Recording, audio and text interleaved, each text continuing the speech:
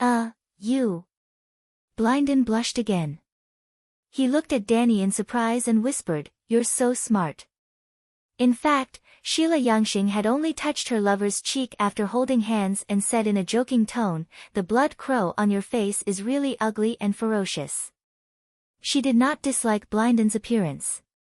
Words like this were common between lovers, however, Blindin's mind was more delicate. He kept Sheila's words in mind and tried his best not to show the red crow birthmark in front of her. Therefore, after his left eye went blind, he could only shake his hair. To see his lover's beautiful face and expression, he had to show his right eye. However, showing his right eye would also expose the birthmark on his right cheek. Therefore, he had a habit of shaking his hair when the person he was talking to had a change in tone. He would reveal his right eye to observe the other person's expression. After that, he would lower his head and let his long hair cover his cheek and eye. This was a habit that had been cultivated for decades.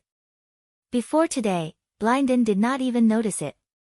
Other people would have noticed it long ago. However, that was the blood crow with 1,001 eyes. The wizard blood crow, the kinslayer blood crow, the blood crow that almost caused a white terror in the 7 nations, it was an existence that could not be called by its name.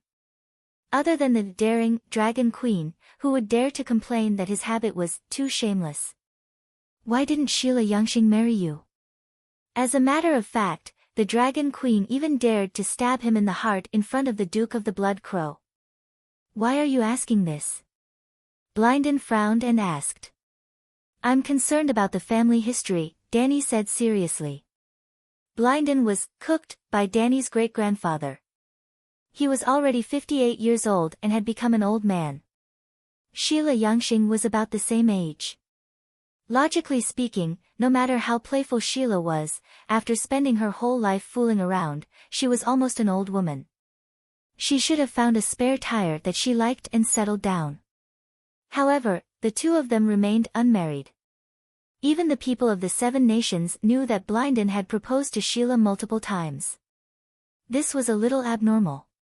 However, it could also be because of the genes in their bloodline. Targaryens had crazy men and loose women.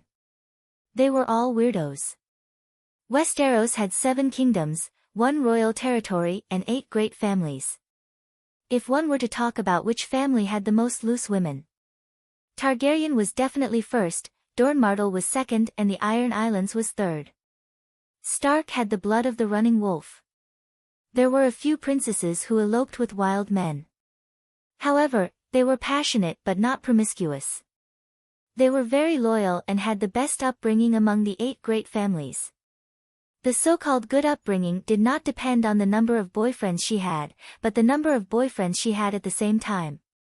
For example, Rhaenys, who started the trend of noble ladies keeping gigolos, had a powerful conqueror husband. She also kept countless men. Another example would be Blindin Riverwind's lover, Sheila Yangxing. How extravagant was Blindin Riverwind? However, his girlfriend still kept several lovers at the same time while dating him. It was said that even Cold Iron Igor Riverwind had an affair with Sheila. I don't want to talk about this with you. Blindin glanced coldly at Dany and said in an emotionless voice, if you are not interested in the Frost God, let's talk about Jon Snow. Alright, continue. How did the Door God become the Frost God? Dany shrugged and chuckled. The Mother Goddess is not without desires. On the contrary, her wish is too great.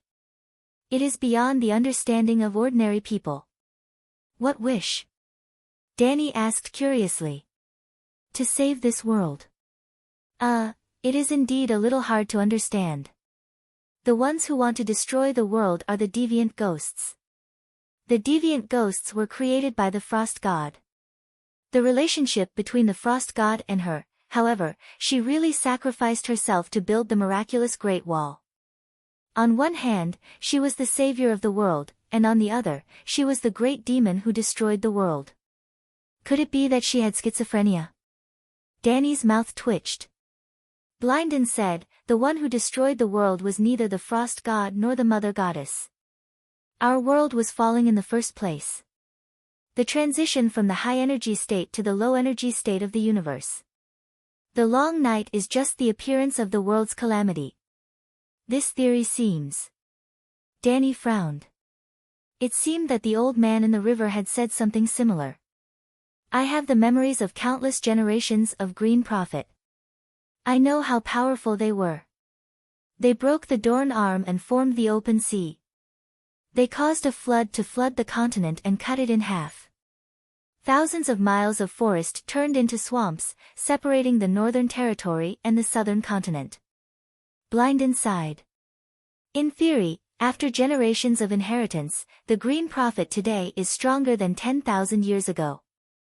However, I am powerless to guide the magic tide and use such forbidden magic. How does the Door God plan to save the world? Danny asked. Blindin said, Es God came from the void outside the world. He told the Mother Goddess that the end of the world's fall would be the same as the land of nothingness where he existed, cold, dead, and dark. Since that's the case, why don't we use the time when the state of the universe is lowered and the laws of the world are loosened to reforge the world, establish new laws, and establish a new development path for the world? In other words, we will destroy the living beings under the sun and build a cold, dark, and frozen new world. As you think, the long night will be the normal state of the new world, and the other ghosts will be the main living beings of the new era.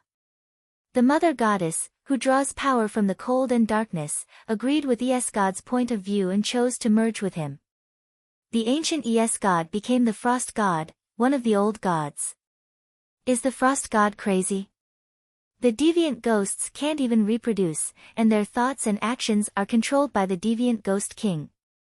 The new humans are the same as the new worlds. They are frozen and have no life or vitality. They can't avoid the end of their lives. Danny's mouth twitched. Who told you that the other ghosts can't reproduce? Haven't you heard of the legend of the Night King? That Night King is just an ordinary night guardian who married a other ghost as his wife. I don't know if he has any children. Even if it's like the legends outside the Great Wall, the other ghosts and humans can give birth to half-human, half-ghost monsters. The human beings have to participate in the process.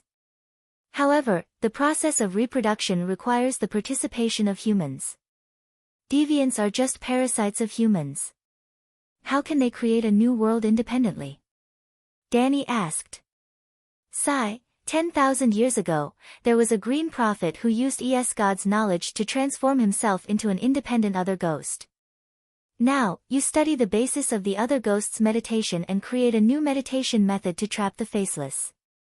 10,000 years later, the meditation method will be upgraded and become perfect, and the other ghosts will become new humans. Why can't they? If that's the case, why are you still struggling? Go and embrace the new world, Danny said. I'm a living being under the sun. Just like the first long night, the Green Prophet, the son of the forest, saw the future of his race and was unwilling to be eliminated by the new era. He tried to use the other ghosts to eliminate the main characters of the new era humans. I also don't want warm-blooded creatures to be replaced by ice other ghosts. The Mother Goddess of the Wind was born from the wind and sun. She also wants to see the world prosper and last forever. The Mother Goddess of Darkness and the Mother Goddess of the Wind have different methods, but their goal is the same: to save the world. However, the Mother Goddess of the Wind has hope for the future and believes that one day, a savior will be born to stop the world from falling. The Mother Goddess of Darkness believes that as the world falls, the main characters of the era will be weaker with each generation. If even the true gods can't do it, it's useless even if a savior comes. Danny frowned and said, You schemed against me before. Do you think that the reincarnation of Yasuo and Ahai can stop the world from falling? Even I don't dare to think about it. Not to mention the son of prophecy, even Lalo can't do anything. In the Dragon Queen's heart, there was a formula: Dragon Queen, Sheep Egg, Lalo, Yasuo and Ahai, Jon Snow, in order of weakening. Even she, who stood at the top of the food chain, had no idea how to stop the world from falling. Why? Everyone knew that Jon Snow knew nothing. If the world's fall is similar to falling from a building, our world will fall from the 10th floor to the 7th floor. It can last for at least another 5 or 6 eras. However, the long night is imminent. If we fail, winter will stay forever and the sun will disappear forever. In other words, we are facing two enemies. One is the falling world, and the other is the frost god's transformation of the world into a long night. The son of prophecy has a slim chance of stopping the world's fall, but according to the established trajectory, he will definitely be able to end the third long night. Unfortunately, you were the most important link in fate, but you jumped out of fate. The future is chaotic, and no one can see it clearly, Blindin said helplessly. Ha, just like you said, the son of the forest is unwilling to wither in the new era, so he created other ghosts in a vain attempt to change fate. As a warm-blooded living spirit, you don't want other ghosts to replace humans, so you put in so much effort. All of you are unwilling to be manipulated by fate, but you want me to obey fate, and it's the dog's hit fate that you created. Isn't that a joke? Danny sneered. You won, you changed fate. As the three-eyed crow, I am very depressed and angry. However, as Blindin River won, I am very happy for you. Blindin smiled with admiration. Then, he frowned and said, I don't have much time left, let's get to the main topic. Chapter 577. Don't be hasty. I have one last question. Danny waved her hand and said, was the first long night really created by the Green Prophet to destroy the human race? Blindin sighed and said helplessly, the arrival of the long night is a sign of the world's energy level falling. It has nothing to do with the other ghosts or the frost god. I'm sure you've noticed that the other ghosts have never disappeared.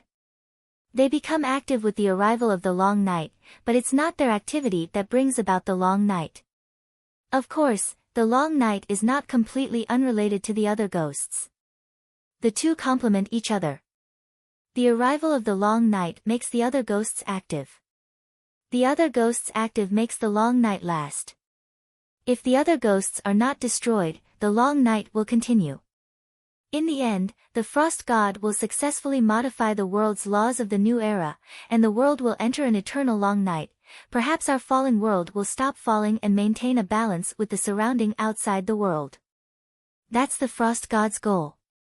Perhaps the speed will not change and it will continue falling.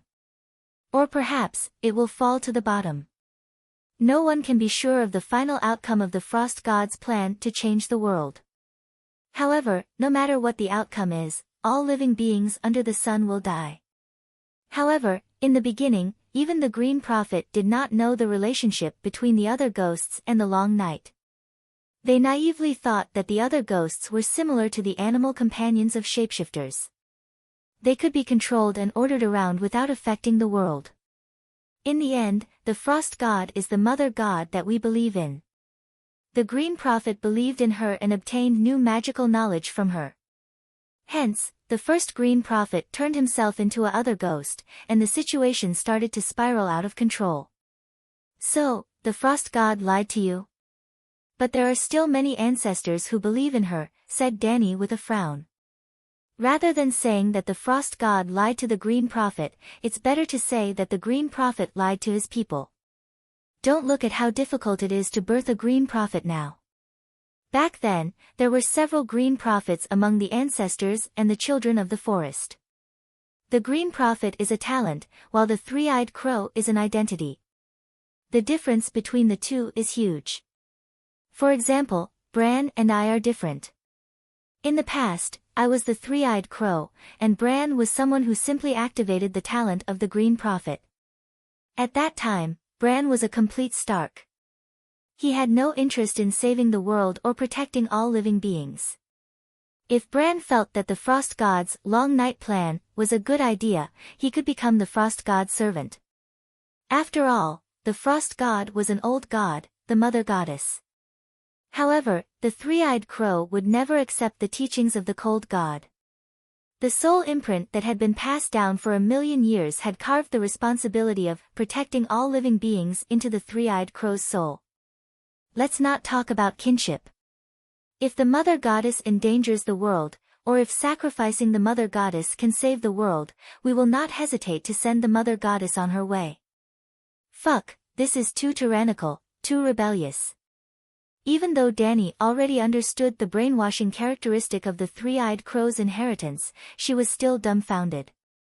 The reason for that was because the three-eyed crow was a man of his word, and he had really sent the gate god on his way in order to build the Great Wall.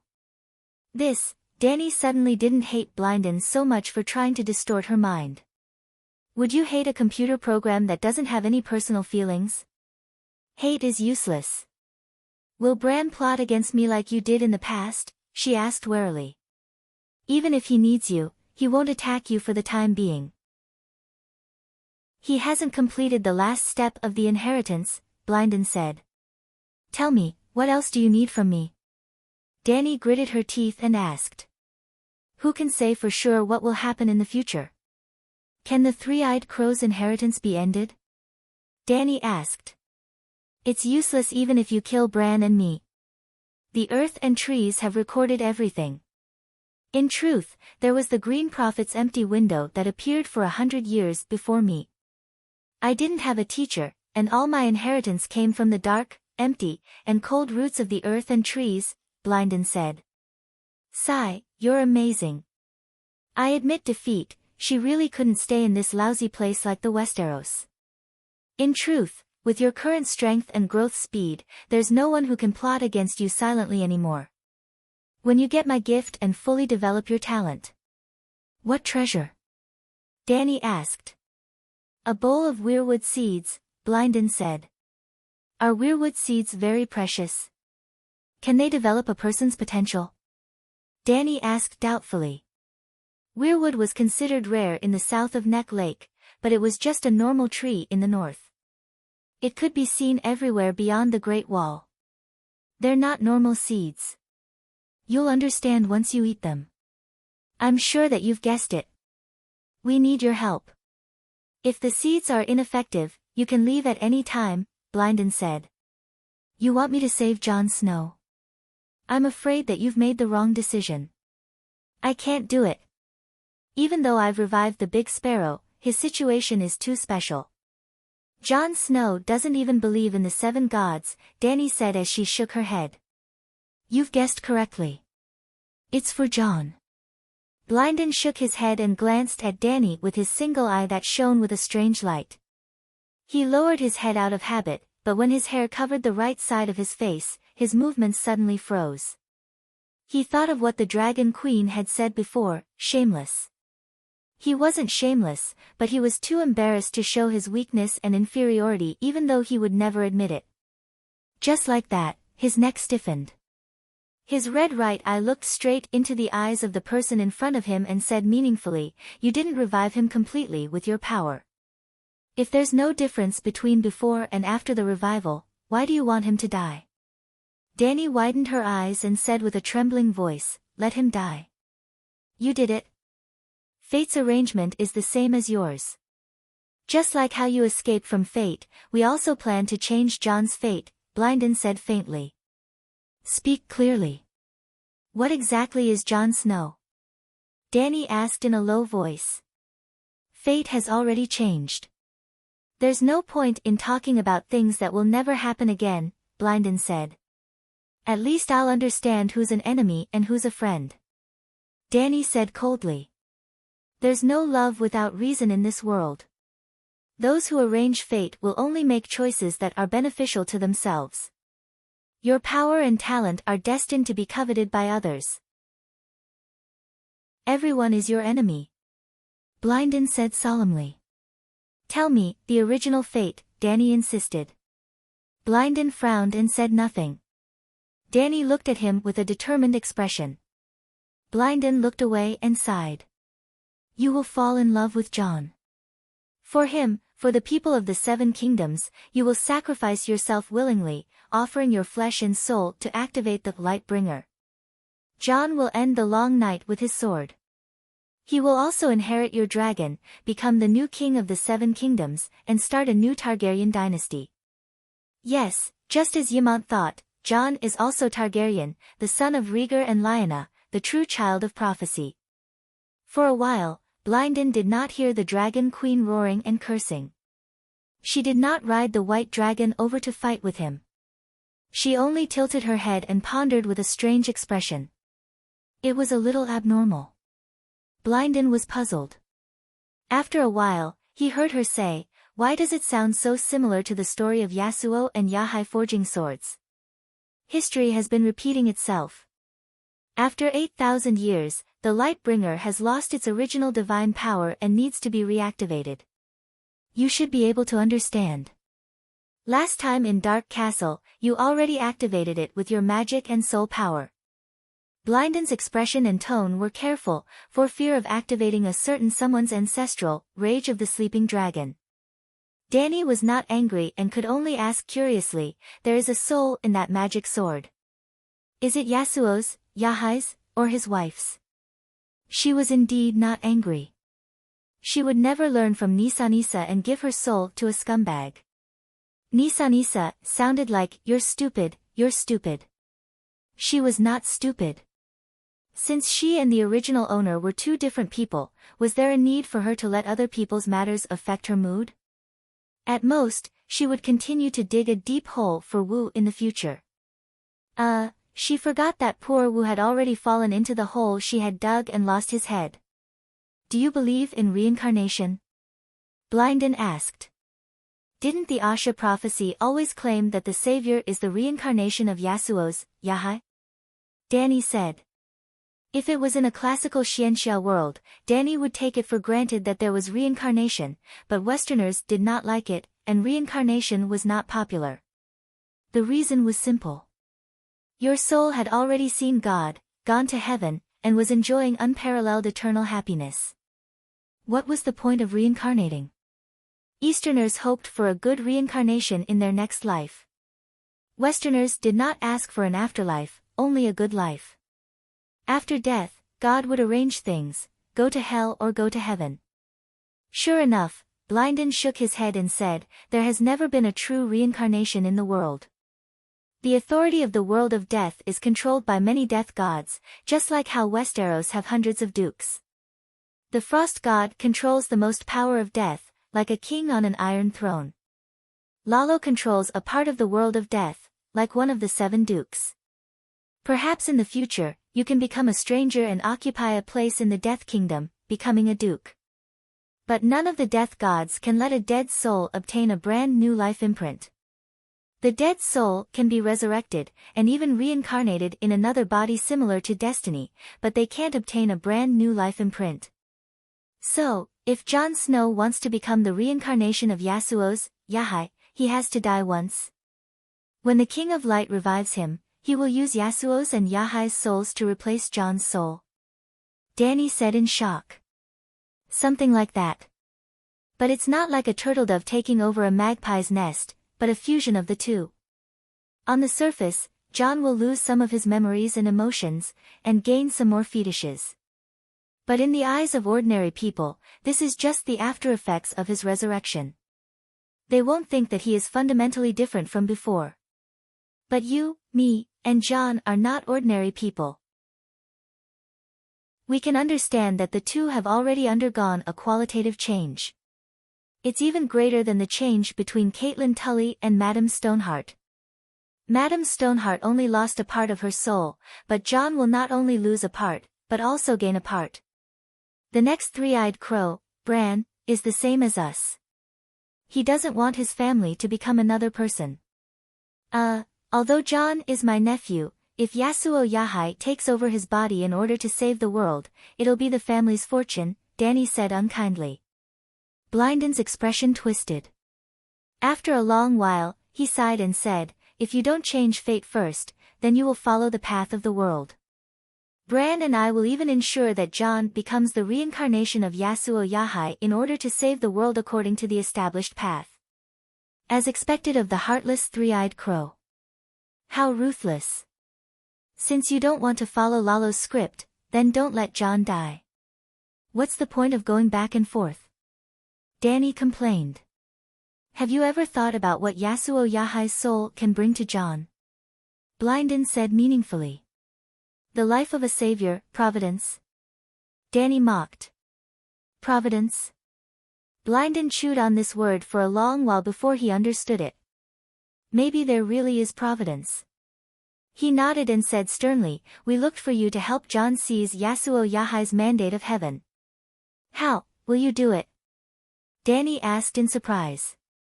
You once used a wizard's spell to erase my soul. Do you still remember? Blindon's red eyes flickered with a dazzling scarlet radiance, which showed his intense mental ripples. Both of them were just soul projections, but he still took several steps forward, closed the distance between them, and lowered his voice. It was as if he was afraid that a third person would eavesdrop on them. The three-eyed crow's soul's strength and tenacity are far greater than Yasuo Yahai's remnant soul. Even Lalo is inferior to us. Since you can erase my soul and take the Green Prophet meditation technique from my soul, you can also easily erase Yasuo Yahai's remnant soul's consciousness and leave the mandate of heaven to John. Do you want to trap Lalo? Danny was shocked by Blindon's audacity and ambition. Is the Green Prophet close to the Light King? Blindon sneered coldly. Chapter 578. The King of Light, Hlo, viewed all other gods and churches as enemies. The red-robed lady burned the heart tree and the forest of divine trees. The red-robed lady burned the statues of the seven gods. The red-robed lady burned the statues of the Anami. The red-robed lady burned the barbarians who believed in the old gods. The red-robed lady burned, the King of Light, R'hllor, was extremely arrogant. In the teachings of the Red God Church, other than R'hllor, all other believers were heretics. The red-robed lady and the Red God believers under Erlu burned everything along the way. They burned everything that was related to Es God. Moreover, the Red God Church preached the theory of good and evil. Allah Lalo was the god of light and life, a good god. His mortal enemy, the Frost God, was the god of darkness, ice, and death, the source of evil. The Frost God was the old god, and the Green Prophet was the priest of the old god.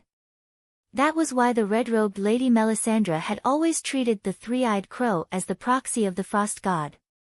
That was why Blindon had a reason to trick Lalo. John was originally a believer of the old god, and he was even blessed by the Mother Goddess. He was given the green spring water, and he had the best transfiguration talent. But once he was revived by Lalo, he would immediately become the son of the Red God. If fate had arranged it this way, we could have endured it for the sake of the big picture. But you have already broken the prophecy, so why don't we change it? Blindon asked. That's reasonable, but the problem is that you still need the Light King's help to revive Jon Snow, right? Borrowing other people's divine power to revive Jon while seizing other people's savior. That's not fair, Danny said. Blindon looked at the righteous Dragon Queen and sneered. I hope that when Yasuo Yahai stabs the light messenger into your heart, you will still remember what you said today. What do you mean? Didn't you say that fate has changed? Danny asked with a frown. Blindon showed a mocking smile and said, your power is beyond the three-eyed crow's control, so you naturally jumped out of the future that the three-eyed crow chose. But when you asked me who was your enemy, I told you clearly that everyone is your enemy. Only you can hatch dragons, only you have awakened the legendary Valeglia's top-notch bloodline, and only you are the Holy Spirit at the end of this era. Your bloodline, soul, and talent, and even your future is what everyone is afraid of and coveted. You are the Dragon Queen of the gods. If I wasn't a Targaryen as well, if I hadn't recovered my will, I wouldn't have left this opportunity to you. Dragon King, I lies Dragon King God was Dragon King.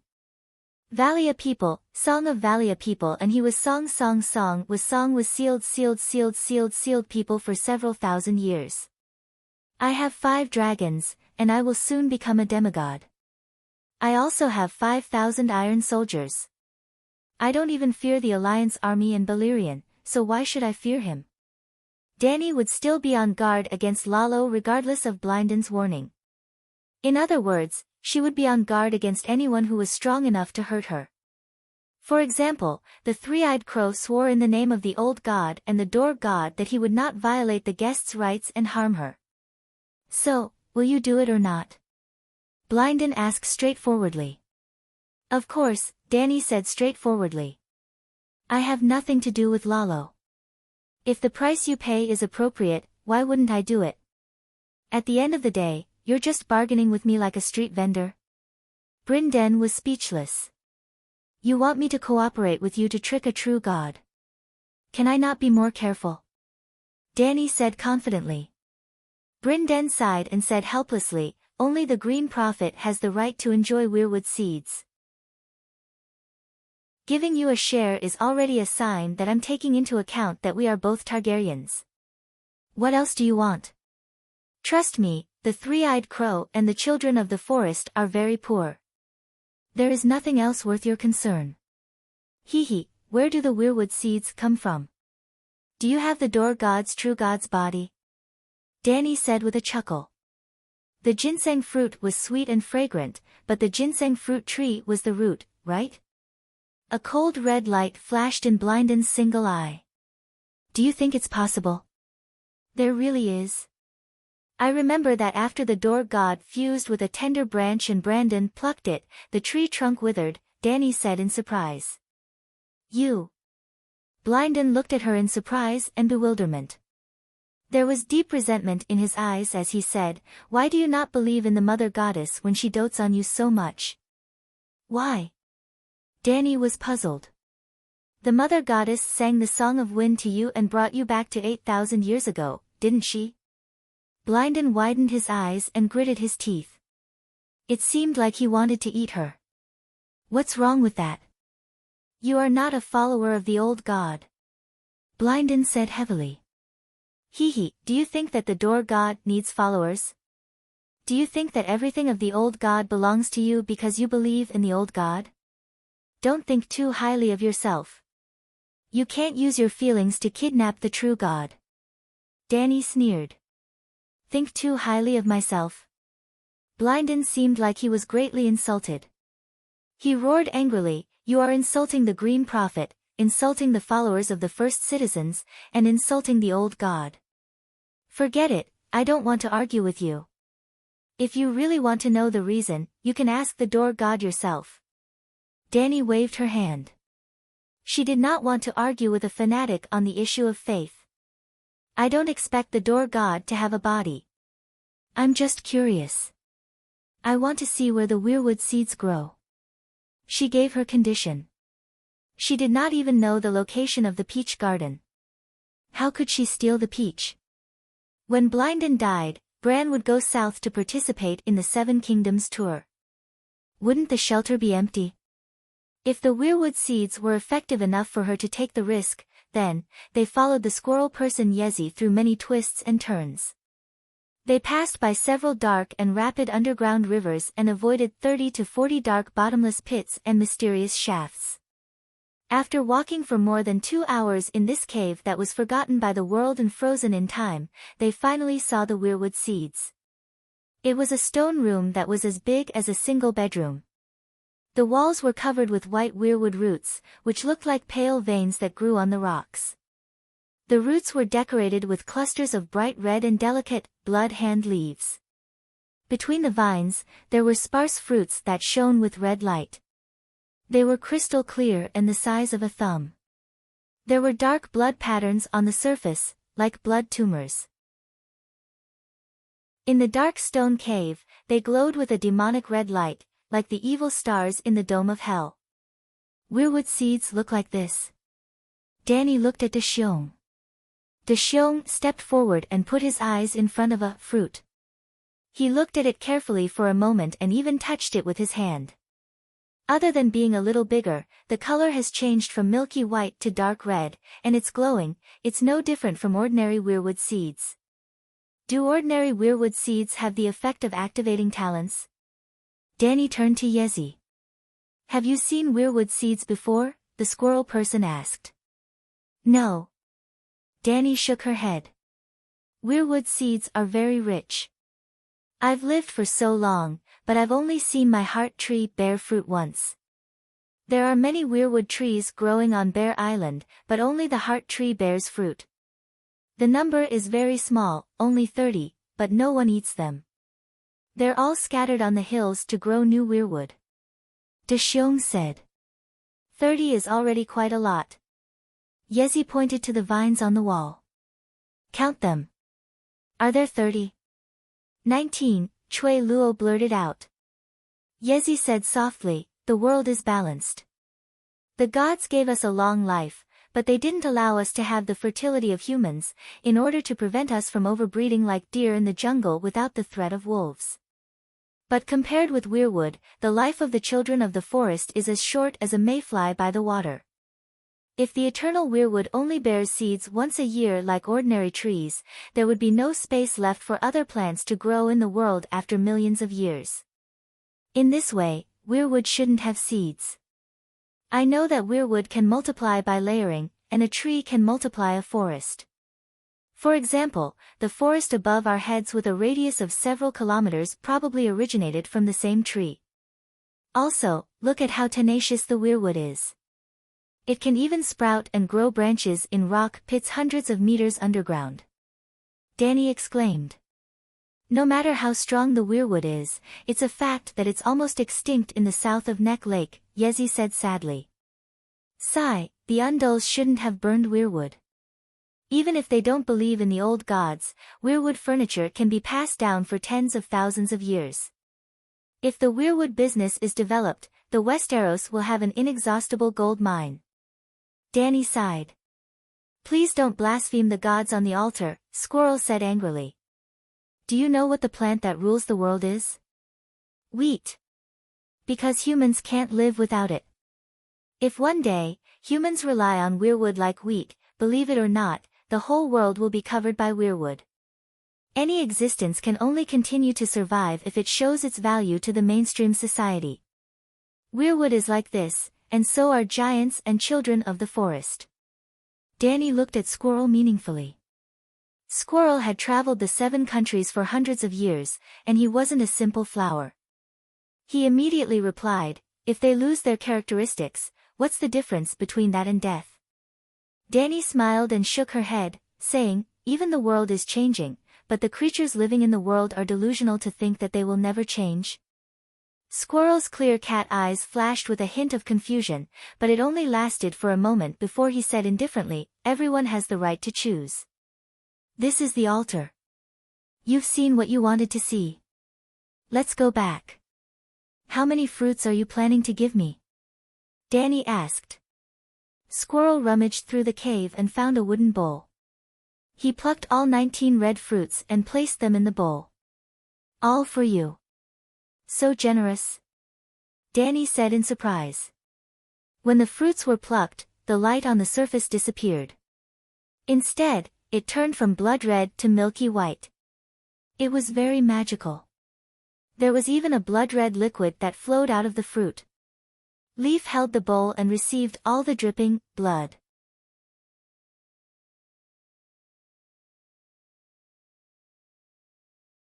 There was a stone cave where there were a few skeletons lying on the stone wall. Crack, a crisp sound pulled her back to reality.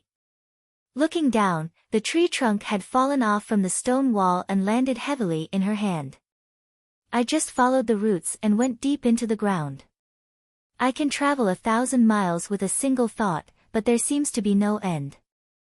Up, down, left, right, in all directions, there is no end.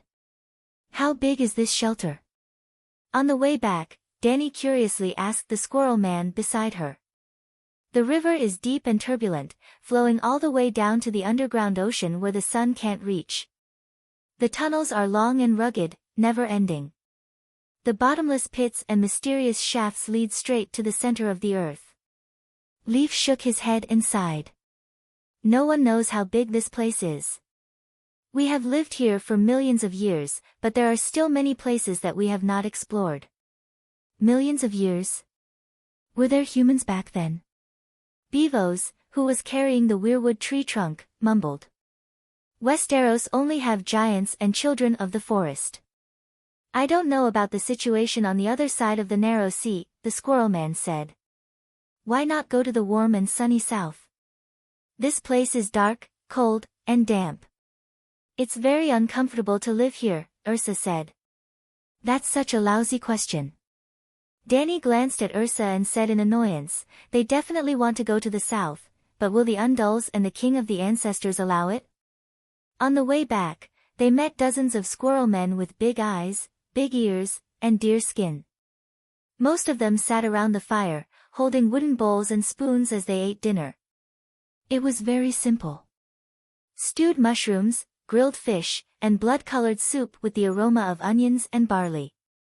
Gulp, gulp. In the quiet cave, the fat eunuch's belly made an awkward sound. 4 or 5 squirrel men looked over with wide eyes. The bonfire reflected a curious light on the surface of their eyeballs. You still have barley and onions here? Danny coughed softly. We stored a lot of oats, barley, and dried fruits in the summer, but the onions are grown in the cave, Leaf said. How many children of the forest are left in the shelter? Is there enough food to get through the night? Danny asked. There are only about 60 of our people left. There's never been a shortage of food. The squirrel man sighed. After a few words, they had already returned to Blindon's cave. There were also squirrel men eating with the Lee siblings and Adu. When Danny and the others looked for tree roots to sit down by the fire, a white-haired squirrel man spoke Origin language and brought them a large wooden bowl carved from weirwood. The bowl was also blood-colored soup boiled with barley, onions, and pieces of meat. Danny smiled and thanked him. She took the bowl and spoon and held the bowl while waiting for Bevo's to eat first. It tastes good. It's fresh and refreshing, the fat eunuch said. Although Bevo's wasn't poisoned, Danny still didn't eat it. The broth was bright red and looked like blood. Even if Leaf explained that it was weirwood sap, she still felt nauseous. She gave the soup bowl to the fat eunuch. She took out her wineskin and drank while eating the grilled fish. Do you drink? They didn't come empty-handed. They brought jerky, sakama, and fruit wine with them. It's sakama. It was a deep-fried compressed biscuit with sugar and sesame seeds. It was high in sugar and oil. It could be boiled as soup during the march. Dragon Queen, can you give me a cup? When Danny personally carried the wineskin and poured wine for the children of the forest who surrounded them, a short and thin girl came over. Brown hair, a pair of bright green eyes, like a summer lake, pale cheeks, slightly rough skin, and relatively ordinary facial features. She was less than 1.5 meters tall, but very slim. Of course, the places that should be perky were also very flat. Dry fried string beans. She looked at Danny's eyes and explained, my brother is sick. A cup of wine may make him feel better. Drinking wine is not good for the illness at all. Danny said, but still filled her wooden bowl with orange fruit wine. He's very uncomfortable, the green-eyed thin girl said. What's your name? Danny asked curiously. Mara lied, daughter of Lord Holland Lied of Greywater Hope. My brother is called Jojen. Green-eyed Mara walked to the campfire and put the bowl to the lips of the small boy wrapped in thick fur. The boy was even thinner than Mara. If not for the maturity in his light green eyes, Danny would have thought he was a child. I'll do it myself. Jojen took the bowl and said weakly. What illness? Danny asked curiously. I'm not sick, Jojen said. But your sister said you're sick, Danny said. My body is weak. No, there's a problem with your soul. Danny sensed that Jojen's spirit was very weak, and his soul fire was about to be extinguished. I'm fine, Jojen said softly. Danny smiled faintly. You're weak and listless. Have you been attacked recently? This was the sanctuary. Who could attack a guest of the Green Prophet? No one attacked me. Jojen put down the empty bowl and collapsed on the haystack with drunken eyes. What's wrong with your brother? Danny looked at the sad string beans. He wants to go home, but he's stupid and doesn't want to go against fate, Mara said with red eyes. What fate? My brother has the green vision. He can enter the green dream. The green vision was similar to the dragon dream. It could make prophetic dreams. Those dreams were also called green dreams. Dreamwalker Danny's ability was similar to Zhoujian's. The Dreamwalker was a castrated version of the dragon spirit, while the green vision was a castrated version of the green prophet. Zhoujian could not find animal companions like the green prophet, nor could he communicate with trees. However, his prophetic abilities were stronger than the green prophet's. Just like Danny, she was not a dragon spirit, but her prophetic abilities were unparalleled in Valeglia.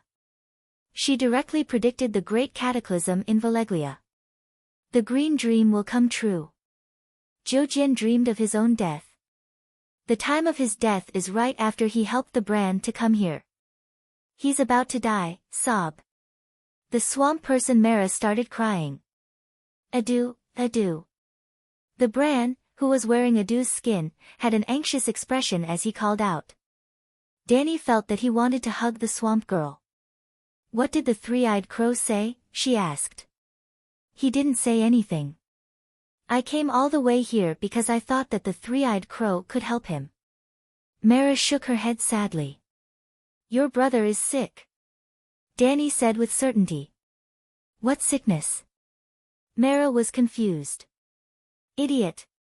If his death is predicted, he should try his best to avoid it. However, he's waiting for his death with a dejected expression. He's not facing his fate calmly. He's following the script and trying his best to create his own death, Danny mocked her. The green dream will come true. Fate cannot be changed, Mara muttered. Let's not talk about the others. It's easy for your brother to change his fate. How can he change it? Mara's wide green eyes shone with hope. The squirrel person Leaf, who was drinking, looked over curiously with his brown cheeks flushed red. Zhoujian was the only one who seemed to have given up. He laid on the grass and did not even open his eyes.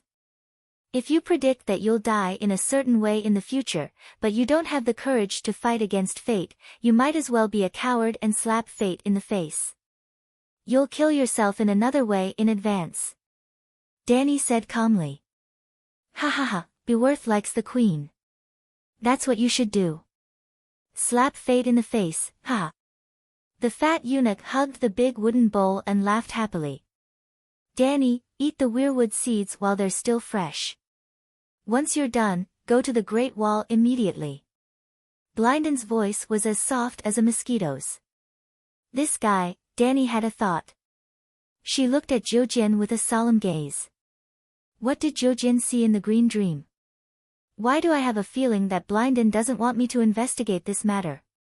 What's the secret behind this? Perhaps Zhoujian didn't die of grief. Chapter 580. The crescent moon was like a knife, and a cold light appeared on the snow. Winter had arrived, the days shortened, the nights lengthened, the sunlight was hazy, and the moonlight was quiet. The shelter did not follow the natural laws of the world above ground, so time flowed like water, one after another. Day and night alternated, winter and summer alternated, and time and space seemed to be frozen here. The empty and lonely underground world was like this a million years ago, and it was still like this a million years later. Everything was like an insect trapped in amber, eternal and unchanging. At noon, there was a fire in the cave. At midnight after dinner, it was still the dim red light of the bonfire that lit up the small world. In the corner of the cave, on a bed made of dried leaves and hay, there were more than a dozen squirrel people lying crookedly. Some were snoring, some were singing in a messy tone, and some were talking nonsense. All of them were breathing with the smell of alcohol. The children of the forest drank, but their civilization was too primitive. The winemaking technology was easy to learn, but the social productivity of winemaking was not up to par. Winemaking wasted food, and the extreme north beyond the Great Wall was too bitter and cold. In the dead of night, the squirrel person Leaf brought a weirwood bowl for the Dragon Queen. 12 faces were carved on the bone-like wall of the bowl, like the faces on the heart tree. The bowl was filled with a sticky and pungent white paste with strands of red silk. The dark red silk should be weirwood sap, but under the light of the fire, it looked like blood. It was like a bowl of fresh brain flowers. In this stone hall, which looked like the cave of Granny Tree Demon, Danny had the illusion that she was holding a human meat banquet. The smell is so strong, and it looks so disgusting. Danny frowned and said, "This is a magic potion. Aren't all magic potions like this? Even the moon tea made by the witches of the forest is not refreshing and delicious, and the color is charming." Leaf said, "Your Majesty, let be worth try it," the fat eunuch said. Danny looked at the squirrel people. Leaf frowned and said, "I don't object to you testing the poison, but this bowl of weirwood paste has a very high magic energy level, and it has a miraculous effect on people with special talents. Ordinary people who eat it may really be no different from poison. I think I have a special talent." Blood Alliance guard Lacarlo patted his chest and said, "What talent do you have? Why don't I know about it?" Danny asked curiously. The centaur opened his eyes wide and shouted, "Calixi, did you forget? Kalasari, I activated the Pegasus scar first. You even asked me to recite the Pegasus Bible, and said that when I'm older, I'll go to the Pegasus city to become the high priest of the Pegasus religion." This. Danny's mouth twitched, but she did not refute. In terms of blade techniques, Ricardo was better than normal centaurs, but worse than his two Blood Alliance brothers. In terms of intelligence and strategy, he was far from Kue Luo. In terms of ability to command the Kos tribe, he was inferior to Jogo and Ag. Before this, Ricardo was only tall and sturdy, with two small mustaches by his lips. He looked a little taller than the other centaurs and stayed by Danny's side to keep up appearances. Perhaps, he was even better off than Cheetah. Her centaur maids, Jichi and Iri, both liked this donkey shit guy. The relationship between the young centaurs was complicated. Alright, it's not complicated. It's just messy and rotten. However, after Danny launched the Pegasus religion, a modified version of the horse god religion, among the centaurs, Ricardo had the highest level of devotion. Danny joked that when he was older and retired, he could help her manage the Pegasus religion in the Pegasus religion. She did not expect Ricardo to remember this and even set this as his goal. "Does being a priest count as a talent?" Danny asked Blinden. "Let this centaur take a bite." "We'll know after we try," Blood Crow said casually. From his tone and gaze, it was clear that centaurs were not much different from horses in his heart. "Ricardo is my blood. How can I just try?" Danny said angrily. "Then don't try. This bowl of paste is harmless to you. The Green Prophet's vow to the Mother Goddess will never be broken," Blinden said impatiently. "These words have no credibility coming from your mouth. Have you forgotten how you put on your black clothes?" Danny sneered. 70 years ago, the Iron Throne lost its rightful heir after the mediocre king, Black Fire, Bright Flame Aaron and many other Targaryen kings and princes. To avoid civil war, Blinden, who was the hand of the king at the time, decided to convene a great council to select a king. The selection of a king by the Great Council would not reduce the sanctity of the Iron Throne. Instead, it would increase the unity of the country. This was because the Iron Throne's royal power was inferior to that of the emperor under the centralized system of the Great Celestial Dynasty. On the other side of the narrow sea, Demon Blackfire's son Ares received the news and wrote a letter to the Iron Throne, requesting to be one of the candidates. Blood Crow agreed and swore to ensure his safety. Ares Blackfire had the right to be a candidate because his bloodline was too noble. His grandparents, the mediocre king and defiant Diana, the elder sister of Saint Baylor who was imprisoned in the Virgin House, were all direct descendants of the Targaryens. In the end, the moment the unlucky bastard stepped into the city gates of the King's Landing, Blood Crow caught up to him, arrested him and beheaded him in public. Because Blood Crow had broken his oath, Danny's great-grandfather Igor, Aegon V, banished him to the Great Wall. At this moment, hearing the Dragon Queen's disdain, Blindon smiled bitterly and said, I served my country with sincerity, sacrificing my honor in exchange for the peace of the Westeros. Yet, your great-grandfather, even if there is no me in the world, the Targaryen dynasty would have been destroyed in the chaos of the Black Fire. The Seven Kingdoms would have been plagued by wars that would last for at least 100 years. Millions of people would have died, and you would not have been able to claim the throne today. No one knows how terrified Igor was when Aerys Blackfyre wrote a letter to the Great Council before the start of the king's selection. He secretly came to me and told me about the fear in his heart and his worries about the future. There is also Ymont. He is the smartest of Camel's sons. I and all the other vassals were prepared to choose him as the king. However, Igor, who seemed to be the most naive and the most powerless, immediately went to look for his elder brother. Not long after, Ymont gave up the throne himself. That fool deserved to suffer in the Great Wall for half a century. Dany, your great-grandfather Aegon V is the one with the least honor. The two white knights looked at each other. The centaur and the eunuch were confused. The cave fell into a dead silence.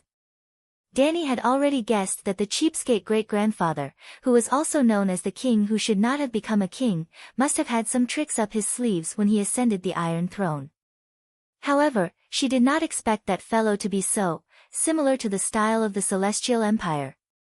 This thing cannot be kept for long, said the Squirrel Man as he pointed at the wooden bowl placed in front of the Dragon Queen.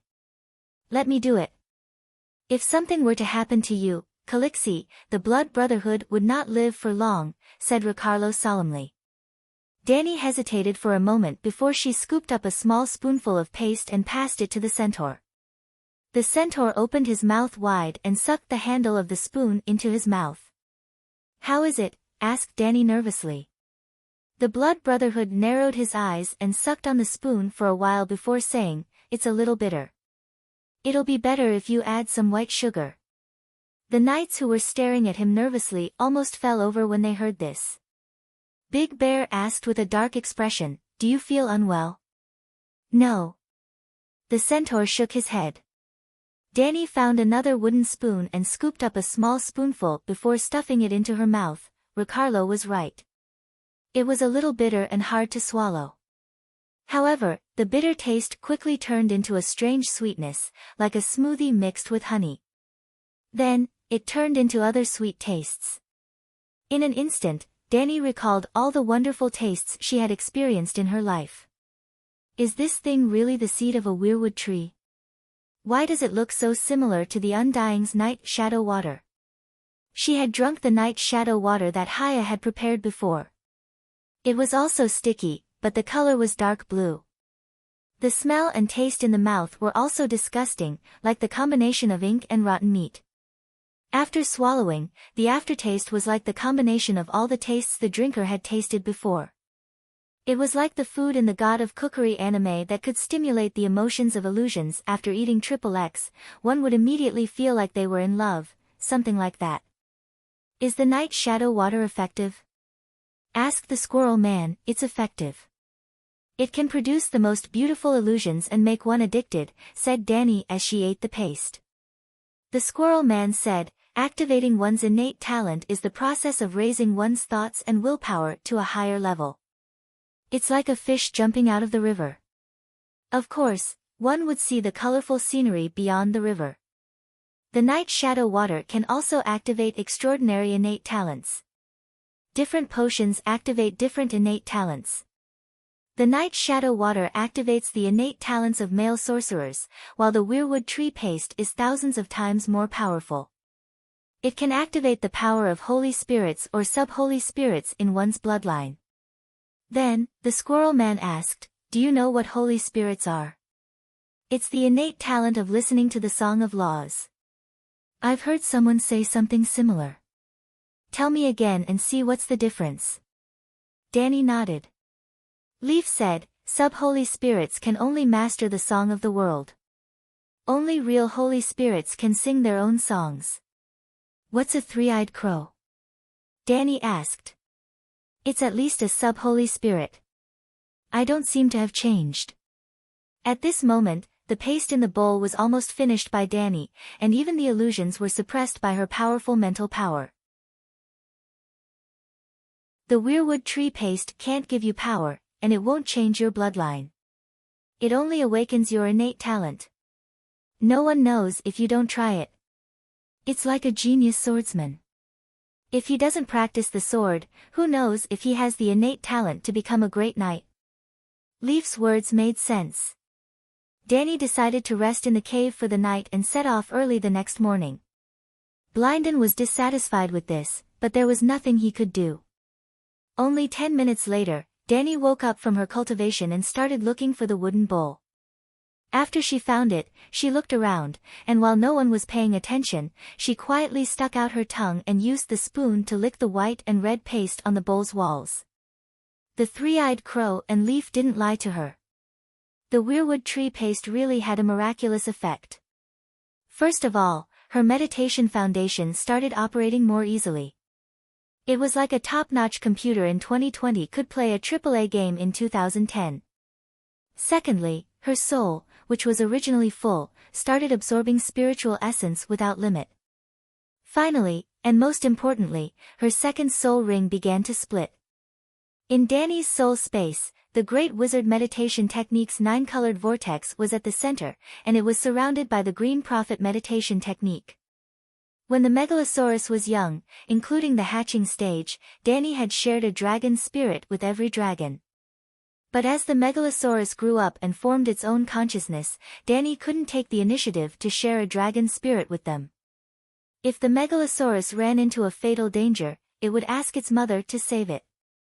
There was a dragon spirit's soul channel between Danny and the Megalosaurus, but the channel was sealed when the Megalosaurus grew up.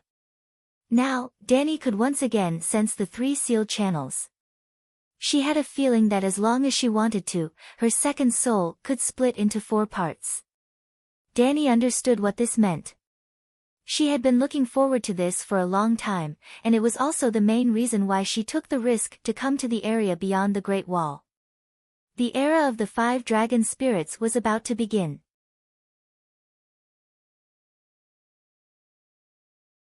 Chapter 581. After eating the weirwood paste, Danny felt the connection with Little Green, Little Gold, and Little Red in the depths of her soul. Deep into her soul. She wanted to strengthen this connection. She wanted to become a dragon spirit with the 5 dragons. As she thought of this, the space of her consciousness immediately changed.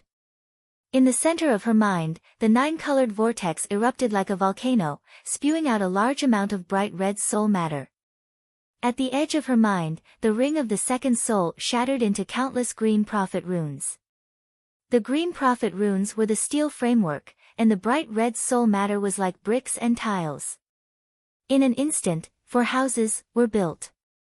From the outside to the inside, they formed 4 rings around the 9-colored meditation foundation, which were 4 separate souls. The outermost layer was light green in color with the green prophet technique as the foundation. The second, third, and fourth layers were blank pink rings. The 9-colored meditation foundation was like a star, and the outer 4 rings were like 4 rings. Just like Saturn's rings, the rings could be divided into several layers according to the color. At this time, in Danny's consciousness, Hiss, the 3rd dragon, Little Green, turned its head and looked left and right. Hiss, the 4th dragon, Little Gold, had a blank expression. It stretched its neck and howled at Mother Dragon. Hiss, the 5th dragon, Little Red, imitated its 4th brother and howled like a goose. They're all here. The 2nd dragon, White Dragon, was slightly more intelligent and understood the current situation. The eldest dragon, Black Dragon, was calm and composed. He had the demeanor of a big brother.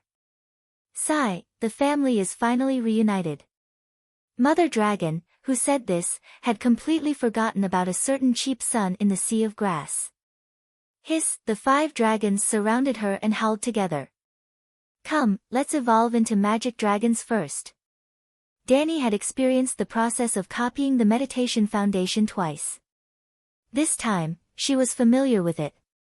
Starting from Big Black, Little White, Little Green, Little Gold, and Little Red all entered the 9-colored vortex and copied Dragon Queen's Grand Wizard Meditation Foundation version 2.0. That's right, the 9-colored vortex of the 2 magic dragons, Little White and Big Black, was also reforged. Any meditation technique had the possibility of being upgraded. However, after 8,000 years of development, the Grand Sorcerer meditation technique was almost perfect. Mortals had limited wisdom and could not improve it further. But the Song of Wind changed that. In the process of listening to the world in the wind, Danny was slowly but surely modifying the Grand Wizard meditation. It made it more compatible with the laws of the world. It was the meditation technique of the Fire Sorcerer Danny, which allowed it to break away from the category of Sheep Egg's Song of Fire and become the true foundation of her power. To put it simply, the world was changing. Danny followed suit and upgraded Grand Wizard Valeglia's meditation. Not to mention Danny, even the Sheep Egg's meditation foundation was not only different from 8,000 years ago, but it was also different from the meditation method that Danny first obtained in Orlos. The sheep egg was never stupid. He was also evolving and changing. When the 5 dragons had cast the latest version of the 9-colored vortex magic foundation, Danny immediately dismissed them and ended the status of the 5 dragon spirits. The 5 dragon spirits were great and powerful. It gave her the impulse to use a soul-destroying attack on the 3-eyed crow. But now was not the time to study the dragon spirits. She had eaten the weirwood seed paste. There were other new talents waiting to be discovered. The trees would teach the green prophet. The trees remembered everything. Blinden and Leaf had said this before. This was also one of the green prophet's abilities. Danny might not have drunk the green spring of the door god. In fact, she had stolen the green spring of the old god's believers through the method of spiritual bestowment. But the green prophet meditation technique in her mind was not fake. In theory, she was also a green prophet. But she could not travel through the timeline. She could not silently distort the will of others. She could not read the memories of the trees. After eating the weirwood seed paste, Danny felt that her green prophet's second soul had become much more agile. It was a feeling similar to martial arts cultivation. She could control every inch of her skin, every muscle, and every bone in her body. She could control the split of her second soul. She could also make her 4 split souls fuse together. She even had a premonition that she could split another soul from her second soul. Like the 3-eyed crow, she could enter a tree or an animal companion's body. Hence, she ended the 5 dragon spirits and could not wait to start experimenting. Danny closed her eyes. Darkness surged toward her like a tide. She left her body and fused with the roots. This time, it was different from the past. The weirwood was no longer a simple tunnel. The weirwood had become a part of her. She did not enter the weirwood's roots. Instead, she fused with it. She became the weirwood itself. She saw the dark cave. She saw Beavis chewing on the blood-red sour grass. He narrowed his sparkling eyes and looked around cautiously. Cora and the other 3 put on their armor and went to sleep. Beavis was on duty to guard the queen. She heard the surging river below her and sensed the extreme darkness and loneliness deep underground. But she did not feel any fear. She was like a tree that had taken root in the earth. The tree's roots were born to enjoy the earth. They used the darkness as a shield and absorbed power from the darkness. Yes, Danny was not used to the dark cave in the shelter. But now, she was enjoying the darker and colder earth abyss. She had become a tree root. This feeling was like a tree spirit. A shapeshifter who found a dire wolf as an animal companion was called a wolf spirit. Danny and the great wizard Valeglia were dragon spirits. Then, the relationship between the green prophet and the weirwood, other than faith, could it be called a tree spirit? Danny wandered among the tree roots. Then, she returned to the cave. Are you willing to accept this fate? The skeleton king on the weirwood throne sighed. If I wasn't willing, I wouldn't have come here. Beside the tree roots, Jiu Jian sat cross-legged. The bright red torch cast a determined and resolute light on his face. This is our fate. Blindan closed his only eye. Jiu Jian stood up and left. Mara covered her mouth and cried. Danny followed behind Jiu Jian and entered another cave. He came to a white-haired squirrel man and lifted his sleeve, revealing his wrist. The white-haired squirrel man took out a small dragon crystal dagger from his waist. Dragon crystal weapons were the standard equipment of the children of the forest, and slid it lightly across the swamp man's wrist. The squirrel man chanted a mysterious sacrificial song in the origin language.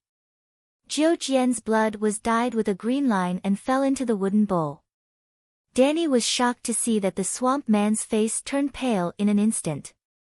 It was as if the color of a living person was flowing out from the wound on his wrist. If a person was made of vivid colors, then at this moment, the color that belonged to Jiu Jian had completely disappeared, leaving only the cold black and white. He had lost a certain characteristic. Danny looked at the wooden bowl solemnly. It was a weirwood bowl that looked like a white bone. The small half of the blood in the bowl had a demonic green color. The squirrel man leaf appeared. She held a wooden tray in her hands. On it was a milky white fruit. Danny was very familiar with it, weirwood seeds. She was so disgusted that she wanted to vomit. The squirrel man used Jiu Jian's blood and weirwood seeds to make a paste. Jiu Jian was like a toy doll that had run out of battery.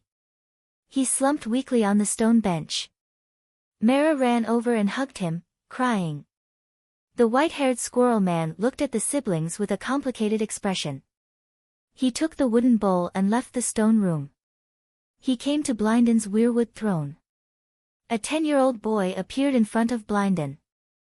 Brandon Stark. This was the first time Danny saw Bran. After seeing him in person, her feelings were very complicated. He had chestnut hair, blue eyes, and a pale-sized oval face. His handsome cheeks were dotted with a few lively pockmarks. He sat timidly on the fur like a pitiful little girl. He was really just a child. This thing will turn me into a green prophet? Bran held the bowl with an anxious expression. Blindan's eyes turned in another direction. Behind Bran, he looked into Danny's eyes and said faintly, "It's your bloodline that made you a green prophet. This thing will only help you awaken your talents and allow you to combine with trees." "I don't want to combine with trees. I want to," Bran argued. His blue eyes were like a table lamp that had been unplugged. They quickly dimmed. "I don't want to combine with trees, but no one wants to combine with a cripple like me," he murmured sadly. He picked up the spoon and ate the weirwood paste.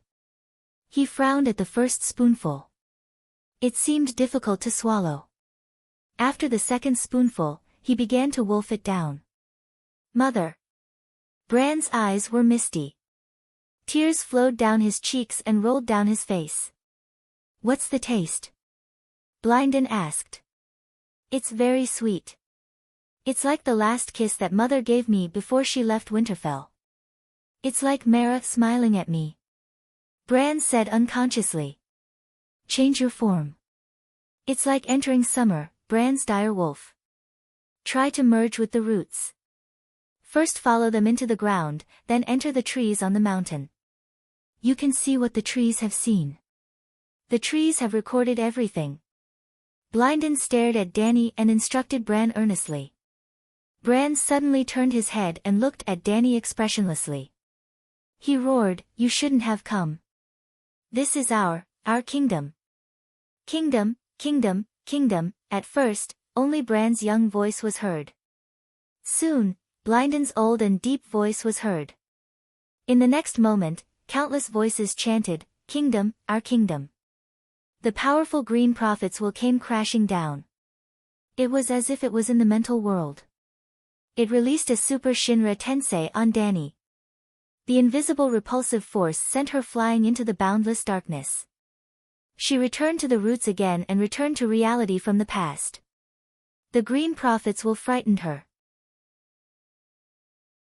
In front of the heritage crown, that had been forged by the Green Prophet for millions of years, she was suppressed to the point of suffocation. Leave, leave. This is our kingdom.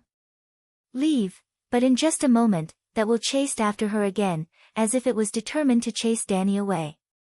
I'm not leaving. Chase after me. Anyway, she was only a soul fragment of the Green Prophet's second soul. It wouldn't be a pity to lose her. Dany didn't care. She plunged into the roots again. She randomly chose a direction and went down endlessly. Then, according to what Blindon had taught Bran, she jumped into the trees on the surface like a fish out of water. She came to a grand and majestic palace. Under the 7-pointed mosaic of colored leaded glass, there was a chair made of countless iron swords. On it sat a king with messy hair and a twisted face. Burn them all. Burn the hell all, shit. This is... Dany was shocked. The King's Landing, the Red Fortress, the Mad King. Although this was the first time she saw the Mad King, he was too recognizable. Greasy silver hair, a crown, a mean, thin face full of suspicion, vigilance, and viciousness. There was a maniacal smile at the corner of his mouth. His arm on the back of the chair exerted force. The veins on the back of his skinny hand bulged. There were also long and curly fingernails like the devil's. Of course, the most distinctive thing was that crazy, burn the hell all. It was unique in the Westeros. Could it be that she had returned to 18 years ago, the day the Mad King died?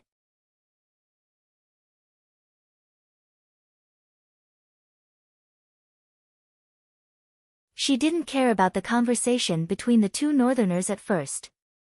Even if they were laughing at her cheap father's wonderful ideas, she didn't care.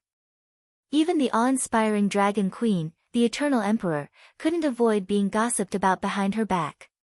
What did the Mad King do to deserve the sincere love of all his subjects?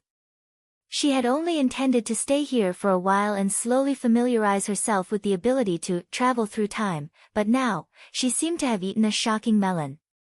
This wasn't the first time the honest and simple Duke of the Northern region in Dany's heart had heard such words. There was no doubt or incredulity on his face. Instead, he seemed to be deep in thought and eager to give it a try. This is our kingdom. Leave, leave, just as Dany was concentrating and trying to fast forward to see if Ricard had any ambitions, the annoying three-eyed crow came over again. Swoosh swoosh ah. Dany's figure disappeared from the Winterfell Duke's study in an instant. She teleported to the bottom of a huge weirwood tree. Under the cover of the weirwood tree, beside a dark pool, Dany saw Bran. Bran looked at the middle-aged man who was sitting under the tree and wiping a black greatsword with a sheepskin handkerchief with admiration. Dany suddenly appeared beside Bran. In the next moment, the sadness and desire on Bran's face disappeared, replaced by a blank and empty expression.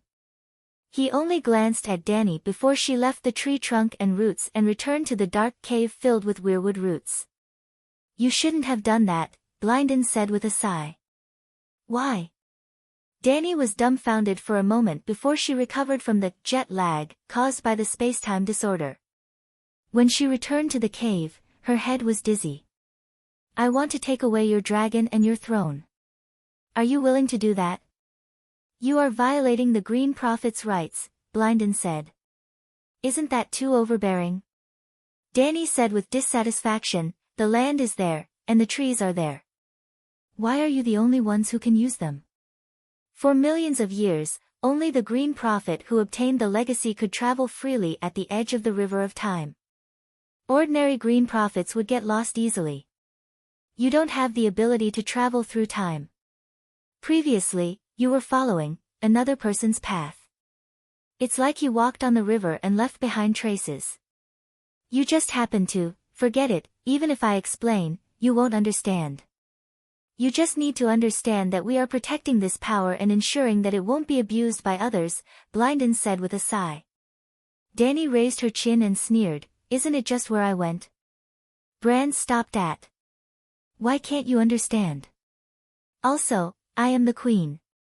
Only the power in my hands can be considered not to be abused.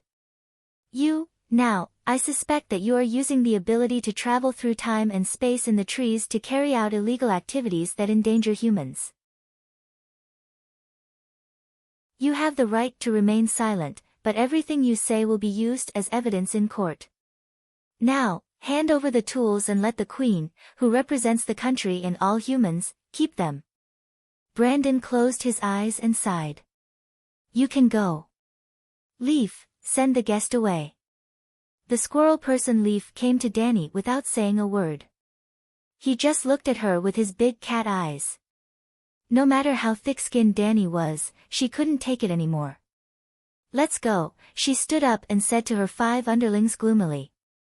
It's about 2 in the morning. It's obvious how dark it is outside. If there's an ambush by deviant ghosts, Beworth and the Queen will be in trouble, Beworth mumbled loudly as he lit a torch. There are only corpse ghosts nearby. Deviant ghosts won't come, Leaf said. Are you sure? I think it's safer to wait for daytime, De Xiong said doubtfully. This is a shelter. Just like how deviant ghosts can't pass through the Great Wall, they can't come here, the squirrel person emphasized. Adieu, their movements were loud, and the sound of armor clashing and talking was not soft. The squirrel person, Lida, and Adieu in the corner were all woken up. Do you want to leave together? At the entrance of Blindon's cave, Danny stopped and looked at the Lida siblings. No, we will leave with Bran. Hearing that, the swamp girl's face lit up with anticipation. But after looking at her silent brother, she hesitated and refused. You're dead if you don't leave, Danny said to Zhou. This is my fate. Zhou voice was softer than a goose feather, and weaker than the summer snow. If you leave with me, you can immediately change your fate, Danny said. When I was 6 years old, I knew that helping Bran become the Green Prophet was my mission. I don't intend to change this fate, Zhou said. 6 years old? Danny frowned. When I was 6 years old, I got gray water fever, a disease of the neck. When I was about to die, the three-eyed crow saved me and gave me the green vision as a gift, Zhou said with a sigh. Danny seemed to be deep in thought. It was highly possible that Zhou was a great gift that the three-eyed crow had prepared for Bran. In the past, the three-eyed crow had given him the green spring. Now, Zhou green dream talent was returned to the new three-eyed crow. If the Green Prophet was compared to the Dragon King, the Green Prophet was the Dragon Spirit, while the Green Dream was the Dragon Dream. The Green Dream wasn't Danny's Dragon Spirit, but Danny's prophecy dream. The Green Prophet was the same as the Dragon Spirit, and it had a certain prophecy ability. However, it was far inferior to the professional Green Dream and Dragon Dream. This could be seen from the fact that Danny managed to escape the Great Calamity, while the Great Wizard's clan was exterminated. Perhaps the simple Green Prophet also had a flaw. Just like what Blindon had said before, ordinary Green Prophets might get lost in communicating with trees. Perhaps the three-eyed crow was a Green Prophet whose green dream was completed. Zhou was Bran's sacrifice. The complete Bran would have the Green Dream's ability, and it would come from Zhou. As Danny thought of this, she looked at Zhou with a sympathetic gaze. What about you? Do you want to leave with me? Perhaps we can return to Grey Water Town the day after tomorrow. She asked Zhou elder sister, Mara. I will stay. Zhou and Bran need me, the swamp girl said. Danny rolled her eyes and cast a sidelong glance at Bran, who was piloting the Gundam. She said, your brother is dead. Bran will ascend to the Weirwood throne, just like Blindon. He will fuse with the tree and stay here forever. Ah Duo, Ah Duo. Fear flashed in Ah Duo's eyes. At this moment, Bran had not completely turned into the three-eyed crow, and he still had human emotions, although they were slowly fading away. Mara cast a sorrowful glance at her younger brother.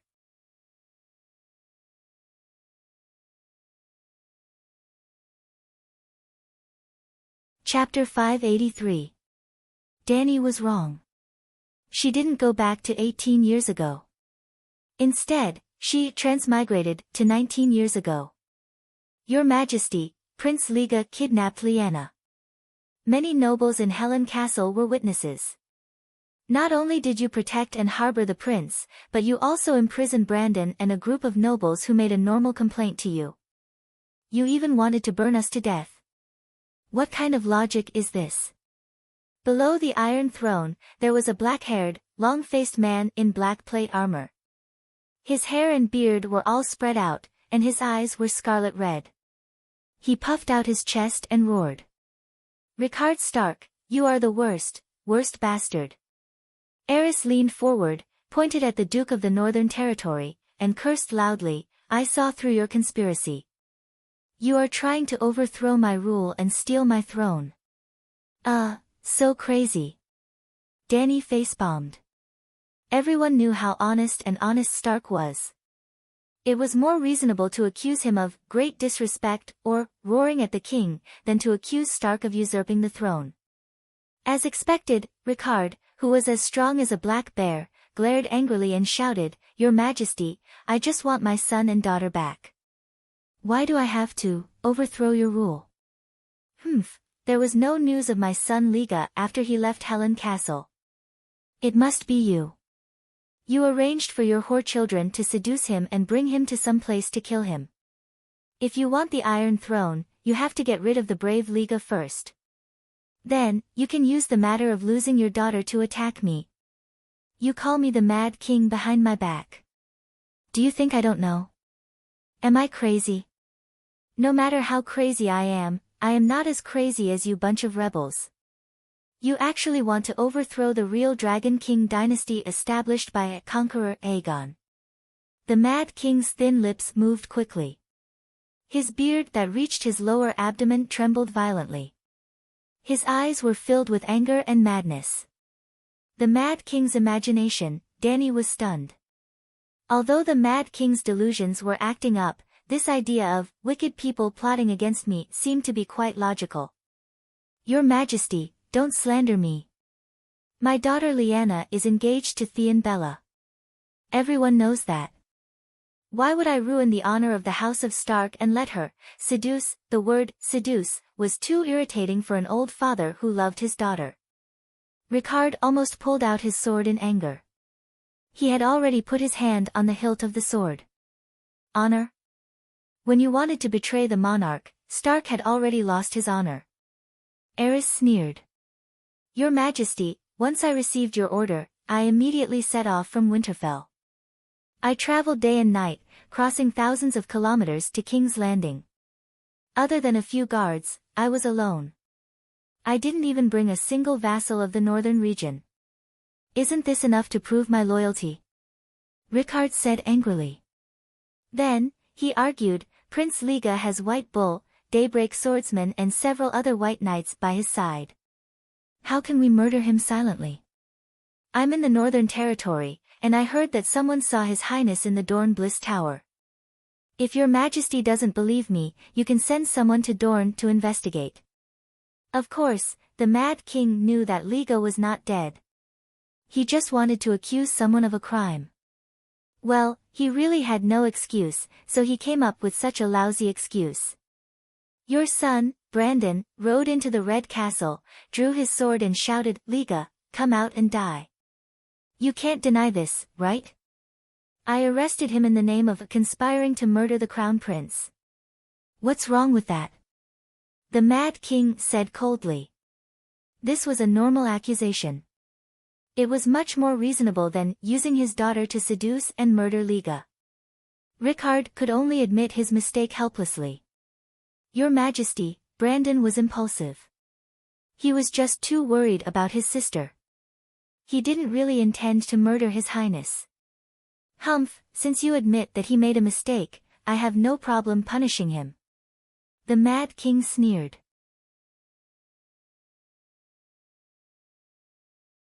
Dying in battle is better than losing honor, Rickard said with a cold gaze. He. Aerys held his forehead and chuckled. You must think that you have a chance of winning because Arthur Dayne is not in the Red Fort, right? Someone, go to the dungeon and bring Brandon here. Soon, Dany saw blood-soaked sword Brandon. Black hair, black eyes, a square face, a straight nose, a tall figure, heroic, masculine, and full of vitality. Although his face was dirty and his clothes were sloppy, he had a dignified bearing. He walked into the court with his head held high and his chest puffed out. There was no trace of fear on his face. He was a very masculine man. No wonder Ashera fell in love with him. Compared to the steady and somewhat lethargic Baristan, this young man was too suitable to be her boyfriend. Yes, honest people like Old Ba and Ide who could live their lives were suitable to be her husband. Brandon was tied to a marble pillar inlaid with bronze megalosaurus reliefs in front of the imperial palace. His legs were tied together by hemp rope. His hands were unchained, a belt was around his neck, and he was chained to the pillar.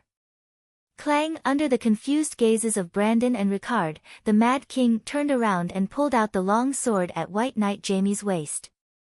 He threw it under the royal stairs. The long sword rolled on the ground and finally stopped 2 steps away from Brandon. Then, 4 guards rushed in and tied Ricard up without any explanation. They hung him on another pillar. "Your Majesty, what are you doing?" Ricard had a bad premonition and said angrily. "Didn't you want to have a trial by martial arts?" The Mad King asked, puzzled. "You tied my hands and feet and hung me in the air. How can I compete?" Ricard said.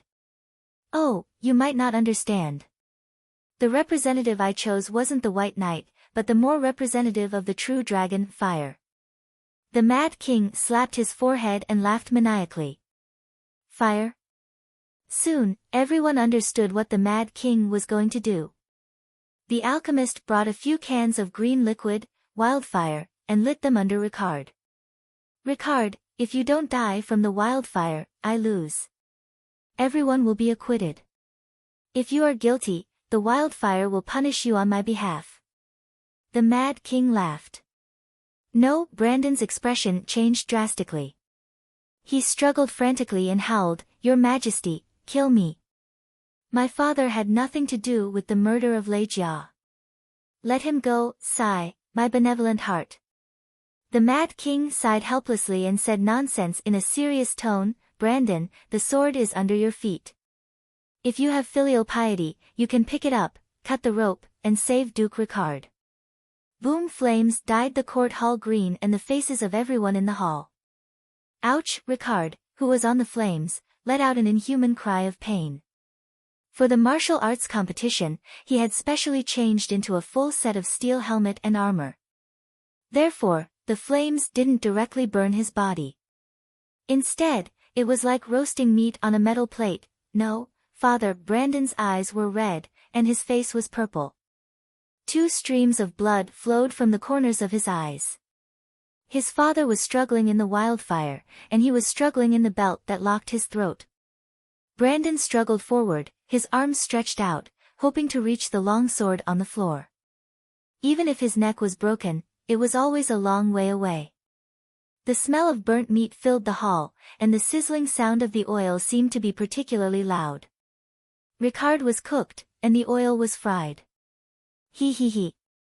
Brandon's eyes were bloodshot, and he was panting like a demon. But he still struggled forward, toward the sword on the ground. Then he strangled himself to death. The Mad King watched the whole process with great interest. The guards also had a curious look, and they enjoyed watching the show. Only the White Knight, Jaime Lannister, looked very conflicted. He was even in pain and anger. He took a few steps forward, but in the end, he retreated to the Mad King's side. The Mad King noticed the White Knight's struggle. He seemed to be stimulated 3 times, and he laughed even more proudly. Ricard lost. I won the trial. The Mad King tilted his head and looked at the young White Knight. He smiled viciously and said, Brandon still has accomplices, Kaler, Albert, and Joffrey. Jaime, go and bring them here. I want to burn them all. That day, the 4 companions who came with Brandon to the King's Landing to settle the score with Rhaegar were all nobles. Among them, Albert Arryn was the nephew of Jon Arryn, the first foster father of power, and the heir of the eagle nest. The death of the direct bloodline also led to the marriage between John Arryn and Lisa Tully. The Mad King only once killed the heirs of 2 of the 7 kingdoms of the Westeros. This kind of magical power, Dany was sure that the Mad King had developed Targaryen's mad blood to an unprecedented level. Then, she started to worry about herself. She was his direct bloodline. After eating the fishwood paste, her talent was completely developed. Did that include mad blood? It was so scary. This is our kingdom. Leave, leave. While she was letting her imagination run wild, the 3-eyed crows will chased after her. When Dany looked up, she saw Bran beside Brandon, who had a sad expression. She saw Blindon, who was staring at her. She saw countless people. They had all witnessed the Mad King's masterpiece like her. At this moment, they all looked over. The powerful will instantly sent Dany flying out of this moment.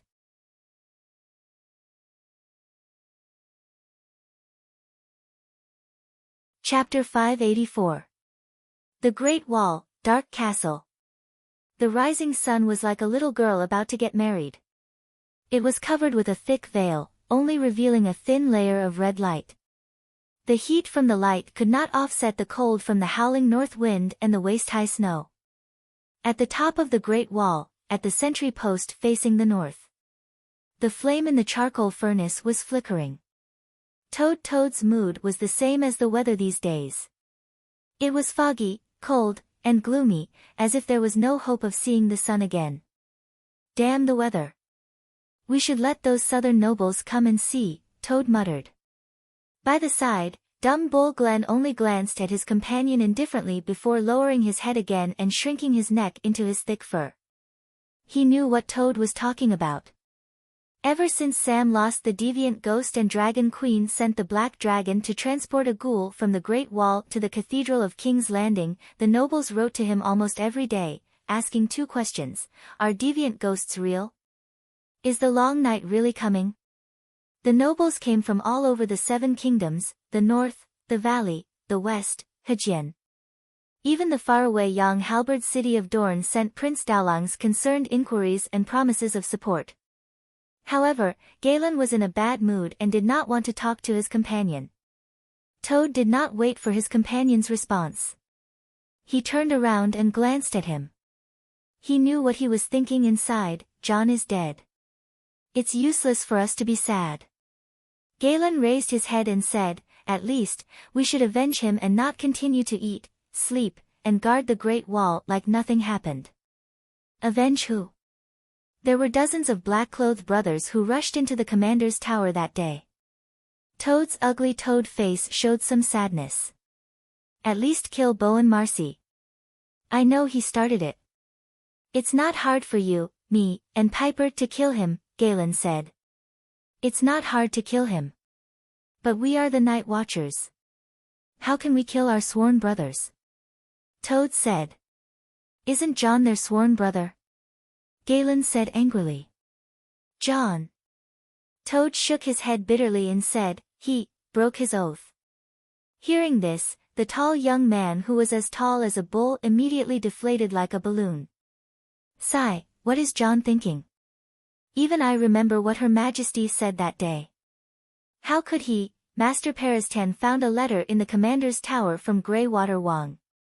Todd recalled the blacksmith Tanner's words and slowly said, Jon is the heir appointed by the King of the North, Robb Stark.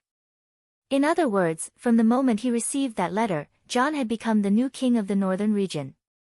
He had the responsibility of being a night watchman, but he was not the only night watchman.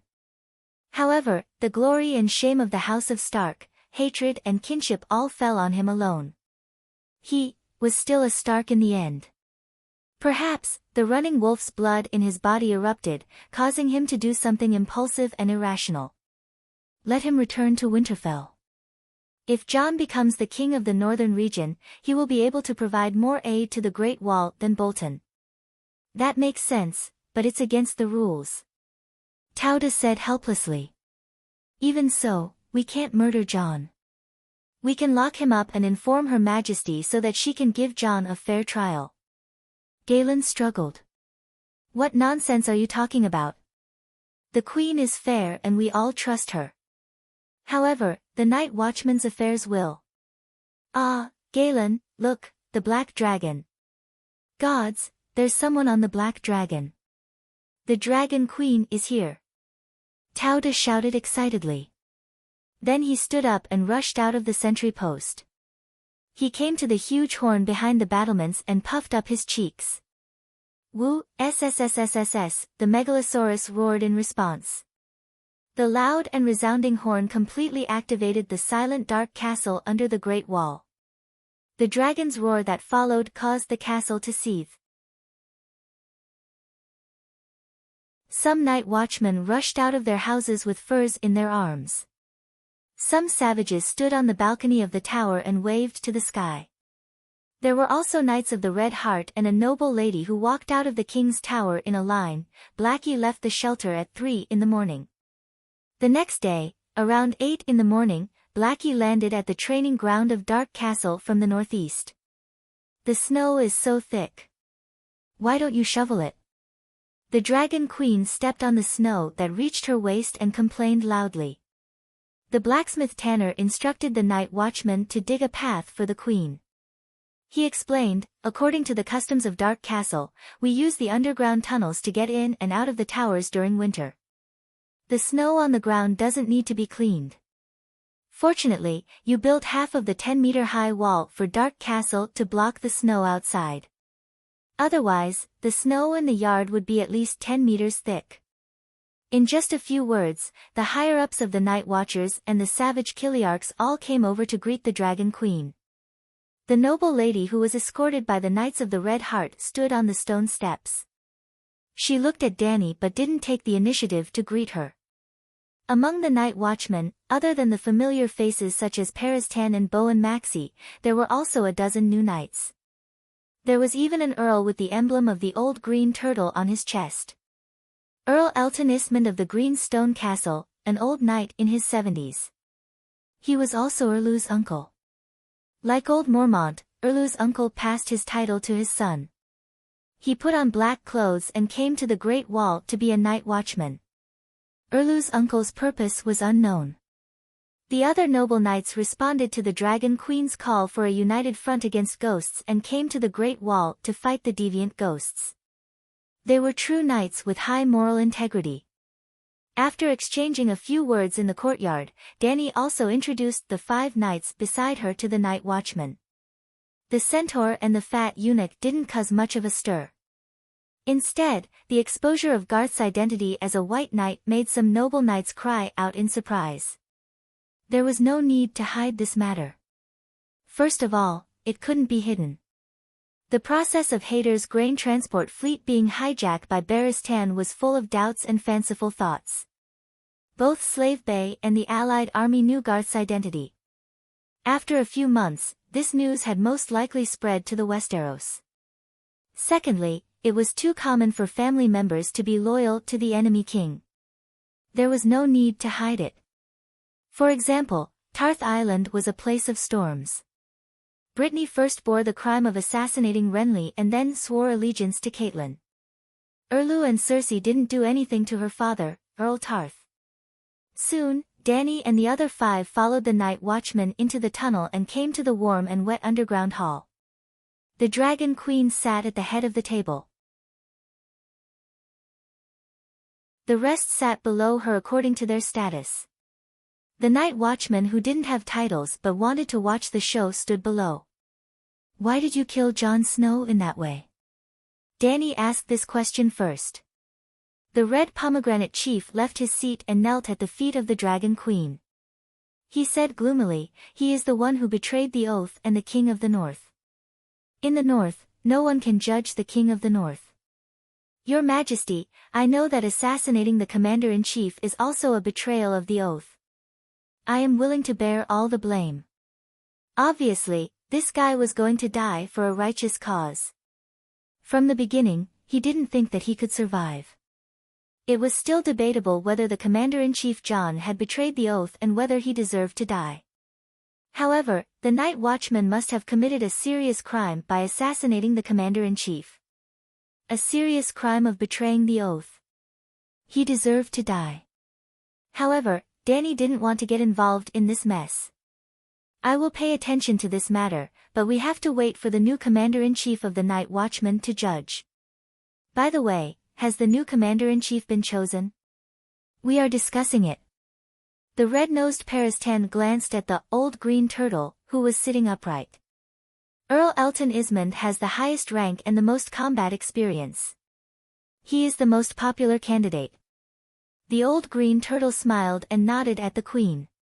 He said in the tone of the commander-in-chief, Jon Snow betrayed the oath and killed him. Beau and Marcy, Danny raised her hand and interrupted him, Earl, I don't mean anything else, but you are not suitable to be the commander-in-chief. Erlu's uncle's face turned pale. He held back his anger and asked, why? You are too old. You are 70 years old this year, right? Erlu's uncle puffed out his chest and said in a loud voice, I can still eat a roast goose, half a hoof, 5 duck eggs, and drink 5 caddies of wine or 3 caddies of meat soup. An old man with such a big appetite shouldn't have come to the Great Wall to waste food. Danny complained in her heart, but her expression was still indifferent. She said, the Earl is healthy and strong, which is worthy of celebration. However, the Great Wall is bitterly cold, and we need a commander-in-chief who is more vigorous and can endure hardships. This is just the beginning. In the next 1 or 2 years, the deviant ghosts will attack, and the weather will be colder and harsher. I can endure hardships. In the War of the Four Kings in recent years, I have been working hard on the battlefield. Moreover, half a year ago, I married a 24-year-old wife. The old green turtle patted his chest and said proudly. Danny was a little tired. All right, you can decide the matters of the Night Watchmen yourselves. I only want to remind you that in just 2 years, you have already lost 2 commander-in-chief, and both of them were assassinated by the Night Watchmen. Let's not talk about reputation and honor, just the management of the Great Wall. The night is coming, and the Great Wall must not fall into chaos. There is no time to change a 4th commander-in-chief. The old green turtle's face turned green. The other Night Watchmen looked at each other and suddenly felt that the queen's words made sense. Chief, get up first. Your crime will be judged by the commander-in-chief. Danny said to Red Pomegranate, who was still kneeling in front of her, and began to understand the current defense problems of the Great Wall. One had to admit that the Dragon Queen's efforts were fruitful. Over the past half a year, more than 1,000 Night Watchmen had arrived, and more than 100 of them were knights. Not only did they bring their full sets of armor and horses, but they also brought food, furs, and other resources. This was not the end. Every day, the East Sea Watch and the Shadow Tower would receive ships from all over the 7 kingdoms.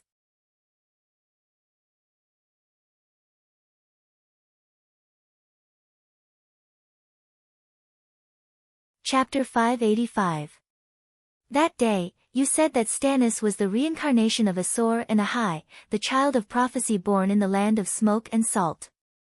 Now, you think that Jon Snow is the savior. How many saviors are there in Asha's prophecy? Danny looked at the red-robed woman with a serious expression and teased. Prophecies are never wrong. The ones who are wrong are the people who listen to the prophecy. Aunt May looked displeased and said calmly. Then who is the child of prophecy? Danny asked. The child of prophecy is right in front of us. Aunt May's red robe fluttered as she took a step back and gave way to Awkward's corpse on the huge ice block. I really hope that Stannis can hear you say that. Danny glanced meaningfully at Aunt May and stepped forward to carefully examine Awkward's naked body lying on the ice. There was a white cloth on Awkward's crotch. The vital parts were covered, and the rest of his body was exposed. He looked like a big fat pig that had been slaughtered and cleaned. Danny could see most of the wounds on his body. How should she put it? Tragic. Very tragic. On his pale skin, there were 20 to 30 black, red, and blue wounds. They were of different lengths and widths, all penetrating wounds. She could imagine the scene when Awkward was attacked by dozens of strong men. Danny didn't even know where the fatal wounds were, because his heart, waist, and neck were all pierced. There was a circle of black stitches around his neck. The corpse collector's skills were poor. The stitches were uneven, and the skin and flesh were turned outwards. Some of the pink blood vessels and blue fascia were exposed. John was dead. He was really dead. Caw, caw. A big crow flew in from outside the door, over everyone's heads, and landed on John's chest. It stared at Danny and cawed. This is Commander Mormont's crow. It's very psychic and can speak human language. Blacksmith Tanner glanced at the big bear and explained, later, it followed Commander John. Some people say that it became the commander's animal companion. Now, some people say that the commander started a second life in its body. Then has it ever spoken to you, saying that it is Jon Snow? Danny looked at the sorrowful crow and asked curiously. No, it hasn't spoken to us since the death of the commander-in-chief. Tanner looked at the big crow with a complicated expression. Aunt May glanced at Crow, then turned to Danny and asked, since you're here, can I bring the savior back to the human world? Caw, the crow flapped its wings and cawed. Paris Tan suddenly said, I heard that the big sparrow also lost his head in the trial by martial arts competition. Then, the Holy Mother appeared and revived him. Could Her Majesty ask the Holy Mother to resurrect him? If the Commander-in-Chief is really the savior of the world, then the Holy Mother won't reject this, right? If the Holy Mother refused, would it prove that Jesus was not the savior? This red-nosed old man was very bad. Your Excellency Priestess, what do you think of the Chief Bishop's resurrection? Danny looked at Aunt May with a smile. I was just about to ask you. How did the Holy Mother do it? Melisandre's eyes flickered with a red light, and the egg yolk-sized ruby on her neck also shone with a strange red light. She stared at Danny, as if she wanted to see through her. Danny suddenly understood something. Just like the three-eyed crow, the red-robed woman also knew that she had usurped the position of the 7 gods, and she was also the one who had resurrected the big sparrow. Cough, cough. Jon Snow doesn't believe in the 7 gods. Regardless of whether he is the savior or not, the Holy Mother won't pay attention to him. Danny awkwardly skipped this topic. Your Excellency Priestess, why don't you tell me how you plan to resurrect John? Aunt May looked at her deeply, then turned to the crow and asked, will it work? Caw, Crow cawed once. The others were confused, but the red-robed woman already got the answer. She put her white wrists into her sleeves, then turned around and left gracefully. Carry Jon Snow's body to the courtyard. The night watchers were looking at each other when 2 blazing flame red heart knights walked in from outside. Without saying anything, they started carrying the body. You. The blacksmith Tanner was shocked. He opened his arm and wanted to stop them. Aunt May said calmly, Jon Snow is dead. He no longer belongs to the Night Watchers. Then, she softly recited the first sentence of the Night Watcher's oath. The long night is coming. From today onwards, I will keep watch until I die, until I die. That was the main point. Sigh. Tanner sighed and moved aside to let them pass. When the body was placed on a stretcher and carried out by the 2 knights, Danny and the others also left.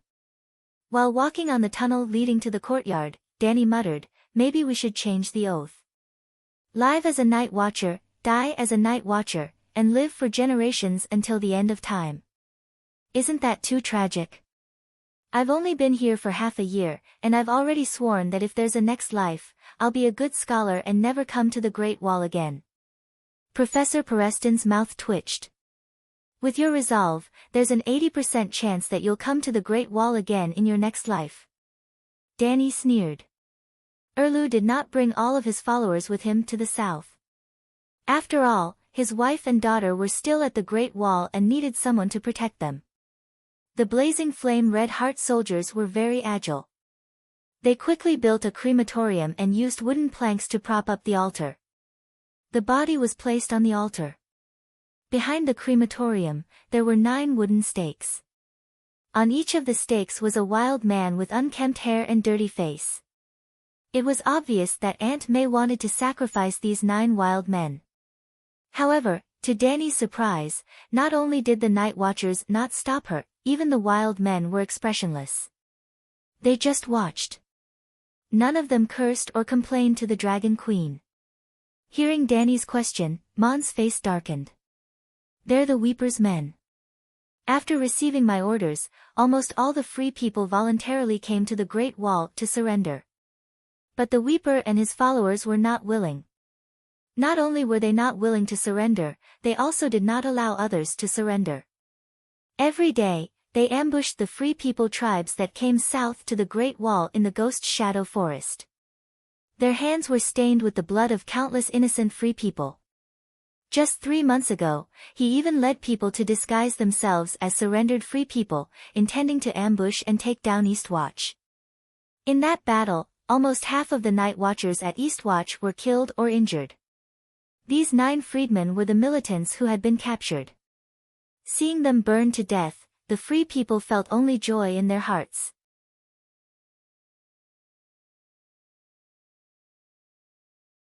Danny thought carefully for a while before she frowned and asked, "What does it mean that your meditation technique rose above level 1?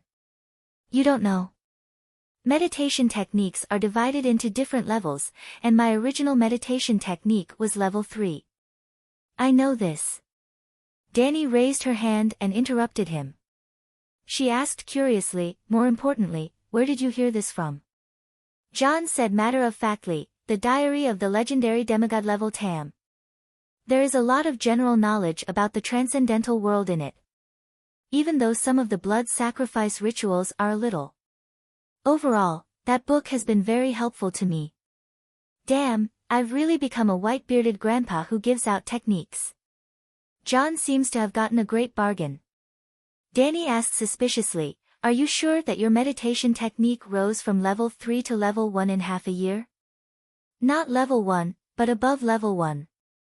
Originally, my meditation technique was like an illusory shadow, but after 3 evolutions, it has now become a black ball."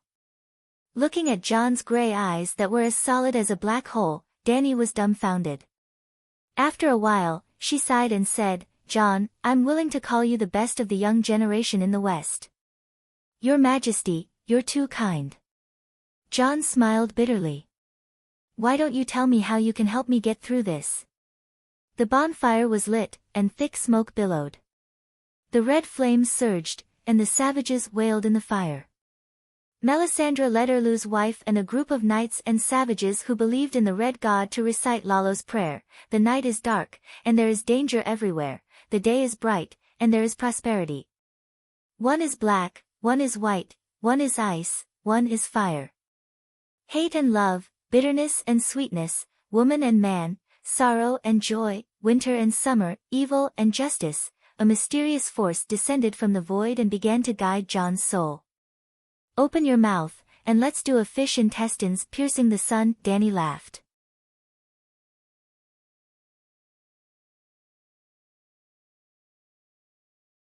Chapter 586. A man and a woman stood facing each other in the Raven's inky sea of consciousness. As the Red God believer's prayers became louder and louder, a shallow vortex that covered the sky appeared above the man's head. A suction force fell on him, as if it wanted to suck him into some unknown place. "It's about to start," Zhang Noa said. "Open your mouth," Danny said with a smile. In ancient times, there was a sword hidden in a fish's belly. Now, there's a soul hidden in a soul. John did as he was told. He opened his mouth, and Danny's thought immediately turned into a green light and entered his mouth. It was not really hidden in John's belly. He was just a soul now. How could there be a difference between a belly and a torso? If a shapeshifter could fuse his soul into an animal's soul, could the shapeshifter's soul fuse into another shapeshifter's body? Yes. This was the fundamental principle behind the three-eyed crow's inheritance. The shapeshifter did not resist, and accepted another shapeshifter's soul. The two would fuse and become one. Dani's second soul was based on the Green Prophet meditation technique. She could be considered a Green Prophet of the unorthodox path. John was also a gifted shapeshifter. As long as he was willing to accept it, Dani's soul shards could fit seamlessly into his body. In essence, it was similar to a dragon spirit. Yes, a human spirit. Hence, after John's soul was sucked into the huge vortex above, Dani's soul was not filtered out. Instead, Elder Xiong's crow's soul left John's body. The crow originally had a soul. It was Elder Xiong's second life. After John left, he regained control of his body. Caw, caw, caw. Elder Xiong's soul returned to his body, and he immediately flew away while screaming. He flew to the front of the White Knight who was guarding the Dragon Queen with a solemn expression. Caw, caw, caw. Cora, Cora, White Knight, White Knight. The crow flapped its wings and floated in front of the big bear. Its red eyes were filled with humanity, and its high-pitched and sharp cry contained complicated emotions. It was sad, gratified, happy, go away. The big bear did not appreciate it. It slapped it away, and it fell into a pile of snow. Do you know who it is? Dani's mouth twitched. Yep, only a single thought had entered John's soul. She still had one main soul, 3 blank subsouls, and half of the Green Prophet subsoul. Her physical movements weren't affected at all. I know. It's Jon Snow's animal companion, De Xiong said. No, it's your father, Dani said seriously. De Xiong's face twisted as he said unhappily, even if it used to be my father's pet, you can't say that a feathered beast is. I was surprised, too. But he is your father's second life, just like the 2 ravens we brought from the sanctuary. Dani waved her hand and interrupted the unfilial son. She said directly, your father is a shapeshifter, and the crow is his animal companion. What? Big Bear's entire body shook, and his eyes widened as he stared at Crow, his voice trembling as he asked, you're not joking? Your family is the same as Stark, worshipping the old gods for generations. They have a house full of shapeshifters, and your family only has one. What's so hard to accept? Yora, Yora. 2 drops of tears fell from Crow's eyes as he cried out in joy and sorrow. Father.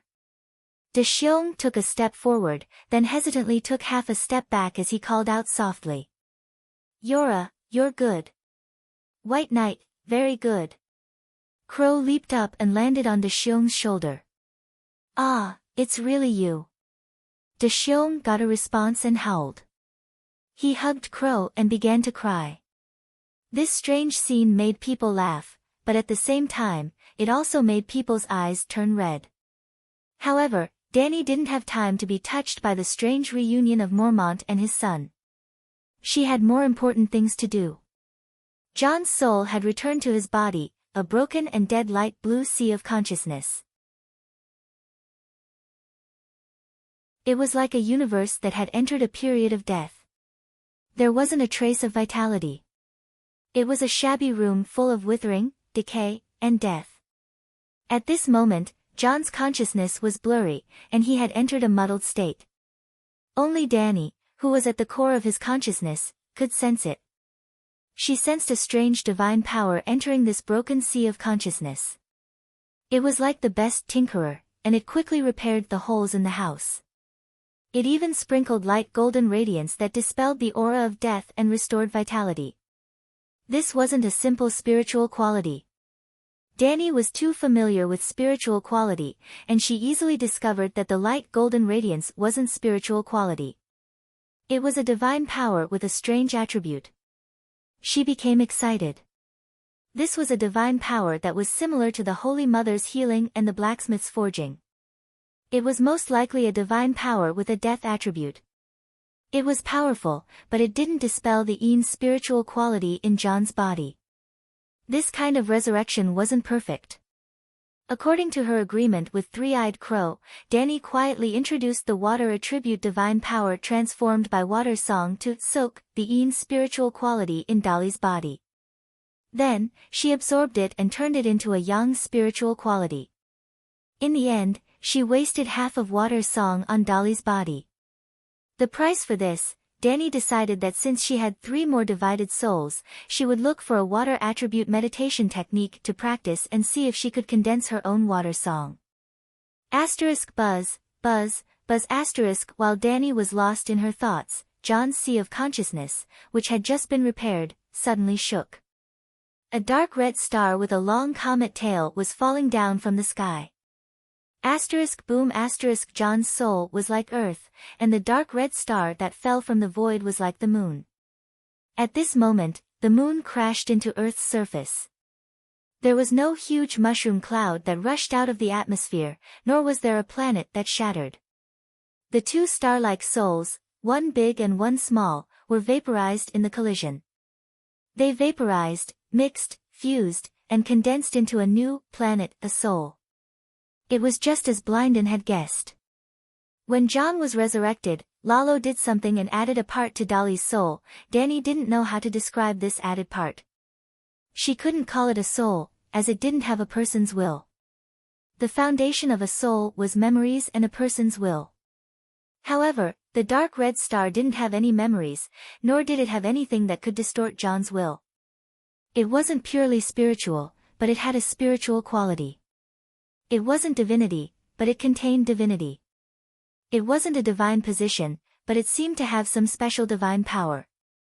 It wasn't the Song of Laws, but it had waves similar to the Song of Laws.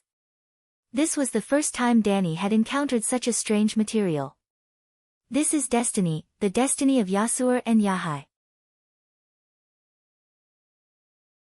Suddenly, Dani's vision blurred, and Blindin's figure appeared beside her. "You've been here all this time." Dani was surprised for a moment, but she immediately regained her composure. Blindin could enter her sea of consciousness without her noticing. It was even easier to hide from her. "Last time, when Bran entered the crow's body and saw John, I stayed here," Blindin explained. He stretched out his right hand and formed a sword with his middle finger and index finger. He drew a circle in the air. The green circle of light seemed to be connected to the void somewhere. "Let your main soul enter the dragon spirit state." Dani did as she was told. The next moment, another Blindin entered Dahei's sea of consciousness and drew a circle with his finger. "Divine power enters from here. It won't attract Lalo's attention." Dani didn't move. She frowned and said, "Tell me the truth. Are you hiding something from me?"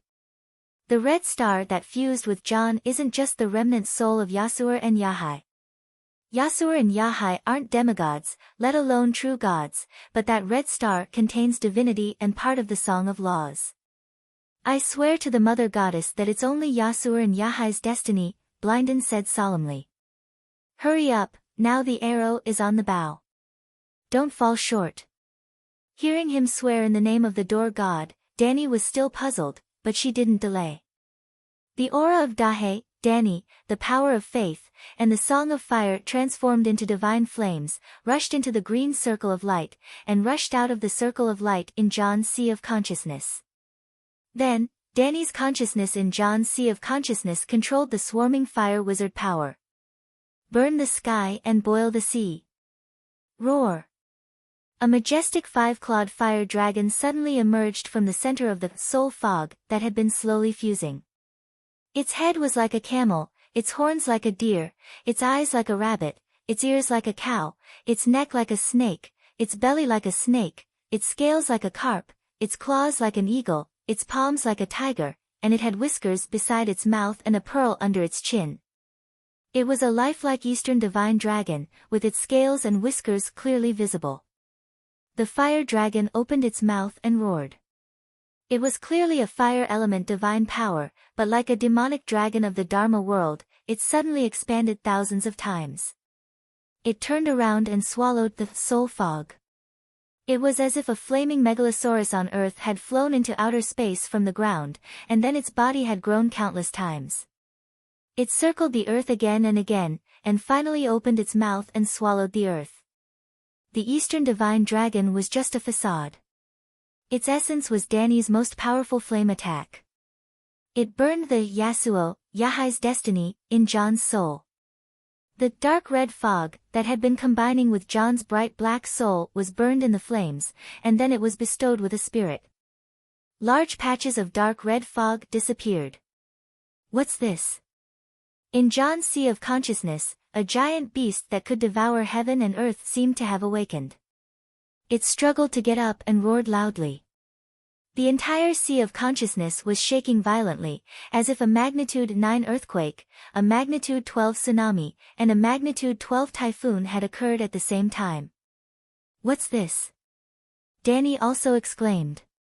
The giant beast had its own independent will, but it clearly did not belong to John. Could it be Yasuo, Yahai? No, that's impossible. This kind of power. Danny's expression changed as a terrifying thought came to her mind. She suddenly turned her head and stared at Blindon, whose expression had also turned serious. She gritted her teeth and said, "Lalo. You tricked me. That's not Yasuo, Yahai's destiny at all. It's a part of Lalo's soul, the soul of a true god. You used me as cannon fodder to fight Lalo head-on. I'm not tricking you." Blindon shook his head lightly and asked, "Who do you think Yasuo, Yahai is?" Who was Yasuo, Yahai? Wasn't he the savior? But Yasuo, Yahai's position in the Red God Church, was almost equivalent to Jesus's position in Christianity. Danny's expression turned ugly. She was sure that she had been tricked. No matter who Yasuo, Yahai was before, the savior must be Lalo. The merit of being the savior belongs to our healer, Brinden said indifferently. I should have thought of that. Danny smiled bitterly. In the binary opposing god system, Lalo and the frost god were eternal enemies. Then, during the first long night, Lalo couldn't have stood by the side and shouted, 666. He must have been involved. This is the Westeros, my kingdom. John's sea of consciousness can only be entered and not exited. As long as you destroy this will, even Lalo himself won't know that you did it, Blindon said. That's a true god. I can't do anything to him. As Lalo's will in the Savior's destiny awakened, Danny's divine fire could no longer burn the soul fog that had turned from dark red to bright red. Instead, her flame divine dragon was like cracked porcelain, falling off layer by layer and crumbling inch by inch. It could not hold on any longer. It's okay. I'm here. I'll help you.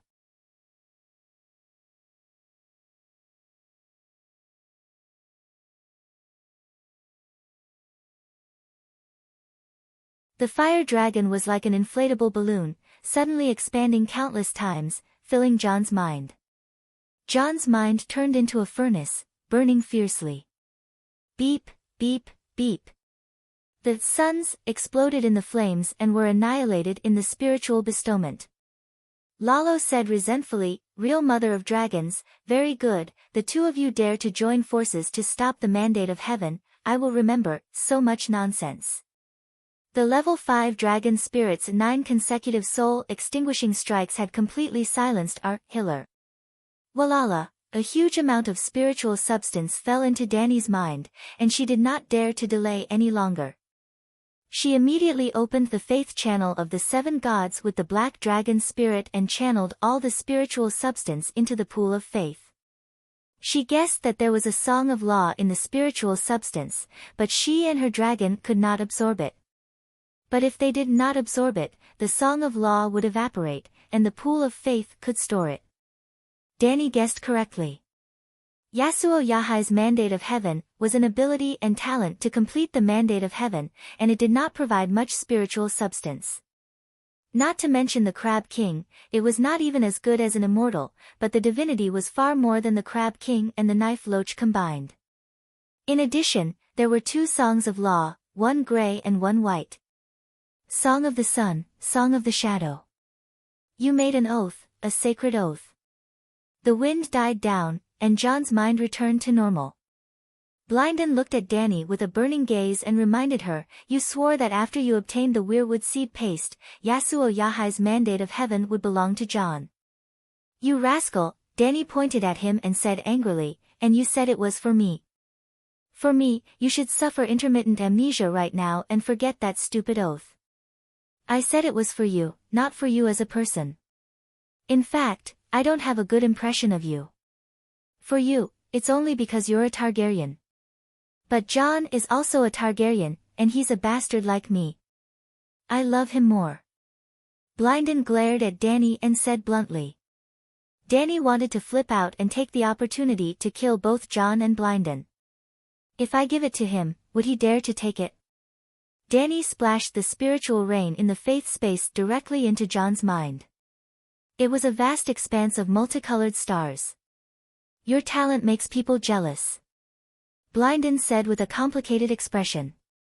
He opened his mouth and sucked all the spiritual rain into his stomach like a whale swallowing water. Danny's expression changed. She lost her sense of the spiritual rain. In terms of control over the power of the soul, even a true god is not as good as a single green prophet, not to mention that we are the collection of the wills of thousands of green prophets over millions of years. Blynden's expression was indifferent as he spat out a green liquid from his mouth. The green liquid rolled into John's bright gray soul. His soul and the transfiguration talent were growing. What is it? Danny asked in surprise. Blynden was in a good mood now that he had succeeded. He explained with a smile, this is the green spring. When ordinary people get it, they can activate the transfiguration talent, green dream controller, and green prophet talent. The green spring has two types, innate and acquired. The spring of nature provided by the mother stream is innate and determines a person's talent. My artificial green spring can only increase a person's talent to the limit.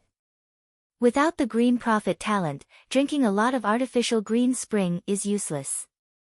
You became a green prophet because you stole the spring of nature from my soul, right? You got what you wanted. Our agreement is over. Danny said indifferently. It's not over. Danny, you have to understand one thing. In the Westeros, nothing can be hidden from the green prophet.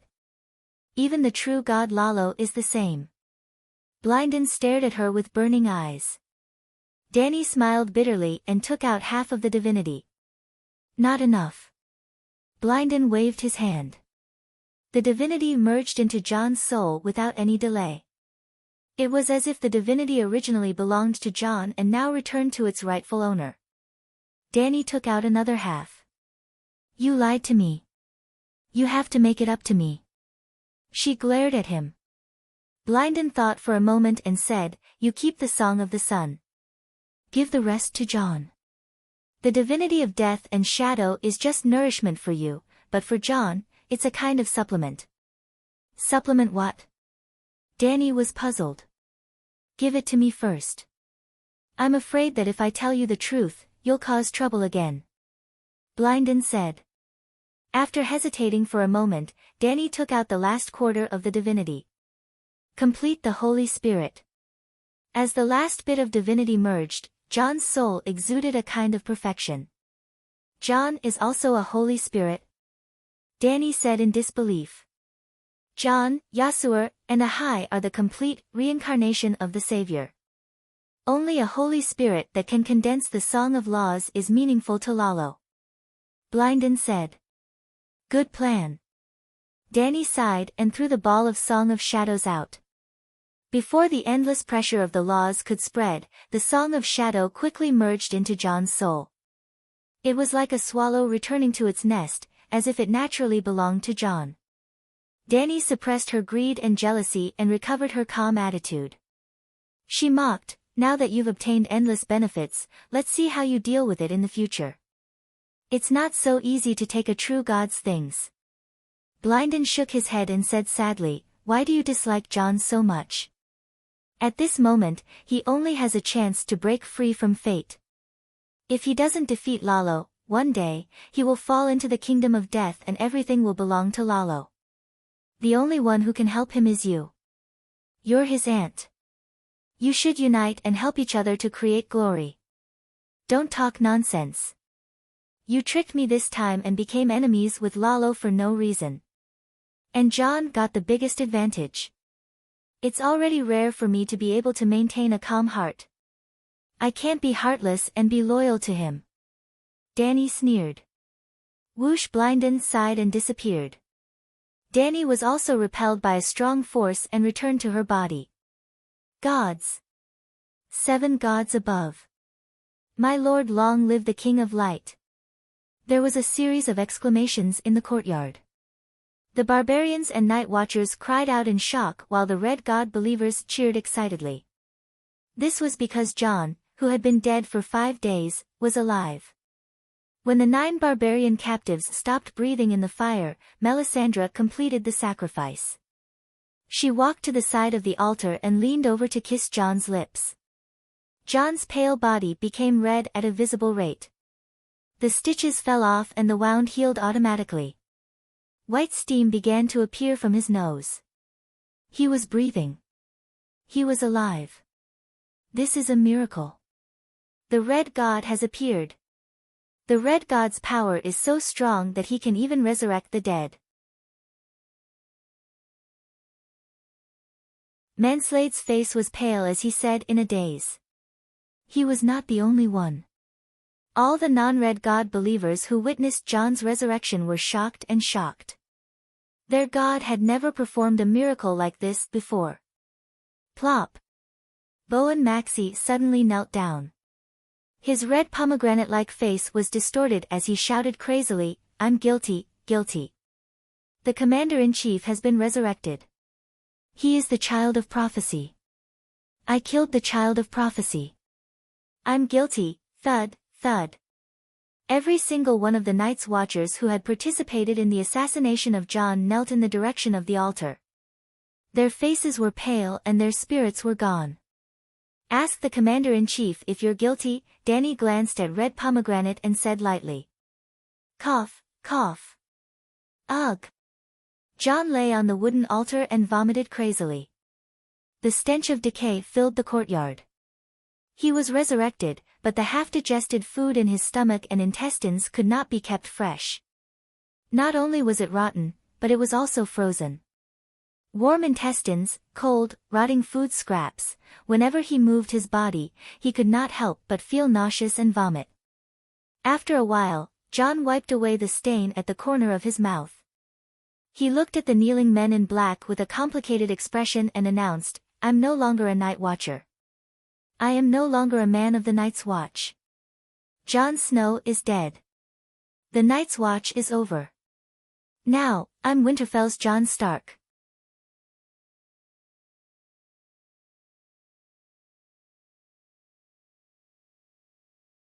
Chapter 588. Jon Stark. The one-armed Tanner's expression changed as he said in a deep voice, "Commander-in-Chief, are you sure? This time, I didn't break my oath." Jon's face was still a little pale. He was naked, but his tone was very firm. Not to mention Robb's last words and Stark's honor and disgrace that he bore, just the fact that he was stabbed to death and beheaded by dozens of night watchers, no matter what reason they had, at least it meant that his authority as commander-in-chief was no longer there, and there was no point in staying at the Great Wall. Red Pomegranate shouted, "Commander-in-chief, please stay. The Great Wall and the Night Watchers can't do without you. You are the savior." He glanced at his kneeling companion and gritted his teeth. "Please stay, Commander-in-Chief. We are willing to take the responsibility of assassinating the Commander-in-Chief and apologize with our lives." Red Pomegranate's ability was a little weak, but his loyalty and love for the Night Watchers was something that few could compare to. He also sincerely put on the black clothes and became a Night Watcher for the glory and responsibility of the Night Watchers. During Elder Bear's time, he loyally assisted Elder Bear. When Elder Bear died, he acted as the commander-in-chief and led the charge against the Weeper without fear of death. It turned out that it was a very wrong decision. Not only did he lose his men, but he also caused the dark castle to be empty, and it was almost taken down by Yegerit's group of barbarians.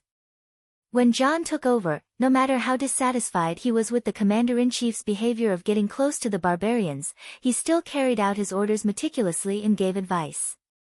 When it came to the fundamental interests of the Night Watchers, he also took the responsibility of breaking his oath and became the leader of the assassination of the commander-in-chief. In the plot of Wandering Power, he glorified red pomegranate. At this time, John's resurrection deeply shocked him like a believer who saw Jesus crawl out of the grave. He believed that John fulfilled the ancient prophecy and would save the world. In order to save the world, he would rather die with the most terrible crime to appease the anger in the commander-in-chief's heart and end the conflict between the commander-in-chief and the Night Watchers. If Barristan was a real knight, then Bowen Maxey was a real man of the Night Watchers. Commander-in-chief, please stay. Commander-in-chief, please stay. 1, 2, 3, more and more Night Watchers began to ask John to stay. There was no doubt that the savior was the best candidate. But then again, Dany wanted to laugh. She suddenly thought of a line from a novel that often appeared in pop-up advertisements: "Please come out of the mountains, Tiger Commander. Chief Maxey, Brothers of the Night Watch." Marshal Wolfe straightened himself up with the support of the wooden plank and faced Red Pomegranate and the kneeling Night Watchers. With a complicated expression, he said, "You are not wrong. You did not break the oath. The one who broke the oath is Jon Snow. As the commander-in-chief of the Night Watchers, I was blinded by my family's grudge and did something extremely wrong and stupid." The commander-in-chief had taken the lead in breaking the oath at this critical moment, and the consequences were severe. Thinking about it now, I couldn't help but sweat profusely, regret, and fear. But the past is the past, Jon Snow is the past, now I have to be Jon Stark. For my father, for my brother Robb, for all those who died at the hands of Bolton. It was also for the upcoming long night. To resist foreign aggression, one must first pacify internal affairs. After I quell the unrest and take back Winterfell. I swear, the northern region will not only not hinder the Night Watch, but will also become the Night Watch's rear. I will use the power of the northern region to support the Great Wall. The Wu here was more rational and principled than the one in Wandering Power. After the Wu was resurrected, he announced his resignation after executing the person who assassinated him. Hearing Wu's words, which were very reasonable, the Night Watchers no longer shouted, "Please stay, Marshal Wolfe." Dany didn't care about Wu's departure. She had been observing the red-robed woman Melisandre. It was strange. Lalo's face was covered in blood, and he suffered a double loss, but the first priestess of the Red God had a gratified smile on her face. She was happy for Wu's resurrection and for the Red God's miracle to be publicized. Suddenly, Dany understood. Aunt May couldn't contact Lalo at all times. She even doubted whether Lalo could communicate directly with the believers. After Wu washed up and changed his clothes, Dany was ready to leave. But before she left, Dany had a question for the red-nosed old doctor to answer. Did Rickard Stark and his scholar, Villis, have any thoughts of rebelling? She tried to enter the trees again, but this time, it was very difficult for her to enter. She couldn't swim smoothly at all.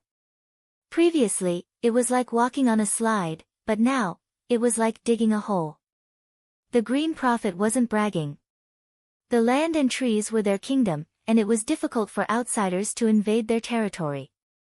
She had no choice but to look for Barristan. The red-nosed old man was shocked and said with a serious expression, "If this is true, the impact on the scholar will be more serious than the blood dragon dance. If the scholar encourages the lords to rebel against the king, no nobles will trust the scholar anymore." "Is it true?" Dany asked. "I don't know." Barristan shook his head and said, "Regardless of whether it is true or not, the scholar who planned this wouldn't tell other unrelated people, and it wouldn't be recorded. Only the person involved knows." "Villis is dead, right?" "Yes, not long after Duke Rickard died, After thinking carefully, the red-nosed doctor said in surprise, the alliance of the wolf, fish, eagle, and deer families was really organized by Duke Ricard. 10 years before the War of the Usurpers, Ricard sent his second son to Arryn Valley to be Jon Arryn's adopted son. 3 years later, Blindon was engaged to the eldest daughter of the Tully family. Almost the same year, Robert and Lyanna were engaged. There were still 7 years before the War of the Usurpers. The power of this alliance is no longer to protect themselves under the tyranny of the Mad King.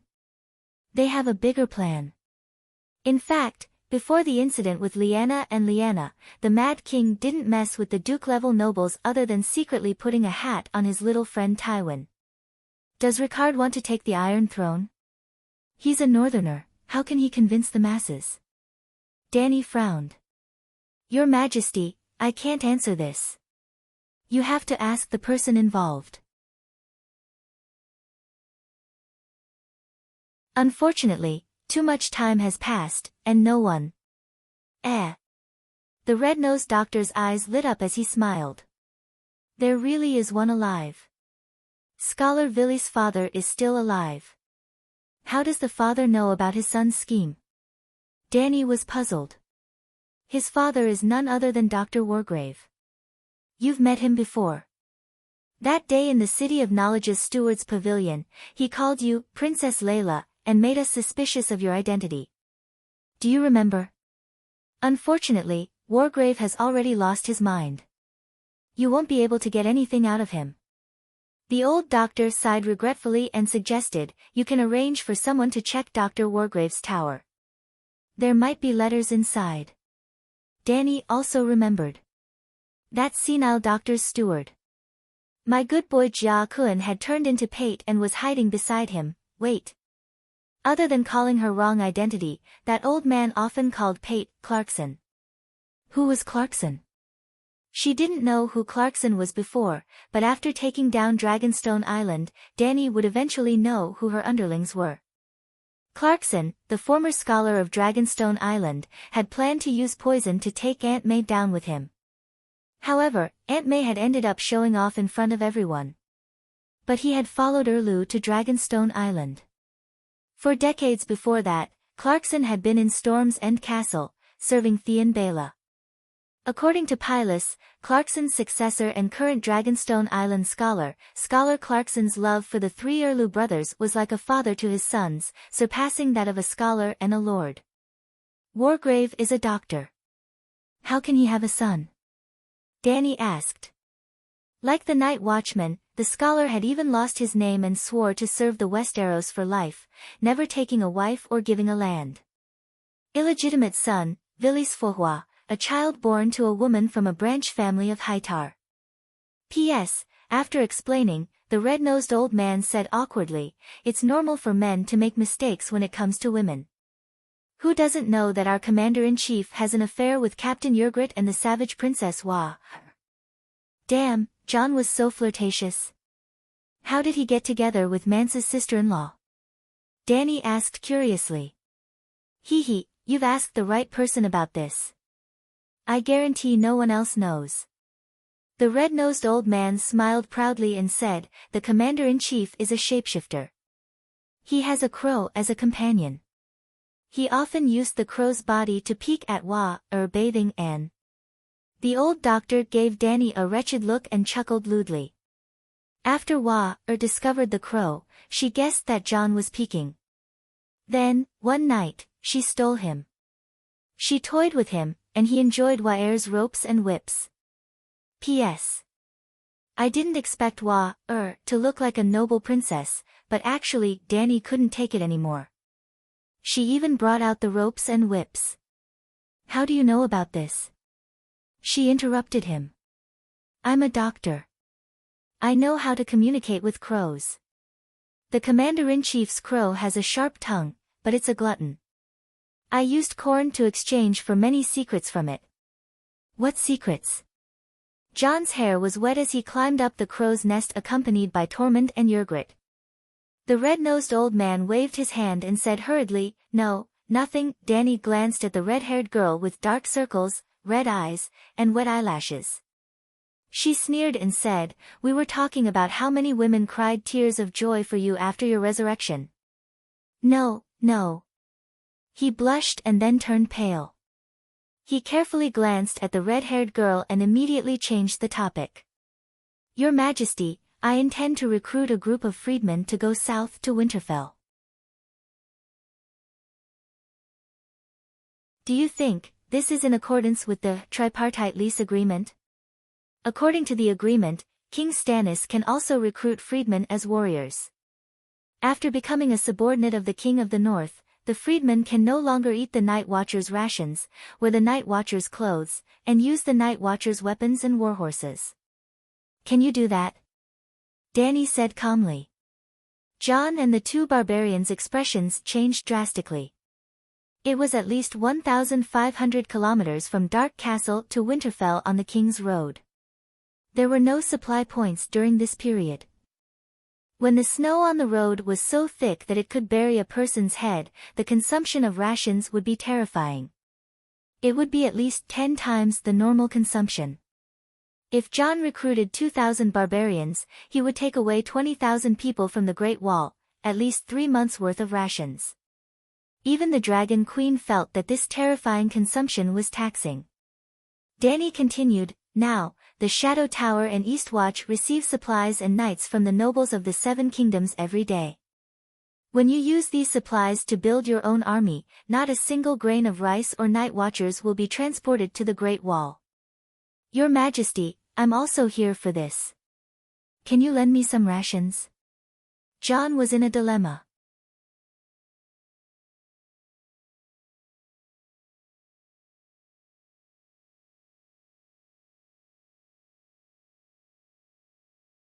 "Cora, you're good. I'm relieved. Stay at the Great Wall." Big Bear had regained his glory and was living well. Elder Crow did not want to leave with his son. Well, Elder Bear had left his last words. He asked Sam to inform Big Bear, "I forgive you. Come back and put on the black clothes." Obviously, the White Knights were much more honorable than the Night Watchers. When Dany returned to the courtyard and was about to leave on the dragon, she was surprised to see Erlu's ugly daughter talking to Dahe. "I'm almost 12 years old. How old are you this year?" "Although I'm not even 4 years old, I'm already a dragon god." Dahe's voice was like an old bull. He was not speaking Eastern Dragon language, but Westeros. In fact, he was more fluent in Westeros than Eastern Dragon language. This was because other than Dany, he had never heard Eastern Dragon language in other people's daily conversations. "Wow, Dragon God!" Shireen cried out in surprise. Then she asked in confusion, "What's a Dragon God?" "Dragon God is the 7 gods. It's the Red God." Dahe did not understand half of it himself. "Dahe, what are you doing?" Dany entered the dragon's spirit and asked in surprise. "What?" Dahe was stunned. "Why are you so enthusiastic about that little girl?" Dany asked curiously. "Shireen." Dahe was silent for a moment and said, "She's a little like you." Dany's face darkened.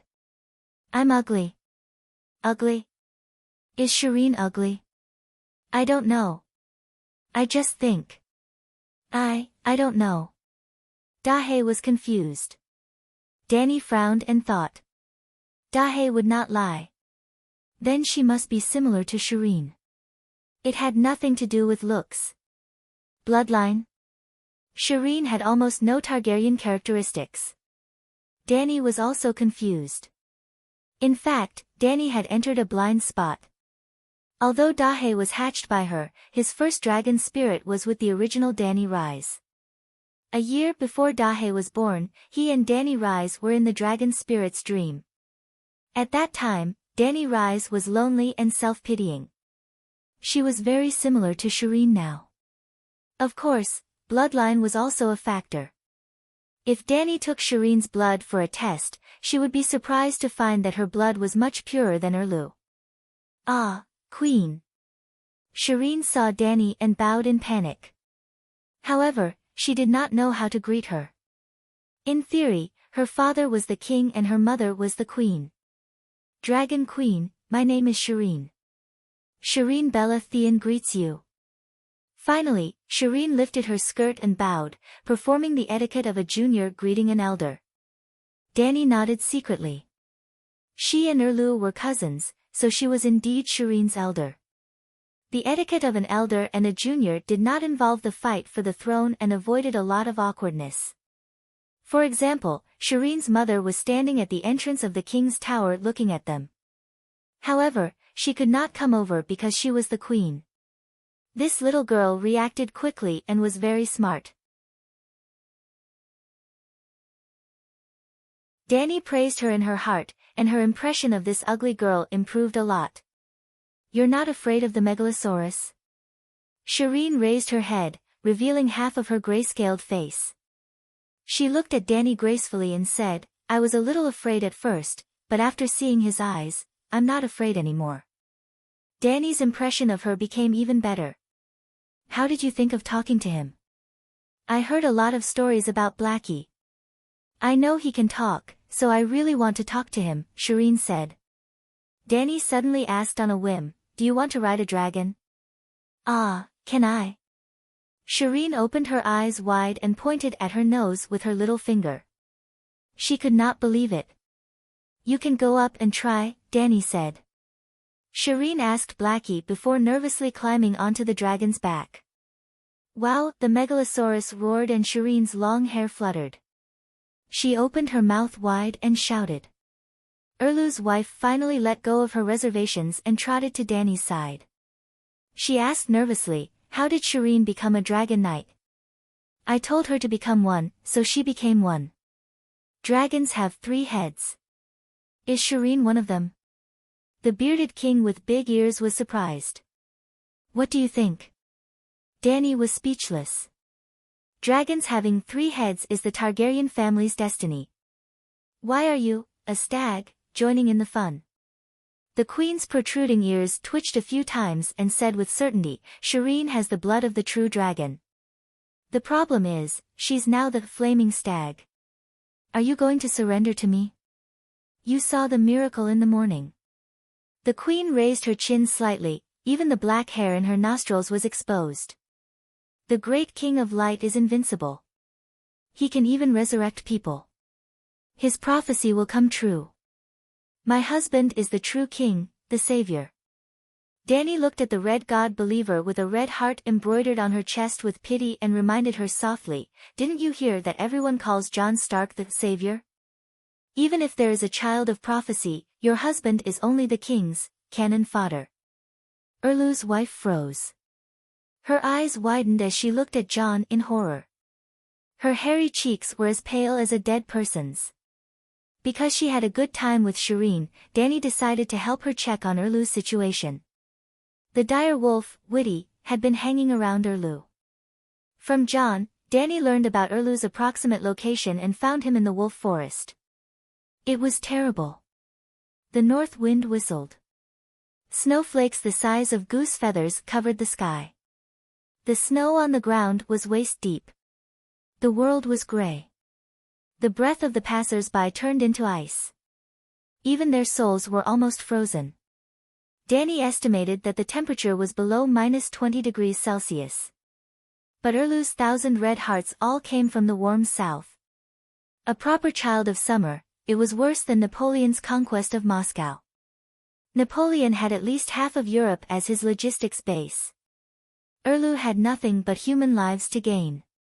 If Yuluen had not let go of Karlin Bay, Erlu would have had a chance to succeed with Wu's help. Because the elite soldiers of the Northern Territory had been taken away by Robb, Winterfell only had 2,000 to 3,000 defenders who looked united but were actually divided. But Roose Bolton's return not only brought back a large number of veterans, but also calmed the people of the Northern Territory. Erlu was trapped in the Wolf Forest, unable to advance or retreat. There was a 500-kilometer-wide forest from Deepwood Castle to Winterfell. The people of the Northern Territory called it the Wolf Forest. If they retreated, there was nowhere to retreat. If they advanced, there were more than 10,000 Northern Territory soldiers in Winterfell waiting for them. If not for the black smoke rising from Erlu's camp, Danny would not have been able to find his camp. It was completely covered in snow, a vast expanse of white.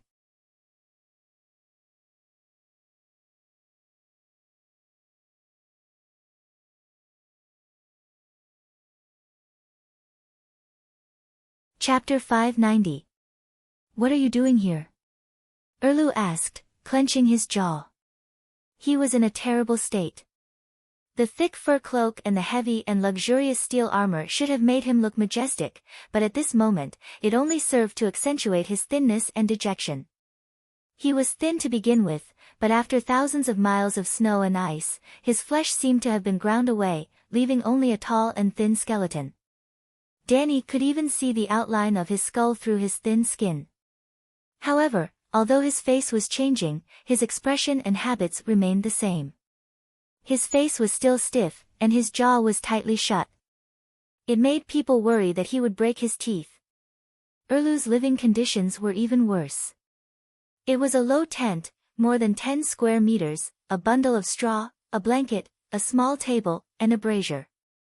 It was cold and damp, and there was a strange smell of mold and urine mixed together. Fortunately, Danny did not need to enter his tent. She stood in the snow at the entrance of Erlu's tent. She looked around and saw many people looking around in surprise. I was just passing by. My white knight wants to meet his family, the Mormons. Then she asked, Jon Snow is dead. Do you know? Erlu's pupils contracted. He said in disbelief, dead?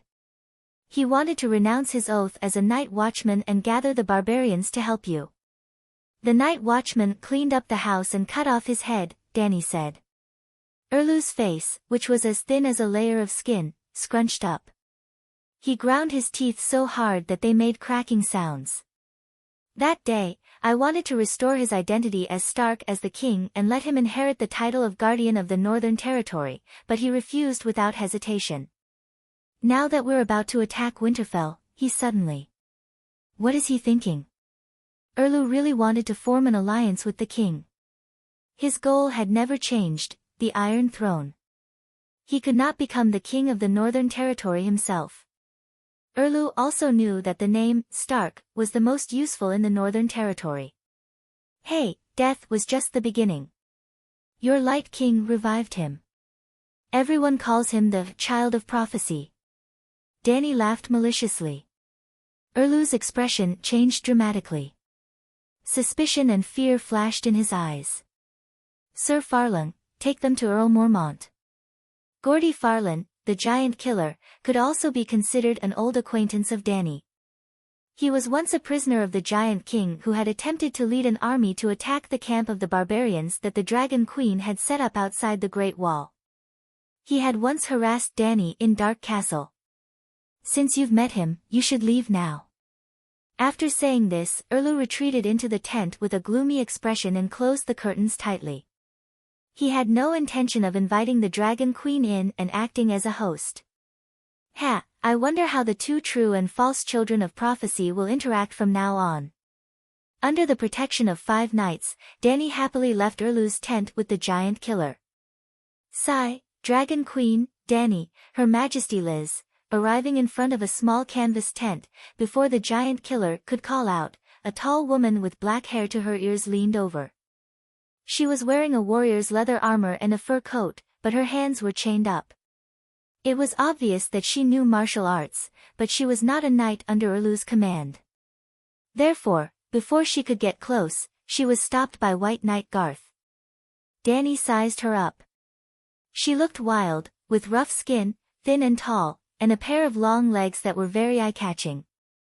They were straight and slender, firm and strong, and could be compared to her own. You are, Danny was just about to ask when a bear-like short and strong woman came out of the tent. She howled, Cora, and strode over. It was a short and stocky woman with big hands and feet. Danny knew that she was Ursa's cousin, Elisa Mormont. It was said that her nickname was She-Bear. Her personality was as tough as her appearance. She was only 20 years old and already had a 9-year-old daughter. Most importantly, she did not know who the father of the child was, Elisa. Ursa was also very excited and took the initiative to welcome her. The cousins hugged each other and howled excitedly. They were like two bears who had found a hive. Cora, where did you come from? Elisa rubbed her red eyes and stared at her cousin in confusion. What are you dressed up like? It looks so gorgeous. Did you get rich? Is your wife back? Cora looked around awkwardly and puffed out his chest to let his cousin see the white knight emblem on his chest. He said proudly, I'm a white knight, Danny Liz's white knight. White knights did not need a wife. Danny Liz. Her Majesty, which Her Majesty is it? The short woman asked blankly. Bear Island was too remote.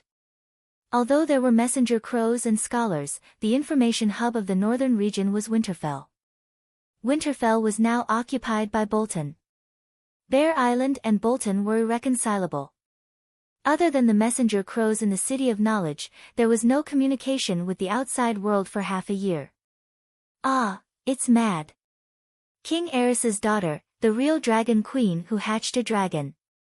The long-legged girl looked at Danny and explained to She-Bear. Oh, it's the dragon queen. She-Bear Elisa bowed to Danny reluctantly and pulled the big bear aside to whisper. The short-haired girl broke free from Garth's restraint and walked to Danny. Your Majesty, I'm Asha, the daughter of Balon Greyjoy of the Iron Islands. I'm also the true successor of the Iron Islands Seastone position. Hello, Asha. What can I do for you? Danny asked directly.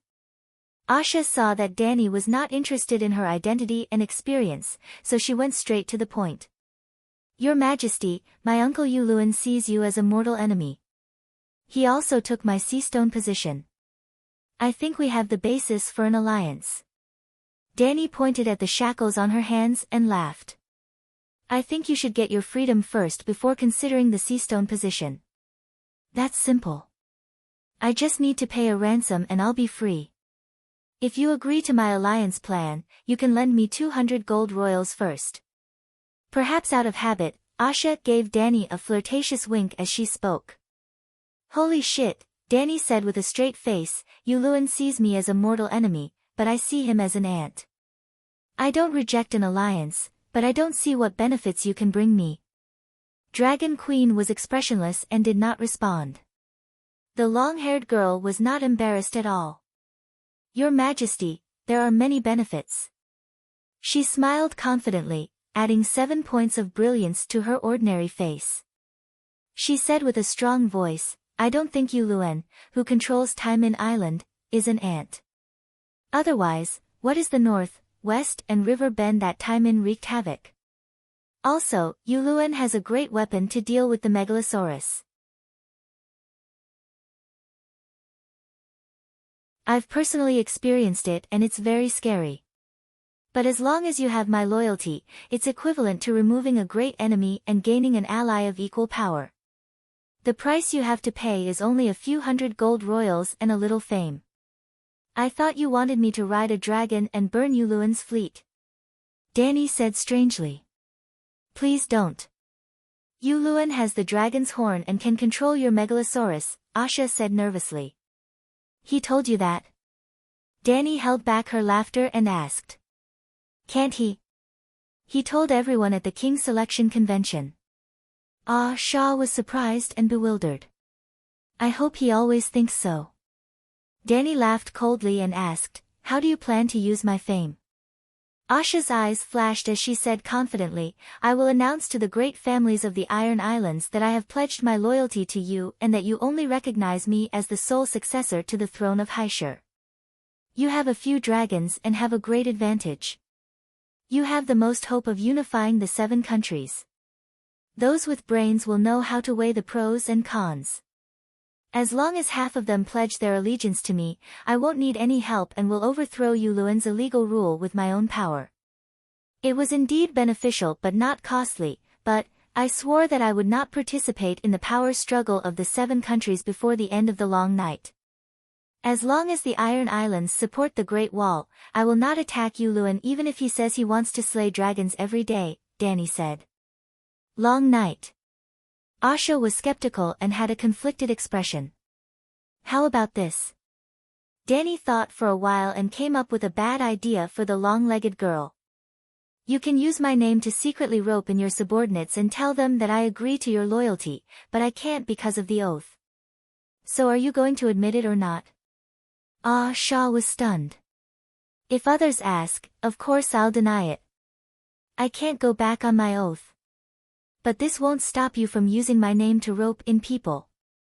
Others can deceive people by fabricating something out of nothing. This is much better than fabricating something out of nothing, Danny said matter-of-factly. The shrewd and capable Asha was stunned. Bear Island doesn't know any other king other than the King of the North. Our king's surname is Stark. I pledge my allegiance to Stannis only because he can avenge Stark, the she-bear said loudly. Danny had killed the conversation, but Korra's emotions were stirred up. The Great Bear's eyes were red as he said, I want you to return to Bear Island, not to stop you from avenging Stark, but because I don't want you to die for nothing. You only have 3,000 wounded soldiers and don't even have food supplies. Bolton, on the other hand, has 10,000 fully armed veterans relying on the tall walls of Winterfell. In this battle, other than Her Majesty the Queen, anyone who fights will lose. Why don't you return to Bear Island first and wait for Jon to Snow? You probably don't know yet, but Id's illegitimate son has left the Night Watch and changed his surname to Stark. He's Robb's designated successor. Your mother Melji isn't dead either. She's a guest at Neck Marsh with Robb's declaration of his successor. You can wait for Jon to mobilize his troops. His rallying power isn't something Stannis can compare to. When the Northern warlords respond, Bear Island will join in. At that time, even if we lose, we can at least fight back and die a worthy death. Unlike now, we can't even last one wave. Hey, Bear Island boy, what do you mean?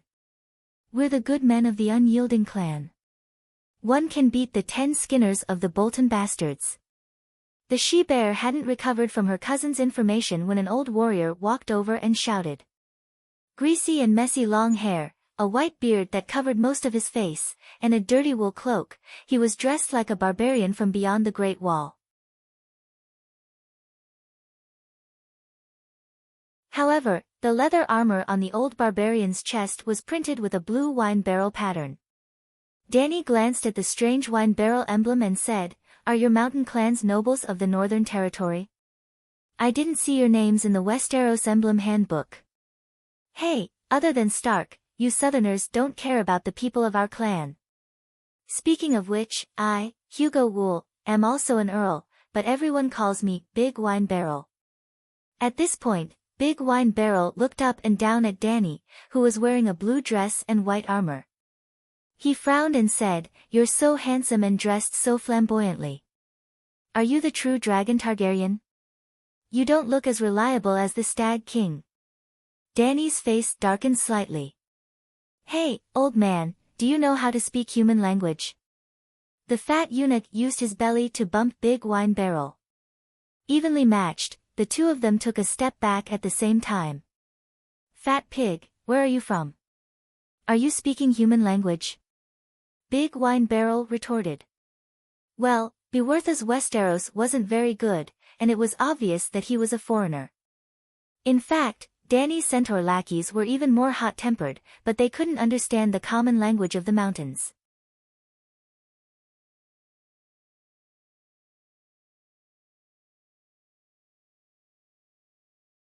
Chapter 591. Danny gave him a look, and Garth immediately went forward to pull away Beevos, who was arguing with the savage. Old man, when I single-handedly killed dozens of deviant ghosts at the Great Wall, you were still snoring in some mountain. Words are like the wind, unless you can prove yourself. Big Wine Barrel rolled his eyes and said. How can I prove it? Danny rolled her eyes and smiled meaningfully. Unruly people come from barren hills and turbulent waters. This simple and honest-looking old savage had been making a fuss for half a day just to provoke him. As expected, Big Wine Barrel waved his hand nonchalantly and pointed to the east, saying, Winterfell is just 100 miles away. Roose Bolton's pale body is definitely not as sturdy as a deviant ghost. If you ride a dragon and spray him to death, I'll admit your bravery. After saying that, he slanted his eyes to the corner of his eyes and secretly glanced at the Dragon Queen. Who knew that the Dragon Queen was also looking over with a smile?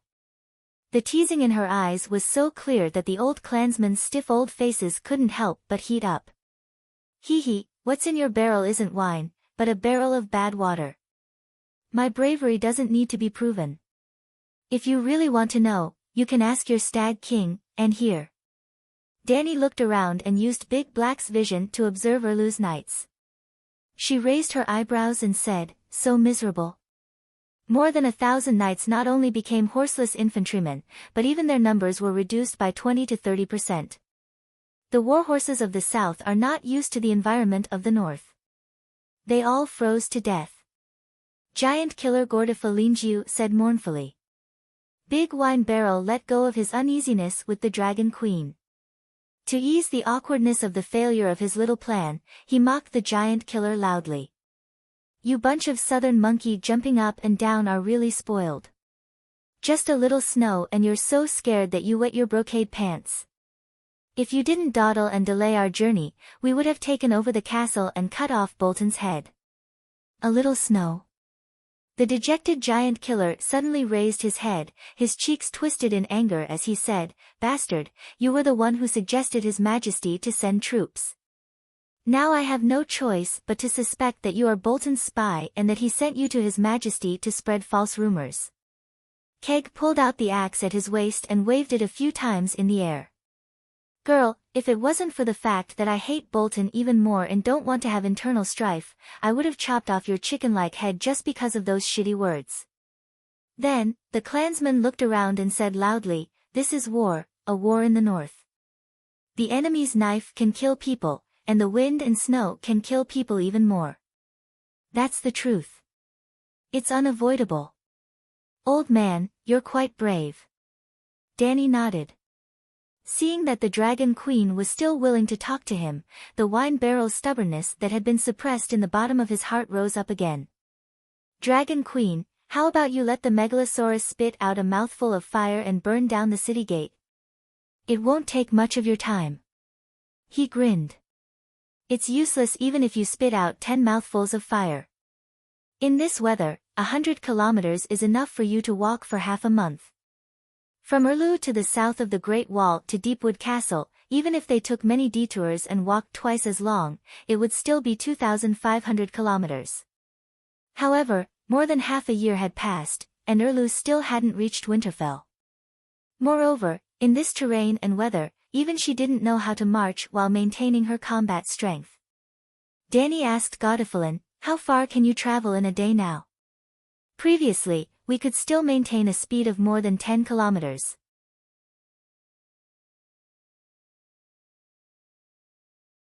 Now, the snow is getting heavier and heavier, and almost all the warhorses have died. Sometimes, it's 4 or 5 kilometers a day, sometimes it's only 1 or 2 kilometers. The Giant Killer sighed. Dany looked around at the haggard and exhausted knights and sighed. Let's retreat. There's no way to fight this war. Hearing this, the Giant Killer perked up and said coldly, the further we retreat, the lower our morale, and the faster we die.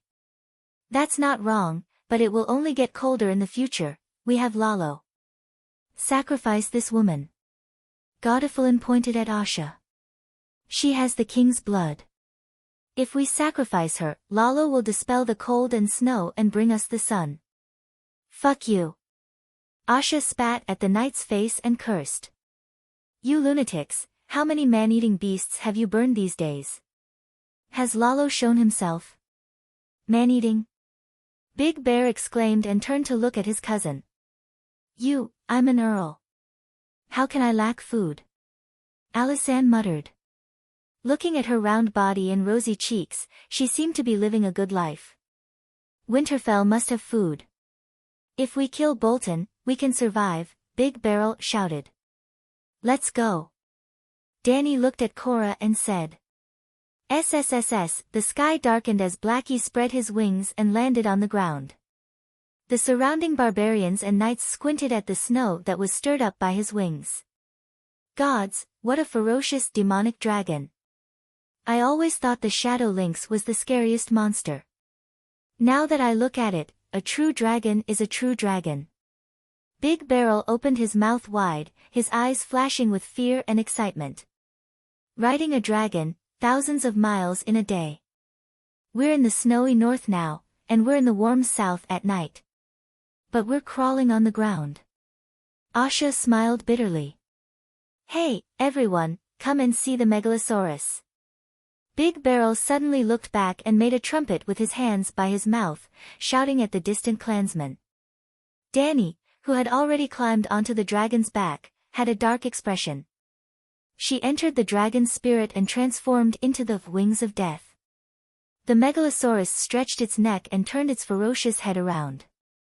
It was almost in front of Big Barrel. Old man, what do you want to see?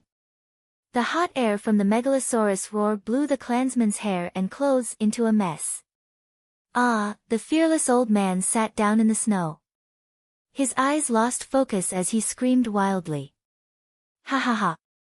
Danny laughed and took off the dragon bone steel dagger from her waist. She threw it to Asha. It's fate that we met. I'll give you this dagger. Maybe you can use it to redeem your freedom from Stannis. With that, she rode the dragon and rushed into the sky, leaving behind the barbarians who were screaming and the sea monster woman who was stunned.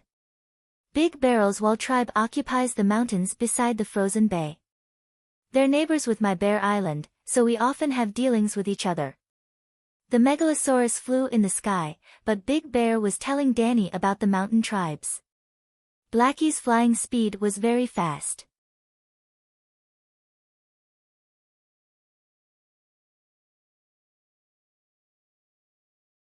Blackie circled around and flew back to the carriage, landing beside the most luxurious carriage with the most knights. 7 gods above, your majesty is really on the dragon's back.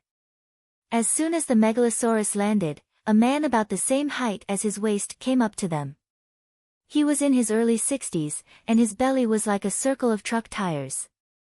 His fingers were as thick as sausages, and because he was too fat, he had to be supported by 2 attendants when he walked. However, the fat count looked kind, and he had a sincere smile on his face, which made him seem very amiable. Danny saw that there were oil stains on his palms, lips, and beard, as if he had been chewing on pork trotters. Jumping off the dragon's back, Danny took off her helmet and accepted the salute of Lord Eel and his knights. Then, she asked, Count Mandler, what did you call me for? The fat count was also observing the legendary dragon queen with narrowed eyes.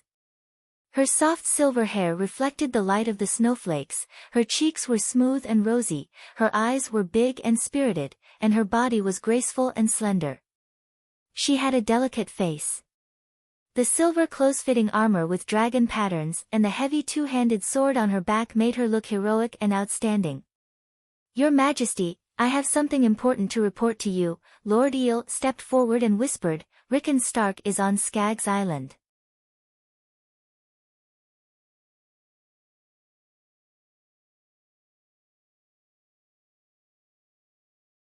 Chapter 592. Rickon Stark. Danny was confused for a moment. She was confused about the unfamiliar name, as well as Lord Eel's intention in saying that. Compared to Bran, Arya, Sansa, and Robb, Rickon, the 5th son of the House of Stark, had a presence that was as small as his age. In Game of Thrones, other than the scene where he was shot to death by Skinner, which made people sigh at his clumsy positioning, he did not leave any impression on the audience. Even in this real world, it was even worse. He almost never appeared. The 3rd son of Duke Eddard Stark, Rickon Stark. He was only 6 years old a few years ago.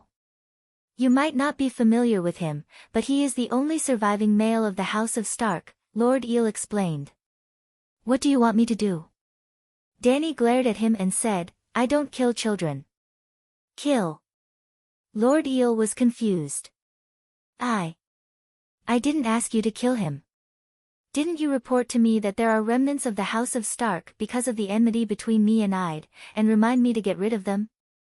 Dany said strangely. Ah. Lord Eel's fat face twisted. Your Majesty, you are magnanimous, righteous, and just. Why would I think that you? You did not kill Stannis, Jon Snow, nor did you burn down the King's Landing. You even let Lady Catelyn go.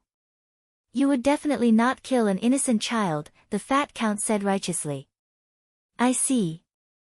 You are in cahoots with Madame Stoneheart. Dany was enlightened. Madame Stoneheart knew that the Dragon Queen had no ill intentions towards Rickon, which was why Lord Eel revealed Rickon's location the moment they met. At the same time, Dany also understood that the fat man did not betray Stark. He was a spy by Bolton's side. I'm also very surprised. I didn't expect that you would be resurrected by the Light King. She even said that you're a righteous and noble queen who abhors evil. That's why I chased after your dragon with all my might. I beg you to uphold justice for Duke Stark. Lord Eel looked at Dany expectantly. Are you sure Madame Stoneheart said good things about me? The last time I saw her, she was almost possessed. She trampled on the guests' rights and betrayed them. She even wanted to kill me. Dany said suspiciously. Lord Eel was stunned. He did not expect the Dragon Queen to have such an evaluation of the kind and pitiful Duchess. I swear to the 7 gods, to Lalo, and to the old gods that I have not spoken a single lie, he raised his hand and swore. Could it be that you met a fake Madame Stoneheart? Dany asked in surprise. How could I have mistaken my master for someone else? Lord Eel straightened his neck, his fat face flushed red. Is there a scar on her face? Dany asked. Yes, there are terrible scars. Lord Eel heard this and his eyes turned red. He howled in grief and anger, Gods, what did Fry and those bastards do to her? He said this as if Fry had really done something to her. After complaining in her heart, Dany asked again, what else did Madame Stoneheart say about me? Lord Eel thought for a moment and said, your black dragon drew a picture for Jon Snow and predicted the Red Wedding. It really was Madame Stoneheart, but she seemed to have changed, or was she in disguise? With a plan in mind, Dany asked with interest, has Jon Snow and the Ginkgo Maiden returned to White Harbor? No. Lord Eel's kind face became twisted again, the rebellion of the 4 kings, the 7 kingdoms in chaos, the thunderlands of the 3 Sisters Archipelago restored the ancient road, and the Ginkgo Maiden was almost at our doorstep, but it was ruined by those bastards. The 3 Sisters Archipelago was at the entrance of the bay where White Harbor was located. It was Earl Thunderland's fief. The same ancient road as Tywin. They robbed the Ginkgo Maiden? Dany asked. No, they are even more despicable. The 3 Sisters Archipelago is on the main road to White Harbor, and many merchant ships pass by there.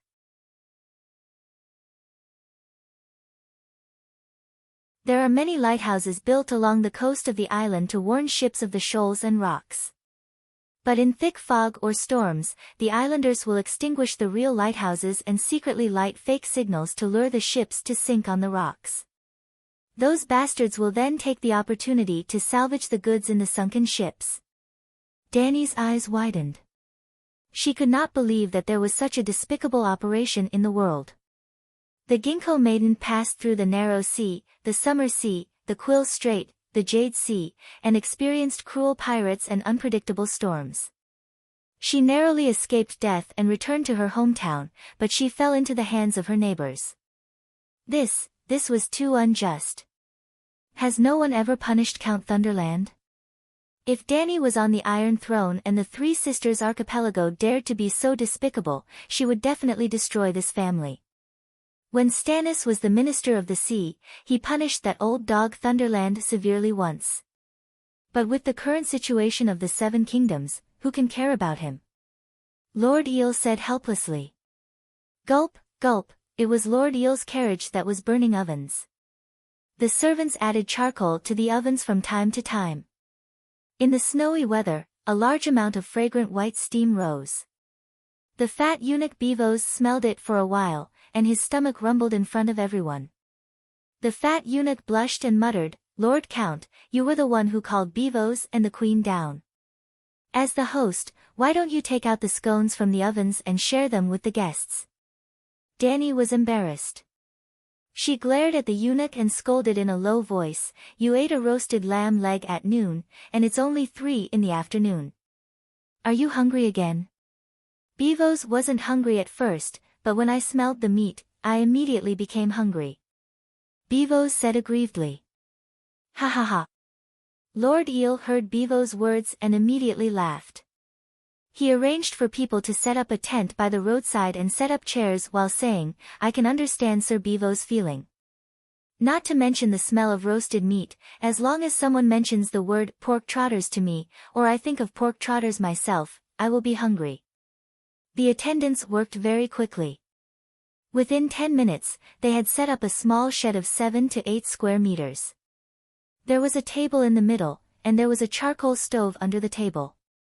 On the table, there was a steaming lamprey pie, roasted goat ribs, oily and fragrant pig trotters, steamed crabs the size of bowls, cleaned oysters, fried cod fillets sprinkled with shallots and pepper, wine, liqueur, brandy. Don't doubt, these were all directly brought out, not baked on the spot. In Lord Eel, Dany saw the extravagant style of the top aristocrats of Westeros who were not inferior to the slave owners of Guise. This carriage had about 60 carriages, 300 riders, and 200 servants including the coachman.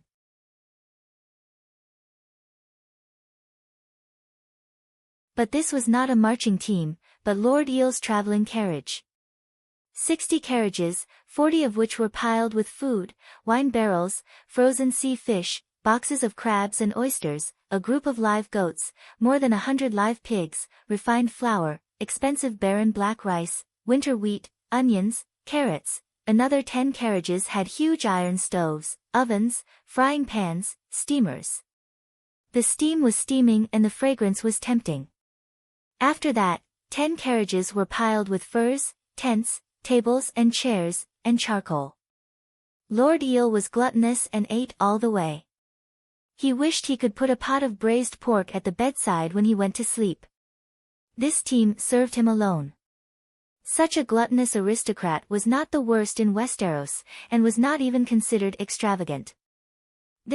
No wonder Tyrion had no interest in liberating the slaves. In truth, a Westeros without slavery was no better than Slavers' Bay in the past. However, the new slave bay under her rule must be different. Dany gathered her thoughts and asked, "Since Madame Stoneheart came to find you, didn't she come up with a plan for revenge?" "Madame's plan is to wait for the King's Landing to fall into chaos so that the Iron Throne will not have time to care about the North. Of course, we know your oath, and it is not for you to attack the King's Landing. Actually, the power of the Iron Throne is unable to reach the Northern Territory. As long as I welcome Duke Rickon back to White Harbor, I will be able to gather 5,000 elites to serve him. With the support of 7 to 8 counts such as Bear Island, Mormont, Hearth Castle, Amber, Torrhen City, Torrhen, and the people of Morneck, it is not impossible to take down the renegade Bolton. As long as Bolton is overthrown and the North regains its stability, the nobles of the North will unite under Stark's leadership. Even if Lannister leads the other 6 kingdoms to attack, they will not be able to cross Carlin Bay." Lord Eel was smart. He knew that hiding the truth would only make the Dragon Queen unhappy, so he did not hesitate and told her everything about his plan with Madame Stoneheart. Dany nodded inwardly. If not for the long night, the North might have been able to survive. "If that is the case, how do you want me to uphold justice?" she asked. "Your Majesty, our request is not only to restore Stark's rule," Lord Eel said meaningfully. "What do you want?" "Revenge." Lord Eel's chin trembled as he said with vigor. Dany raised her eyebrows. "Your revenge has something to do with me. Your Majesty, we have a common enemy. No matter how arrogant we are, we will not rely on our own strength to defeat Ruth Bolton, Wald Fry, Lannister and Tyrell." "Aren't you contradicting yourself?" You know that I will not participate in the war between the 7 kingdoms before the end of the long night, yet you still want me to form an alliance. Dany frowned. Lord Eel shook his head. No, revenge is not urgent. The aftermath of the rebellion of the 4 princes is too great, and the north also needs to recuperate. If you agree, when summer comes, we will launch a pincer attack. The north will go south to Neck, and you will land from the king's domain. After overthrowing Lannister, the Iron Throne will belong to you. We only want independence, the north will be independent. We will complete our revenge, and you will get the Iron Throne without sacrificing anything. It is a win-win situation. Garth was shocked and angry. You want to split the 7 kingdoms? Lord Eel said with a complicated expression, Sir, think about it. What will the alliance of the 7 kingdoms bring to the north? Only pain and humiliation. The power games of the Southerners are too dangerous. We do not want to participate, nor do we have the ability to. The north also cannot bring much tax to the Iron Throne. It is better to part on good terms. Count, you are very honest, Dany said.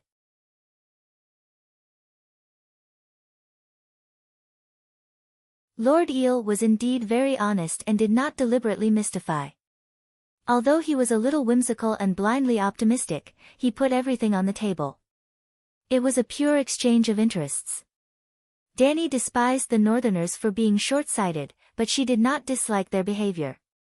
In principle, I agree to form an alliance with you.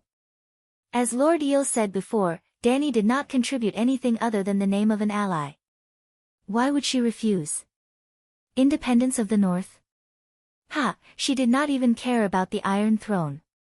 Why would she care about the North where the mountains are poor and the rivers are evil? But there are 2 problems that need to be solved in advance. Lord Eel hurriedly asked, what is it? The long night and the other ghosts?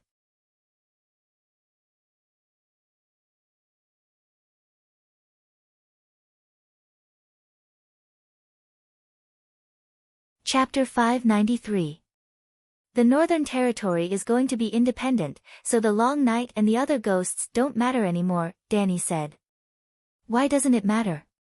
Lord Eel was confused. Will you care if Braavos is taken over by the other ghosts? Dany asked.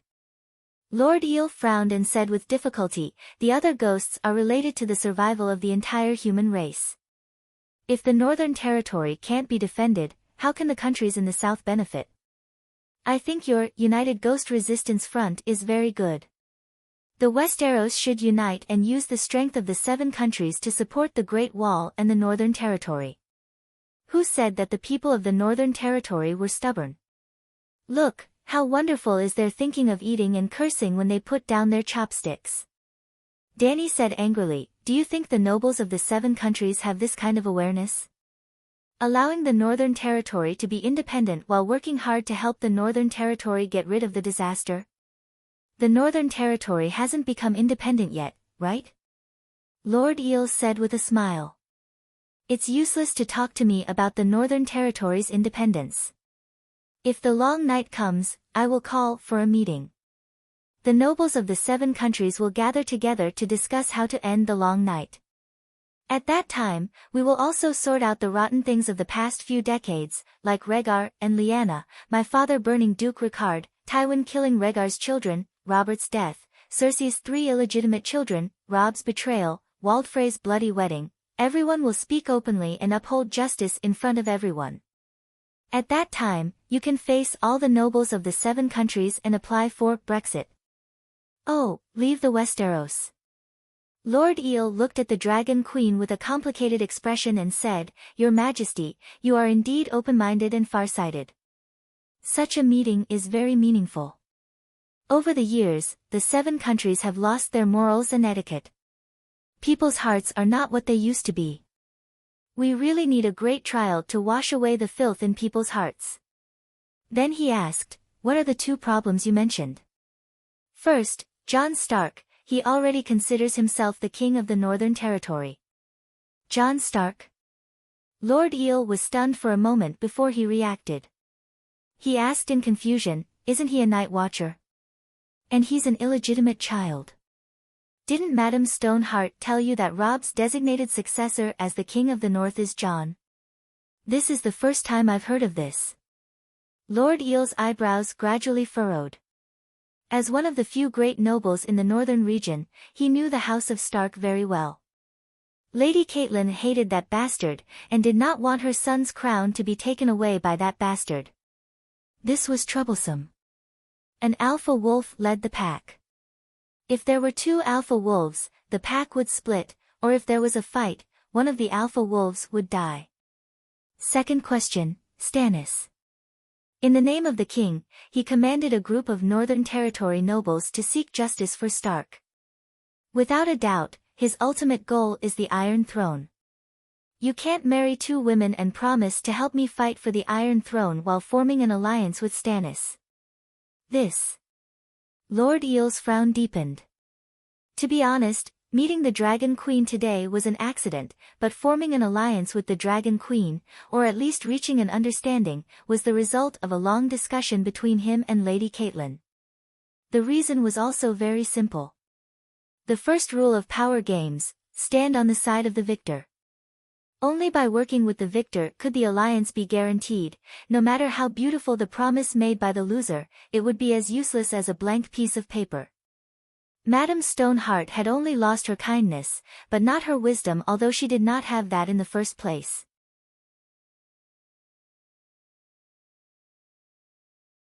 So, that time in the cave, when she failed to kill the Dragon Queen and the Dragon Queen let her go, she understood two things. The Dragon Queen was very strong and could not be defeated. The Dragon Queen was very simple and honest, and did not have any ill intentions towards her and her child as she thought. The Dragon Queen was strong, which meant that she had the highest chance of obtaining the Iron Throne. The Dragon Queen was simple and honest, and working with her would not lead to trouble.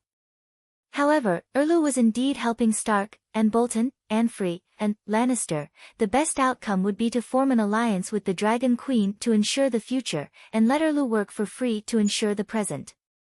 However, Erlu was neither stupid nor simple.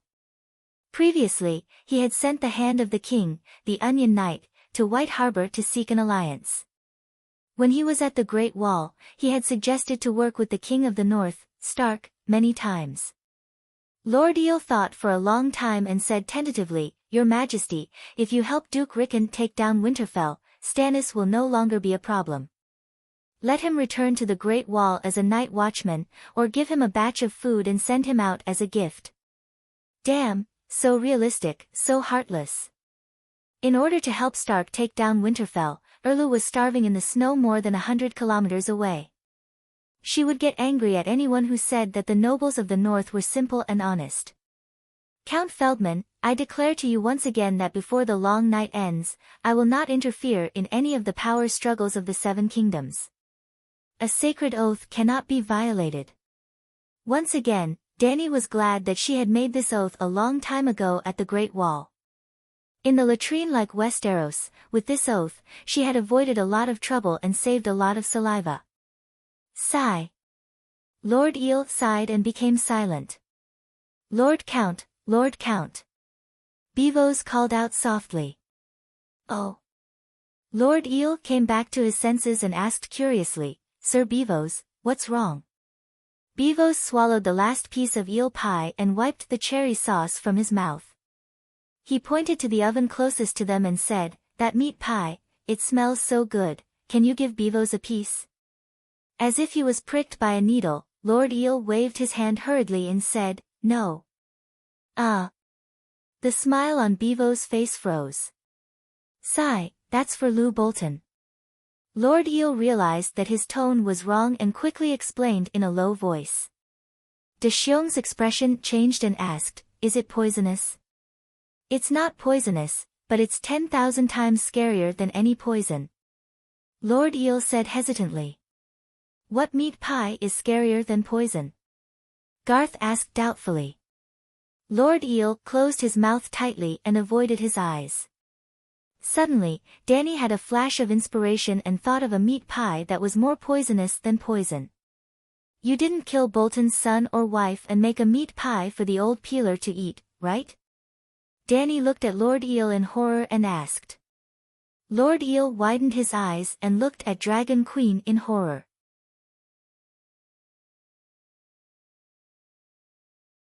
Seven gods above. The knights looked at Lord Eel in horror. No, no, Lord Eel waved his hand, I want to, but, sigh, that's about it. Finally, Lord Eel gave up struggling and said honestly, that's right, it's a meat pie. It's a wedding gift for Ramus Bolton. Her Majesty the Queen is my guest, I can't give you a meat pie. 7 levels of hell. Bewertha's stomach started to turn. There's a hand scratching Bewertha's throat, someone wants to crawl out of Bewertha's stomach, the fat eunuch said pitifully with a pale face. Danny started to rejoice. In this cold weather, she really couldn't eat greasy food and only drank a few cups of warm wine. Whose pie? She asked. It's made from the meat of Rieger, Simon, and Jerry, the Fry pie. Lord Eel's eyes were cold and he growled, Wade Fry violated the guests' rights and killed my lord and many nobles in the Northern Territory. I want revenge, I want the Frays to eat their own children's meat like the rat chef.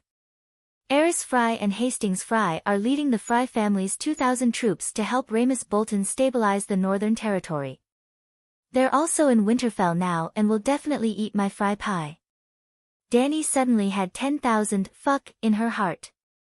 It was because of Lord Eel's ruthlessness, savagery, and loyalty, and also because Eris ate Rieger's meat pie. There are too many uncertainties about the alliance, but I personally don't oppose the independence of the Northern Territory, as long as you can convince the other nobles in the Great Council.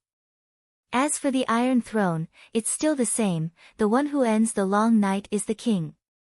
Count, don't doubt, the long night is really coming. The Fry pie was too scary, and there was also a burst of fragrance.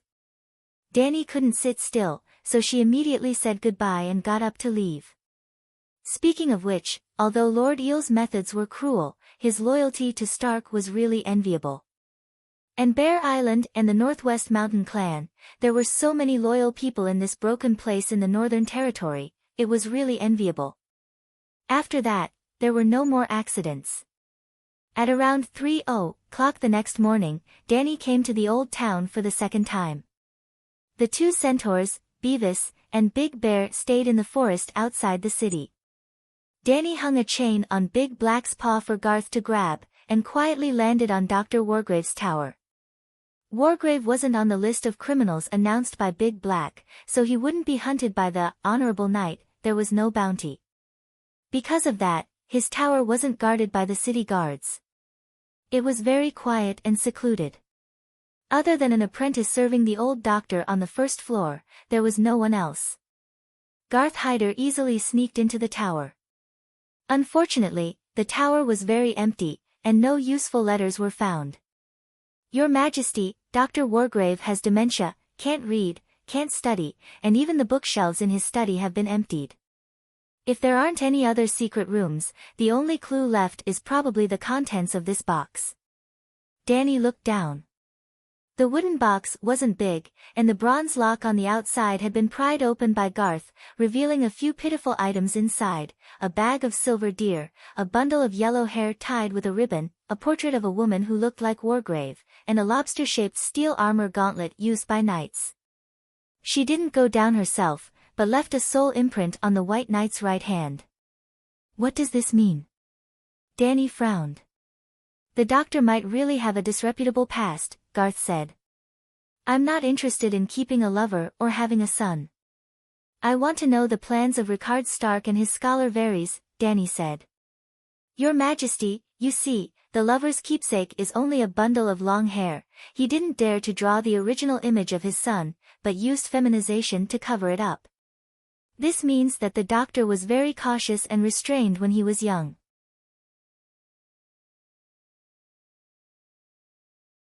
Finally, Garth concluded, if Rickard and Varys were really plotting something, he would never leave something as deadly as a letter behind.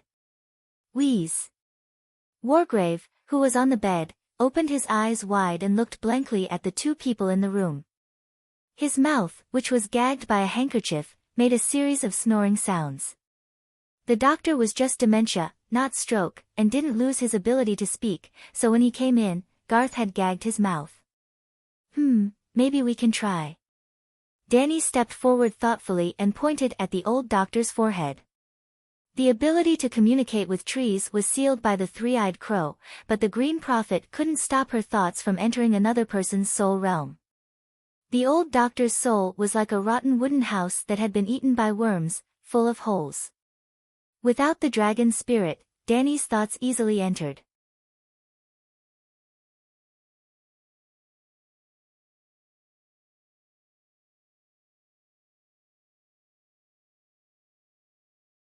Chapter 594.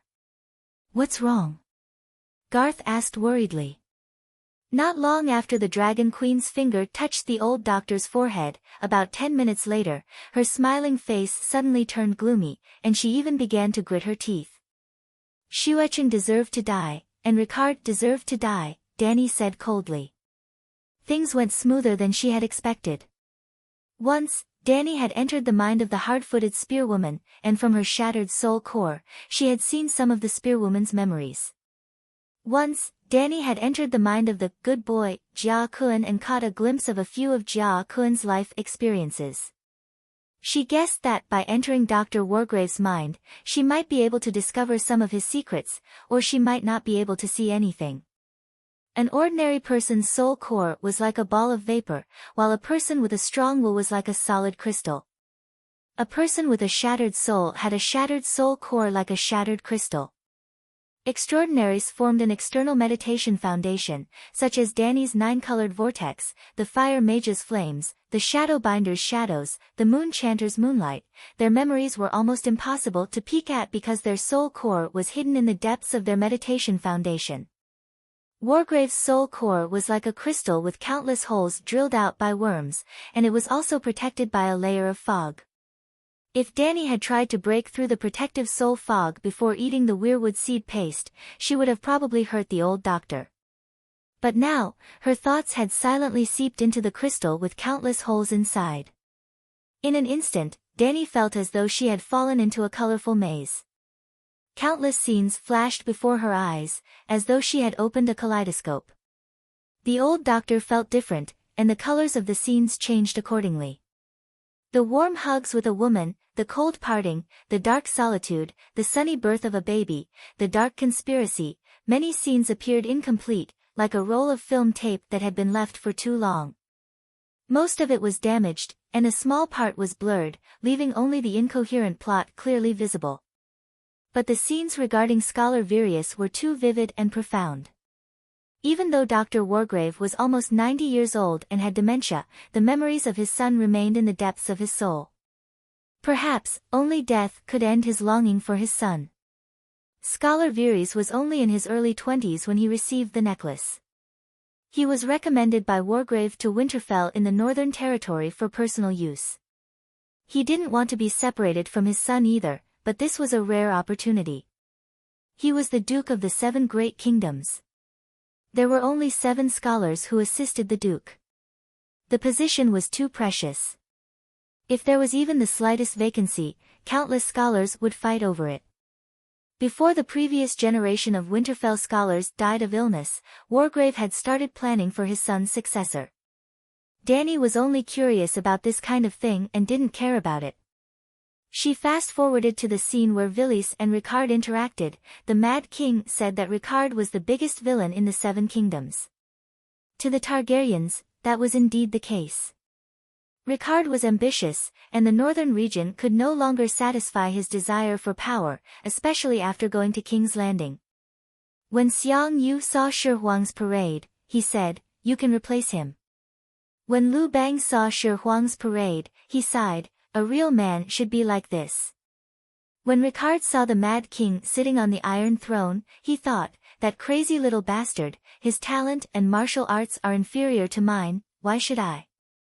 Moreover, the north was cold, the south was hot, the north was barren, the south was rich. His ambition was the south.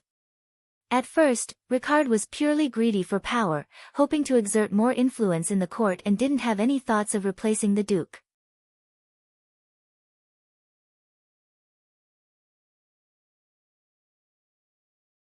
Scholar Villiers saw through the Lord's thoughts and encouraged the Duke's ambition.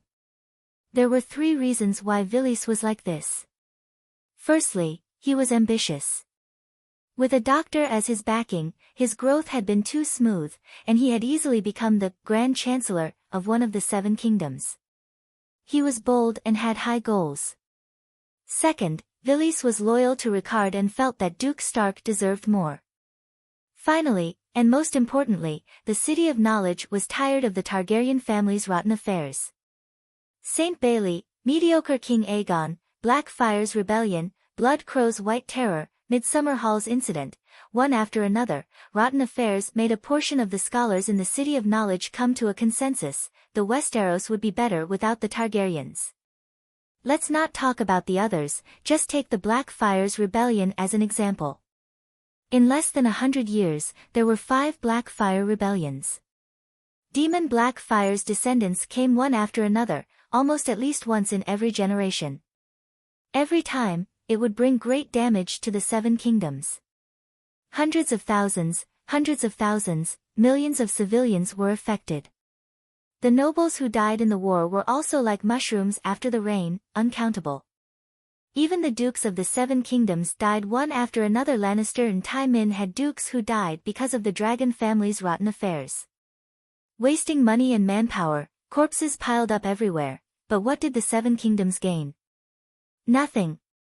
Every time a Targaryen was born, the gods would flip a coin to decide if he was great or crazy. Then, the people of the 7 kingdoms would pray together, not expecting their king to be great, as long as he wasn't crazy. Why? How could the Targaryens, who didn't even have a dragon, rule the Westeros? It could be said that after the Blood Dragon dance, the City of Knowledge had completely lost its reverence for the Targaryen royal family. It wasn't hard to understand. The Targaryen sacred mantle was torn apart by the scholars. They weren't even afraid of the Targaryens with dragons, so why would they revere the lunatics without dragons? So, a small portion of the scholars gathered together, intending to get rid of the Targaryens. Well, only a small portion. The scholars were divided into 2 categories, those with noble backgrounds and those with no background. Commoners with no background became scholars because they had good brains. The 2nd son, 3rd son, or collateral descendants of noble families didn't have the right to inherit, so becoming a scholar was also a good way out. For example, as the 3rd son of the family, old Ymont didn't have the right to inherit, so he went to the City of Knowledge to become a scholar. In fact, most of the scholars came from noble backgrounds. The noble scholars allowed the Blood Dragon dance for the sake of their ideals, but they didn't necessarily agree to get rid of the Targaryens. The reason was simple.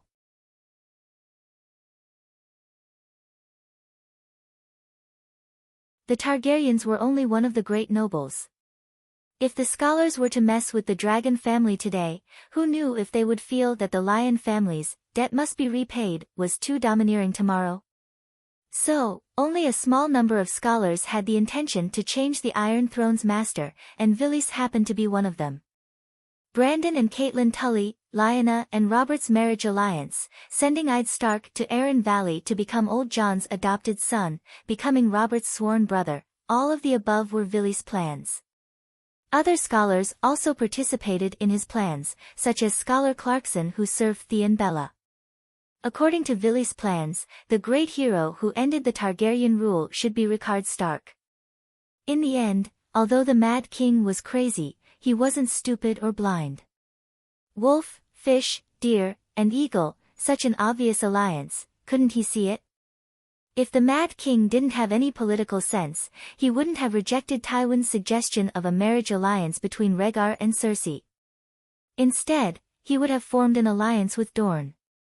The Mad King wasn't wrong in rejecting Tywin and changing the marriage alliance with Dorne. In fact, it was very wise. Because Tywin had been the hand of the king for 20 years, his power was too great. Even with the Mad King's wisdom and talent, he couldn't suppress him, let alone his son-in-law Rhaegar. Back then, there was a saying among the Westeros, Lord Tywin ruled the 7 kingdoms, while Lady Joanna ruled Tywin.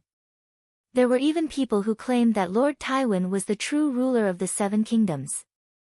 When the Mad King heard it, he cut off that person's tongue, and that person later cut off Id's head. It was Eilen Pine, Tywin's henchman. From this, one could see how much power Tywin had at that time.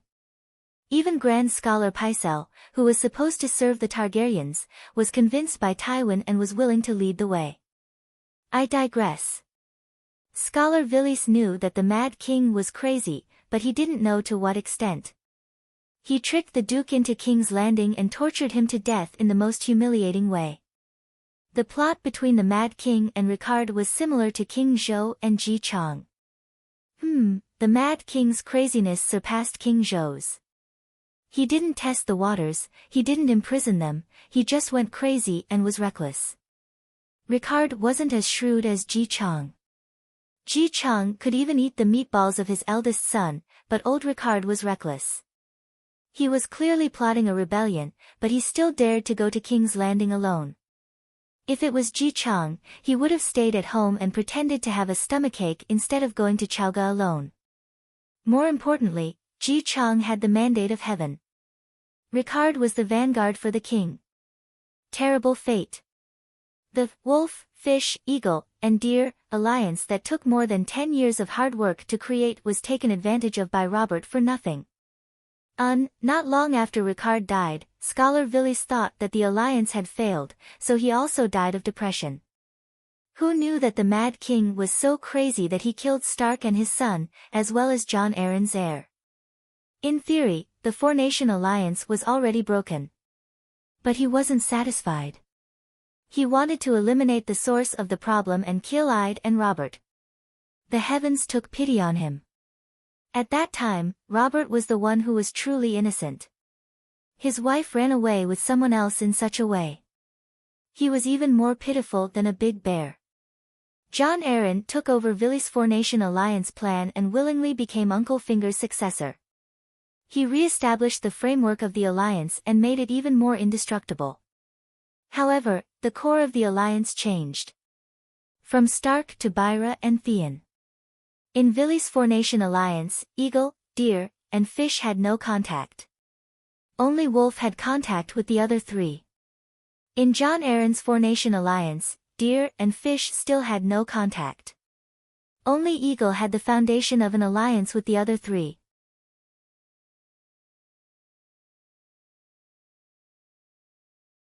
Ide was the second son, and Ide was the younger brother. Ide wasn't as dazzling as Robert, so the number 1 foster father of the 7 nations naturally wouldn't support him to become king. How did the City of Knowledge become like this?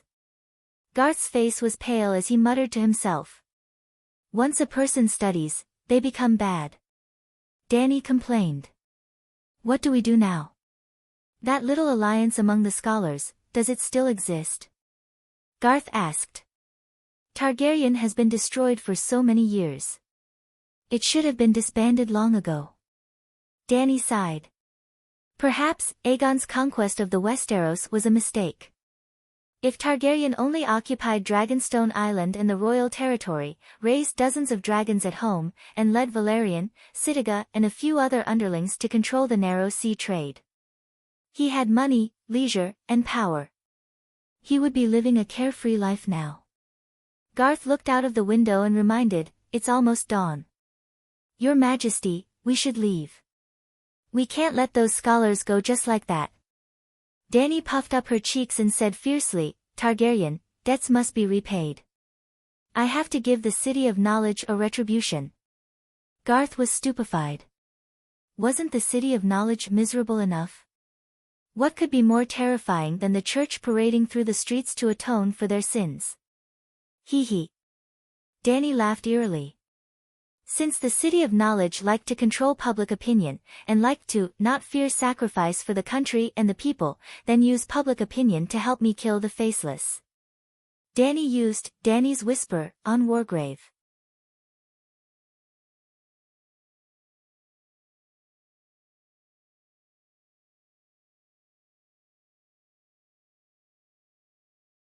Chapter 595. In recent days, the bleak city of knowledge seemed to have changed for the better. Hiding Tyrell of the Lord of the River Bend finally agreed to the scholars' request and sent a squadron of 300 cavalry. They would replace the armored and sword-wielding scholars to guard the city of knowledge and protect the scholars on the great guardian of light's sinner list from being attacked by the honorable knights. Then, the acting regent of the Iron Throne, Empress Dowager Circe, officially announced that the Dragon Queen's trial against the City of Knowledge was invalid. In other words, the City of Knowledge did not need to be disbanded. The City of Knowledge resumed its business and became an official organization of the Seven Kingdoms again. Good things came in threes. Even Dr. Wargrave, who had been in a daze for almost a year, regained his sanity. The City of Knowledge had gained another great general. On this day, the wind outside was warm and the flowers were fragrant. The steward's pavilion was also filled with joy and laughter. The doctor's gloomy expressions were swept away and their moods were as bright as the sun in the courtyard. Finally, the Iron Throne has made an official announcement. The City of Knowledge is still the City of Knowledge, the scholars are still the scholars. Our dignity and glory have returned. Steward Theobald sighed. And Tyrell, they have also expressed their stance. 300 cavalry is enough to defend the Red Keep. We no longer need to be on tenterhooks and have trouble eating and sleeping. Economics Dr. Ryan said. Even Dr. Wargrave has recovered. Congratulations. Benedict, the history doctor, looked at the old doctor sitting on the first left of the supervisor. Dr. Wargrave, how do you feel? Do you remember what happened these days? With Benedict's reminder, the doctors began to show concern for the white-haired old doctor. A faint purple light flashed in Wargrave's old eyes. I'm fine, but I'm afraid everyone is not so optimistic. Dr. Wargrave, what do you mean? Ryan asked. Wargrave did not say anything. He only tapped 2 letters on the table. Everyone sighed and fell silent. The 2 letters came from Hiding and the Iron Throne, Old Rose and Circe. Circe asked the City of Knowledge to publicly support her re-entry into the palace and return to being the Empress Dowager. Old Rose asked the City of Knowledge to launch a public opinion offensive to incite the nobles of the Seven Kingdoms to drive Circe Greyjoy out of King's Landing. The Empress Dowager, who had married into the Iron Islands, was no longer the Empress Dowager and had no right to rule as regent. The reason was simple. Although the King's Landing didn't have a Theon, the Seven Nations legal system still belonged to Theon Bella. Even Targaryen was only a remnant of the previous dynasty. Even if the whole world knew that Tommen was Lannister, the reason why Tommen could become king was because his surname was Theon Byra. So, why should the matriarch of the Greyjoy family be the regent of Theon Byra's throne? It was still the same old saying. No matter how bad the City of Learning was, it still controlled all the messenger crows of the 7 countries. Controlling the messenger crows was equivalent to controlling half of the public opinion of the 7 nations. Not to mention that each of the nobles of the 7 countries had a scholar assisting them. The scholar's attitude could easily influence the Lord's decision. Therefore, at this crucial moment in the battle for public opinion, the Iron Throne and Gao Ting began to express goodwill towards the City of Knowledge. Previously, the City of Knowledge had been smelly.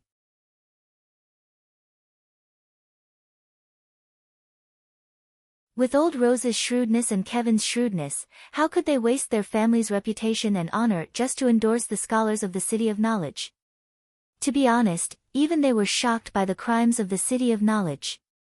The problem now was that after receiving benefits from the Iron Throne and Gao Ting, the City of Knowledge had to repay them.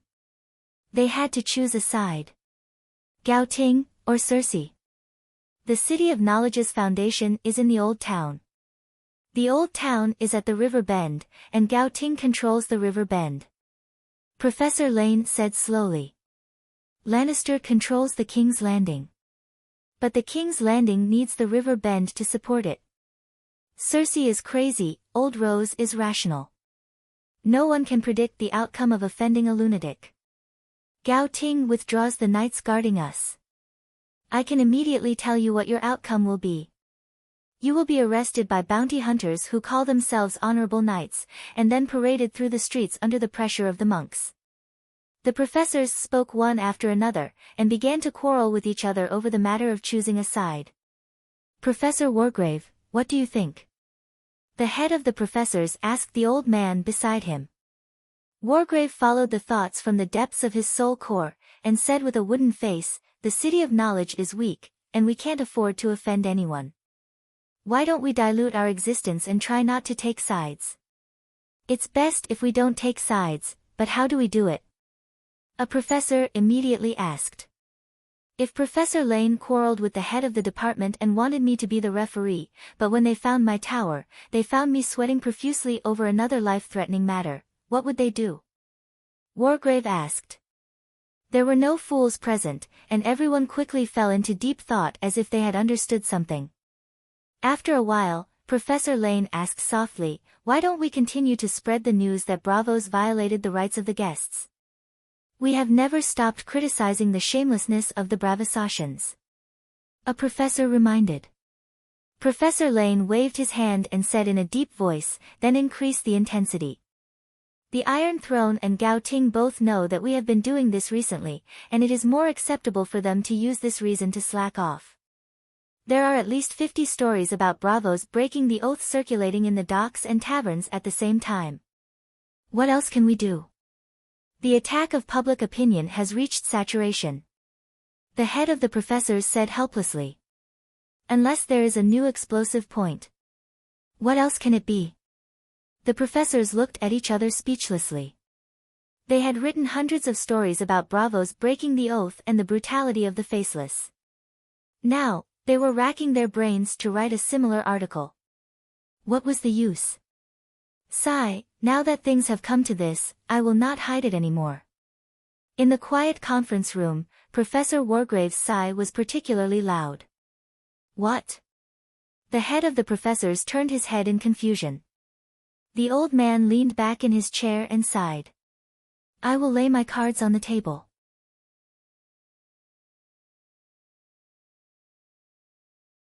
Apart from the ordinary professors, there is a special team, and I am the leader of the special team. It just so happens that the special team knows many secrets of the faceless. If you want explosive points, I will give you explosive points. How about a faceless assassination list? It has a name, a time, and a place. It is guaranteed to shake the world. Even the Iron Throne and Gao Ting will be shocked. It was uncertain if Circe and Old Rose would be shocked by this, but all the doctors present were shocked by what they had just witnessed. Professor, are you okay? The head of the professors pointed to his temple, his movements and expression careful not to provoke the poor old man. The old man had only recovered from dementia with the blessing of the Holy Mother, and now he had become a lunatic. You think I'm a lunatic? Professor Wargrave's eyes were contemptuous. Are you not? The professors complained in their minds. Now that things have come to this, I am not afraid to tell you that the War of the Usurpers was not an accident, but the result of our scholars' careful planning. Ricard Stark's scholar, Villies, is a member of our special team. Ricard was ambitious, and Villies encouraged his ambition, and facilitated the alliance of Stark, Tully, Aaron, and Theon Byra. Professor Wargrave was eloquent, blabbering on, recounting the War of the Usurpers and the Four-Nation Alliance. The conference room was as silent as a morgue. The professors' faces were pale, their eyes wide, and their chins almost fell on the table. Their eyes were full of bewilderment, and their expressions were full of shock. Professor, are you sure? This is a serious matter, you can't joke about it. After a long while, the head of the professors picked up his chin from the table and pressed it back down. Do I look like someone who jokes? Wargrave asked in return. I'd rather you were joking. No, I'd rather you, old man, remain a retard, forever bringing the secret of the special team, that deserved to see the deviants underground. Even if you don't know the secrets of the faceless, it's still worth it. The head of the professor's face was ashen, and he gritted his teeth in hatred. The professor's eyes flickered. She had traveled thousands of miles to the sanctuary beyond the Great Wall, resurrected Ace at the Great Wall, met Erlu and Lord Eel, and finally bestowed a spirit to repair Dr. Dementia's soul and leave behind a thought. It was a long story, but in fact, it had only taken 3 days.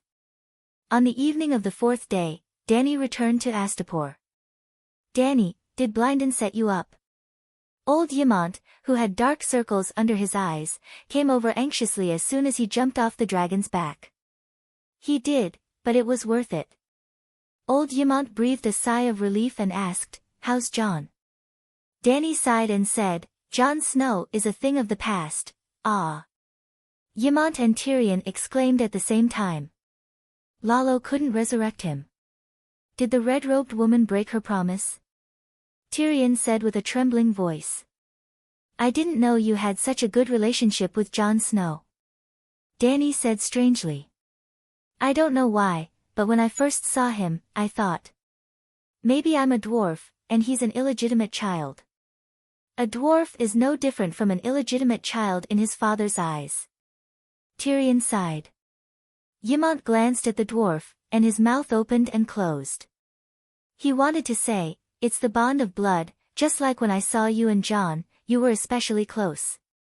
But Jon didn't die. The one who died was the night watchman, Jon Snow. When he was resurrected, he became the king of the north, Jon Stark. Danny said with a smile. "Oh." Yamant and the dwarf rolled their eyes at the same time. "You didn't even finish your sentence. You scared me to death. Do you know why Jon died?" Danny looked meaningfully at old Yamant and said, "For the sake of Stark's honor and hatred, he betrayed the Night Watchman's oath."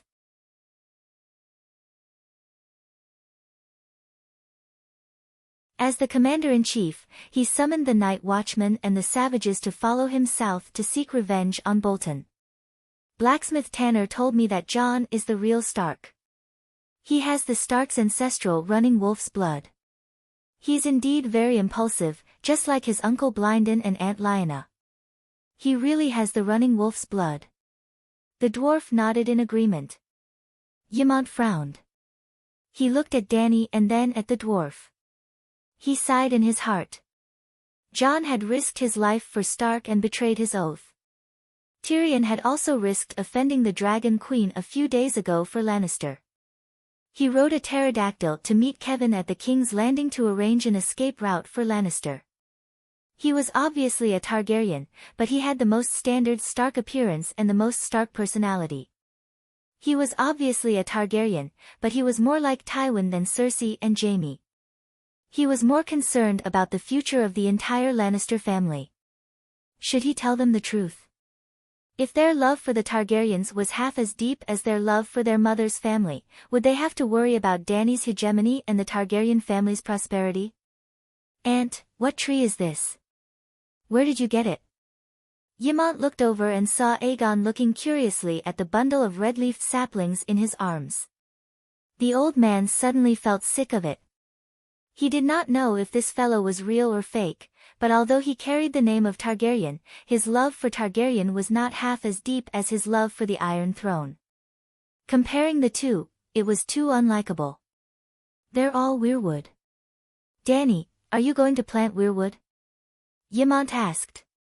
"The thick one is a magical material. I plan to make it into a scabbard. I'll plant the other saplings in the pyramid garden first and see if they can survive." The Green Prophet's sphere of influence was only in the Westeros. If the weirwood was successfully transplanted, perhaps Danny could become the tree speaker of Ursos. "Your Majesty, our people have been waiting for a few days.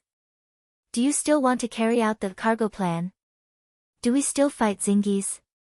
The giant crab walked over and asked with a frown, "You're tuning in to the Blissful Bookshelf YouTube channel. We're so grateful for your support and don't forget to subscribe to join us on this incredible journey through captivating stories. Your generosity through donations truly makes a world of difference, as it's the primary source of revenue that allows me to expand and enhance this channel for you. Thank you from the bottom of my heart for being a part of this adventure.